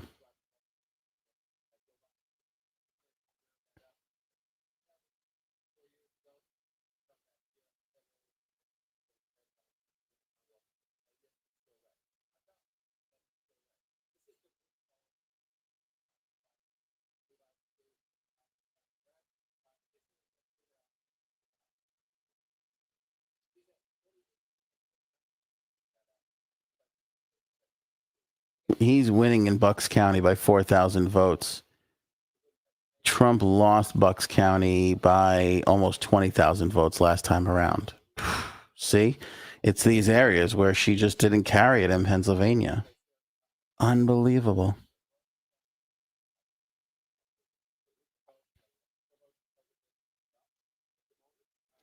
%95 of Lehigh County in with that's Allentown.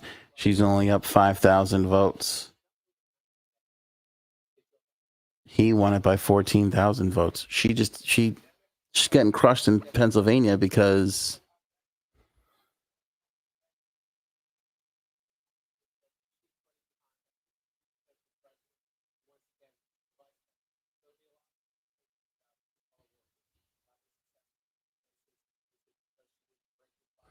she's just, I don't know. It's looking tougher and tougher in Pennsylvania. It's looking really, really tough in Pennsylvania.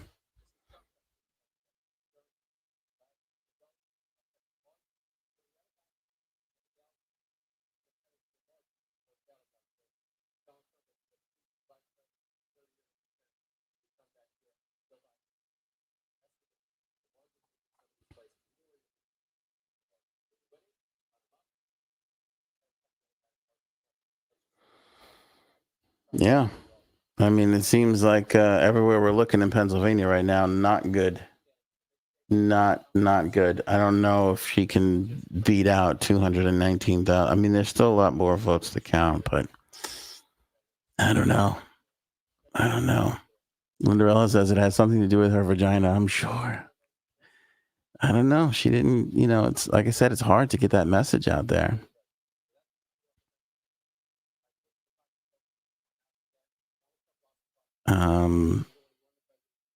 I mean, it looks like he's going to take this one. Again, all right, let's go over to the map here. If we put Pennsylvania, let's say he takes Pennsylvania, I mean, she can't win without Pennsylvania, right? So that's an obvious one. But let's say if it does go in his direction, right? And we give him Alaska, which have we actually called that yet? I don't know why we haven't. If we haven't, yeah, they haven't called Alaska yet. So Pennsylvania and Alaska.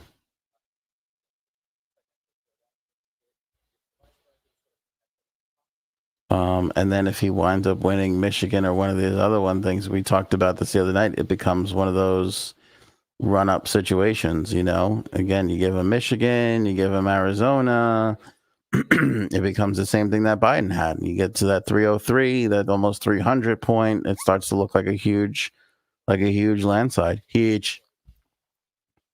Like a huge landslide. I'm sitting here and I'm thinking, like, how did she blow this? And I can't think of anything else other than, well, I can think of a couple things, but you picked the wrong fucking running mate.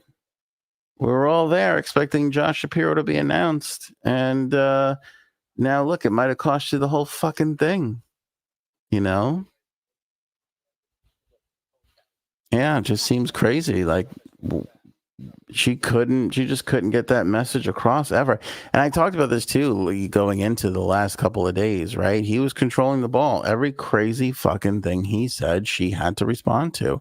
And she wasn't talking about what she was going to do for blue collar workers. I mean, and even if she was, it wasn't the sound. When I say that, I mean, it wasn't the sound bite. It wasn't the story that the media was chasing. The media can't help itself. They got to go after the story. And the story is, what do you think about what he said this time around? And that was the case. That was what this whole last 3 to 4 weeks were about for this election, you know? And again, we're also in a world now where this ain't 20 years ago. It ain't even 15 years ago. It's not like everybody's tuning into cable news anymore. Not everybody's watching the 6 o'clock news or the 7 o'clock news or CBS. They're on their own channels. They're seeing their own social media. Some of that stuff is coming from foreign countries. Some of it isn't. You know, you tend to lean towards conservative values and you start to see only conservative stuff all the time. And then the only time you do see things for the other side, turns out to be negative. You know, it turns out to be negative stuff. By the way, CNN still has not called New Jersey in her favor. A state that Biden carried by over 750,000 votes. And I think it's going to break to her. I mean, everybody else has given it to her. I don't know. CNN still has not given it to her. Even though she's got a pretty healthy lead in that state right now.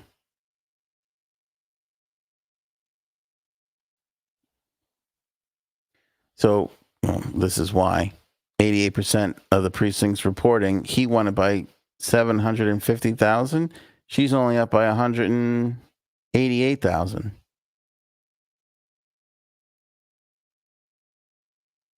That's crazy. I cannot wait to see what these demographic breakouts are, because here's a couple of things that you got to think about. Where are the women? Where's the women vote on all this? Where did the independents fall on this? We're talking about seeing record numbers of voters coming in here. Are a lot of these independents that are going towards Donald Trump? Did the Democrats just not show up? Did they not come out for this? Let's see. In Manhattan, I'll tell you what, he gained a little bit in New York too.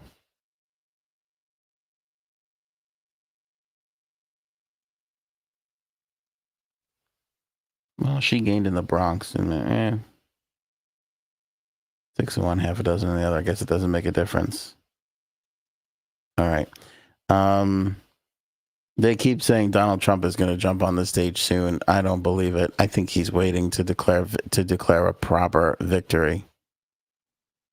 Remember when he won the first time? It wasn't until 3 or 4 o'clock in the morning. I can't believe we still have the amount of people we have watching right now. It seems crazy to me. Who can we blame? Says Garuda. Neil says blame J-Lo. I'm comfortable with that. Comfortable with blaming J-Lo on this one. Yeah, I could see that.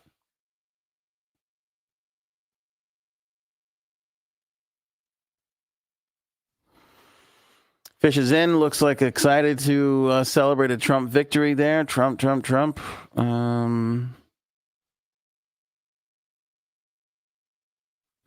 Lindarella says, I never really noticed until now. Thank goodness we split all our BS into 50 states and made it all confusing. Yeah, I know, right? Trying to think when the last time a Republican won the popular vote. Because usually they win the Electoral College, but they do not win the popular vote, which is why the Democrats wanted to get rid of the Electoral College.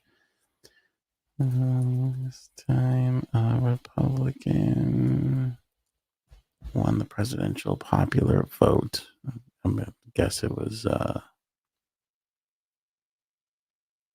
Reagan. Oh, no, it was George W. Bush in 04. Was that post? Yeah, that was post 9/11. Okay, makes sense. Again, the mood of the country was, stick with the Republican. They're going to get us out of the thing. So I get that. That checks out. Yeah, no. Yeah, see, Reagan, I was with you. Reagan, Fish, I was with you. I thought it was Reagan. It was George W. Bush, 2004. He won the popular vote. Yep, Garuda had it. There you go. I don't know why I went to Google. I should have went to Garuda.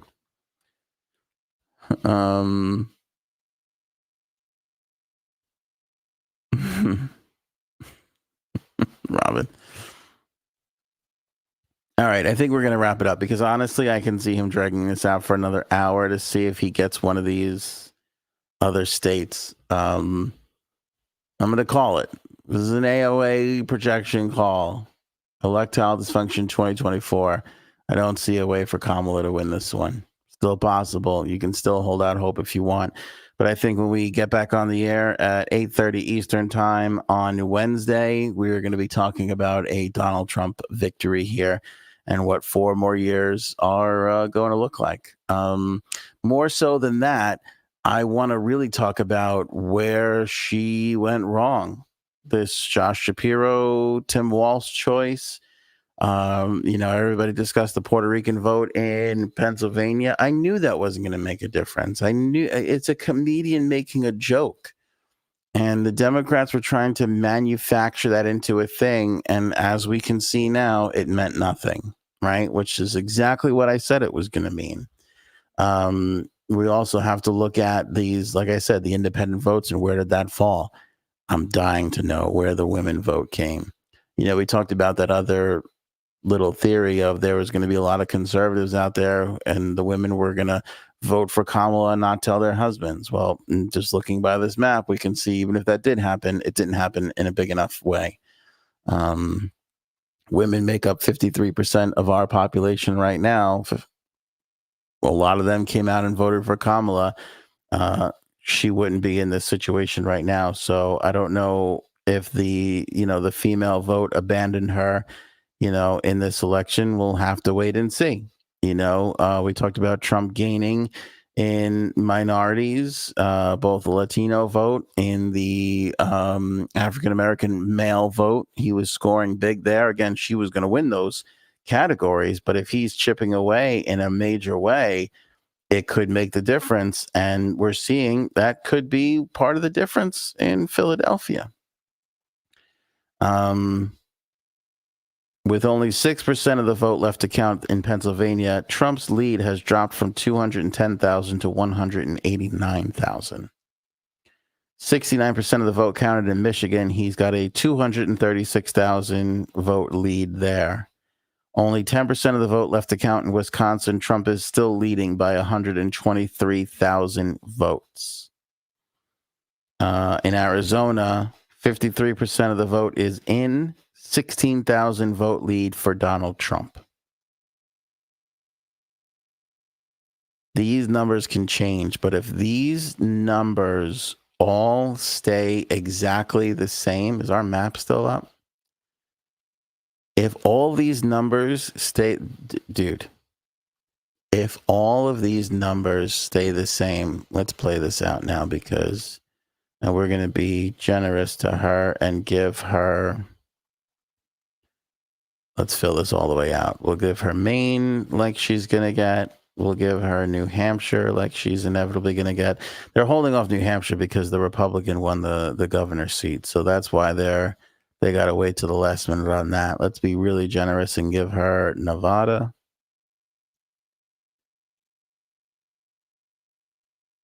And out of the remaining battleground states, he's leading in 5 out of the remaining 6.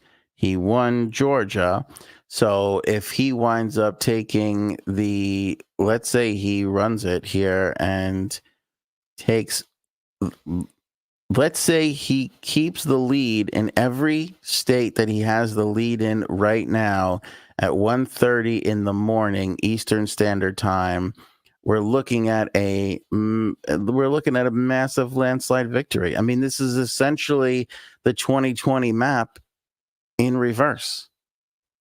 This is the 2020 map in reverse because Joe Biden won. Oh no, it's worse because I forgot to put Alaska in there. Biden won with 303 votes. So And I'm being generous because as we stand right now, it's only 50% of the vote, but he's got Nevada as well. So even if we give him Nevada, I mean, 312, I mean, dear Lord, that's not even close. You know, it turns out for how close these polls were, look, not even close.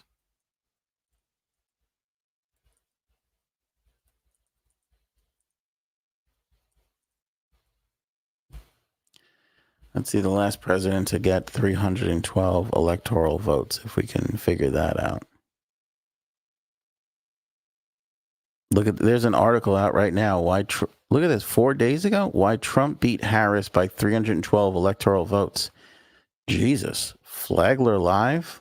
Let's look into them. They might know the future. Because that's kind of what it looks like right now. It's going to turn out to be 312 to 225.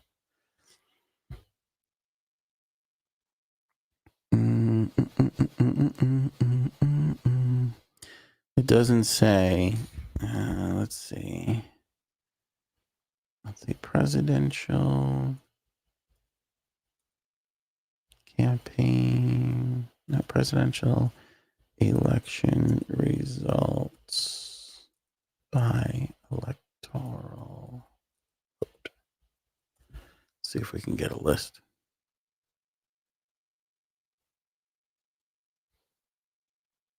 Oh no, it's giving me the presidential election. It's giving me the current one here. Historical U.S. presidential elections. Okay.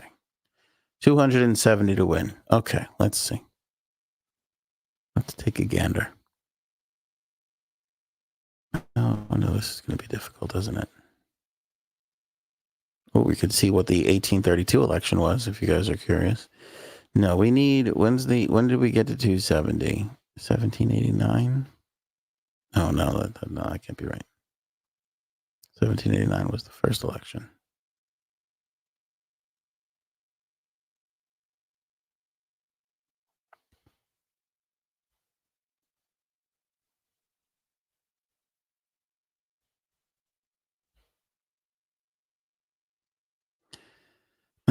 Sorry, I got a fucking pop-up ad here that will not go away. I don't know how many times I have to click.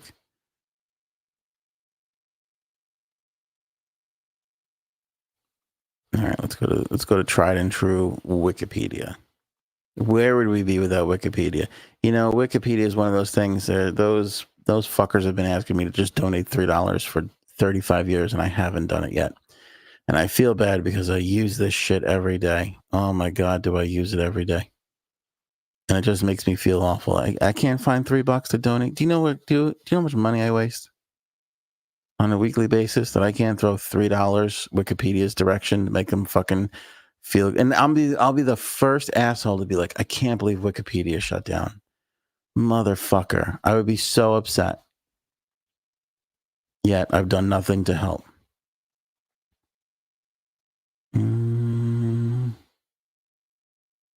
God damn, I just want an electoral.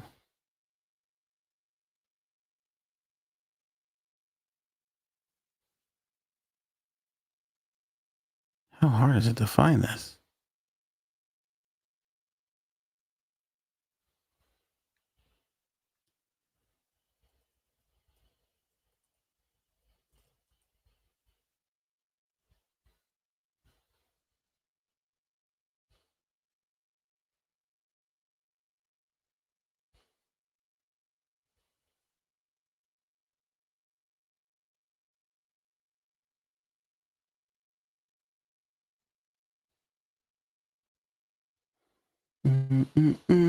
Pennsylvania, still 94%. His lead's gone down in Pennsylvania. Still don't know if it's going to be enough, though.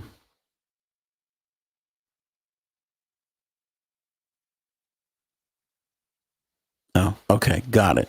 By the way, George Washington wins the first election ever, 69 electoral votes.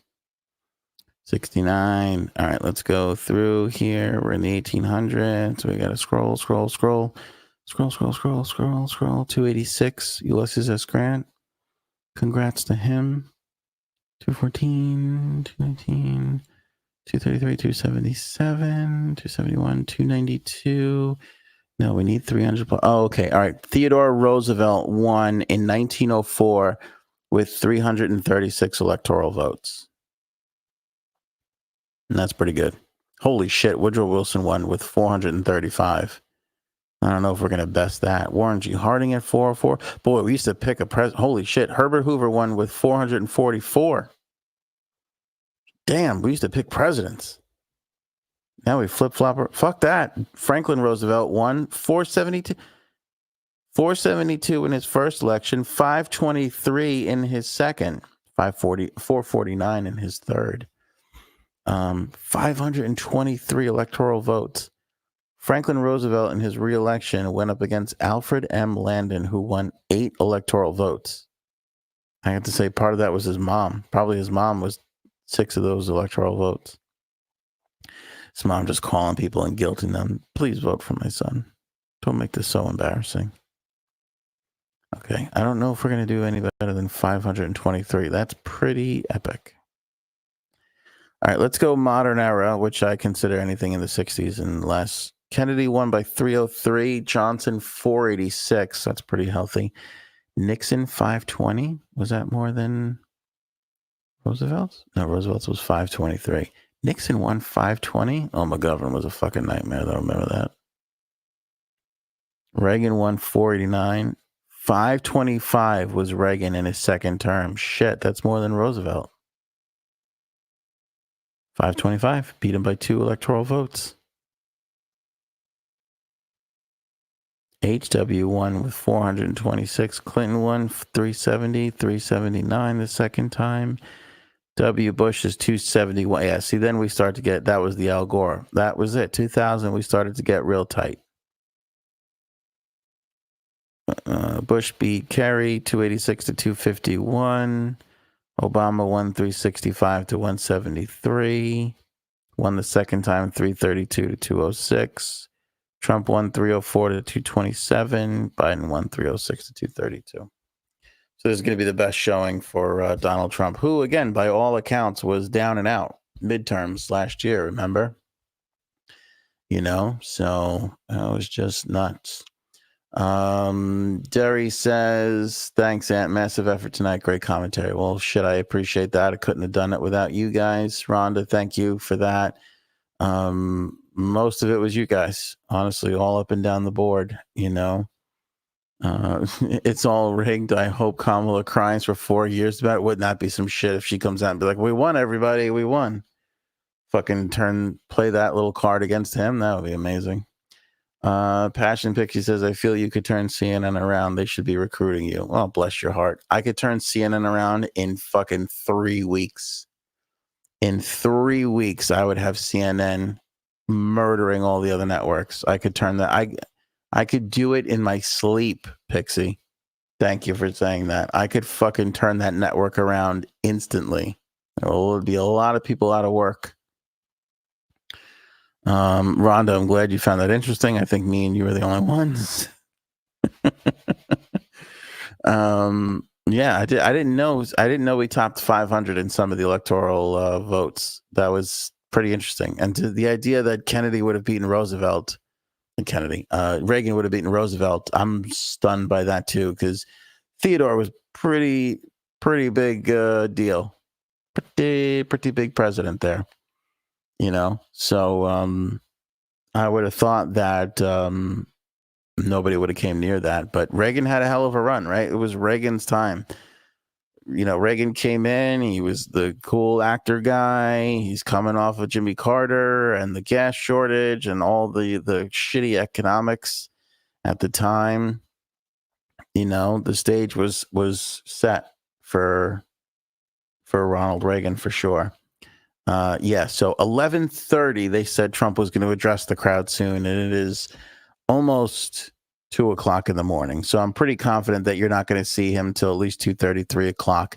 They're going to wait to declare victory, which that's the right thing to do for him. There's no reason to go out there and talk early. If you remember when he won in 2016, he won at like 3, 4 o'clock in the morning. It was something crazy. I remember because I was still doing morning radio and I had the I had the election on right next to me because I was like, oh, I know I'm going to wake up at one point and see. And I did. I woke up when he was taking the stage to win. So, we'll see what happens. We have been on the air here for 4 hours, 29 minutes, and 50 seconds. And that will be a good time to put on the old end of the show music, which I'm about to cue up for you guys right now, because I do not think, don't tell me he's getting on stage now. No, I do not think he's going to make it on stage just yet. Wait, let me just double check, make sure we didn't wait all this fucking time to end the show and then he jumps on stage.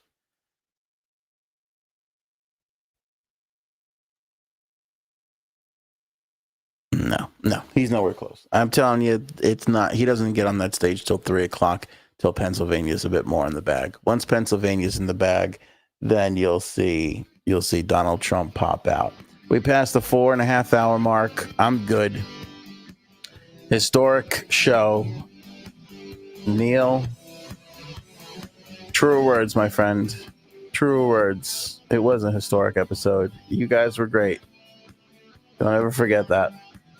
It was one hell of a ride. We'll be back Wednesday during our normal time slot with our normal background.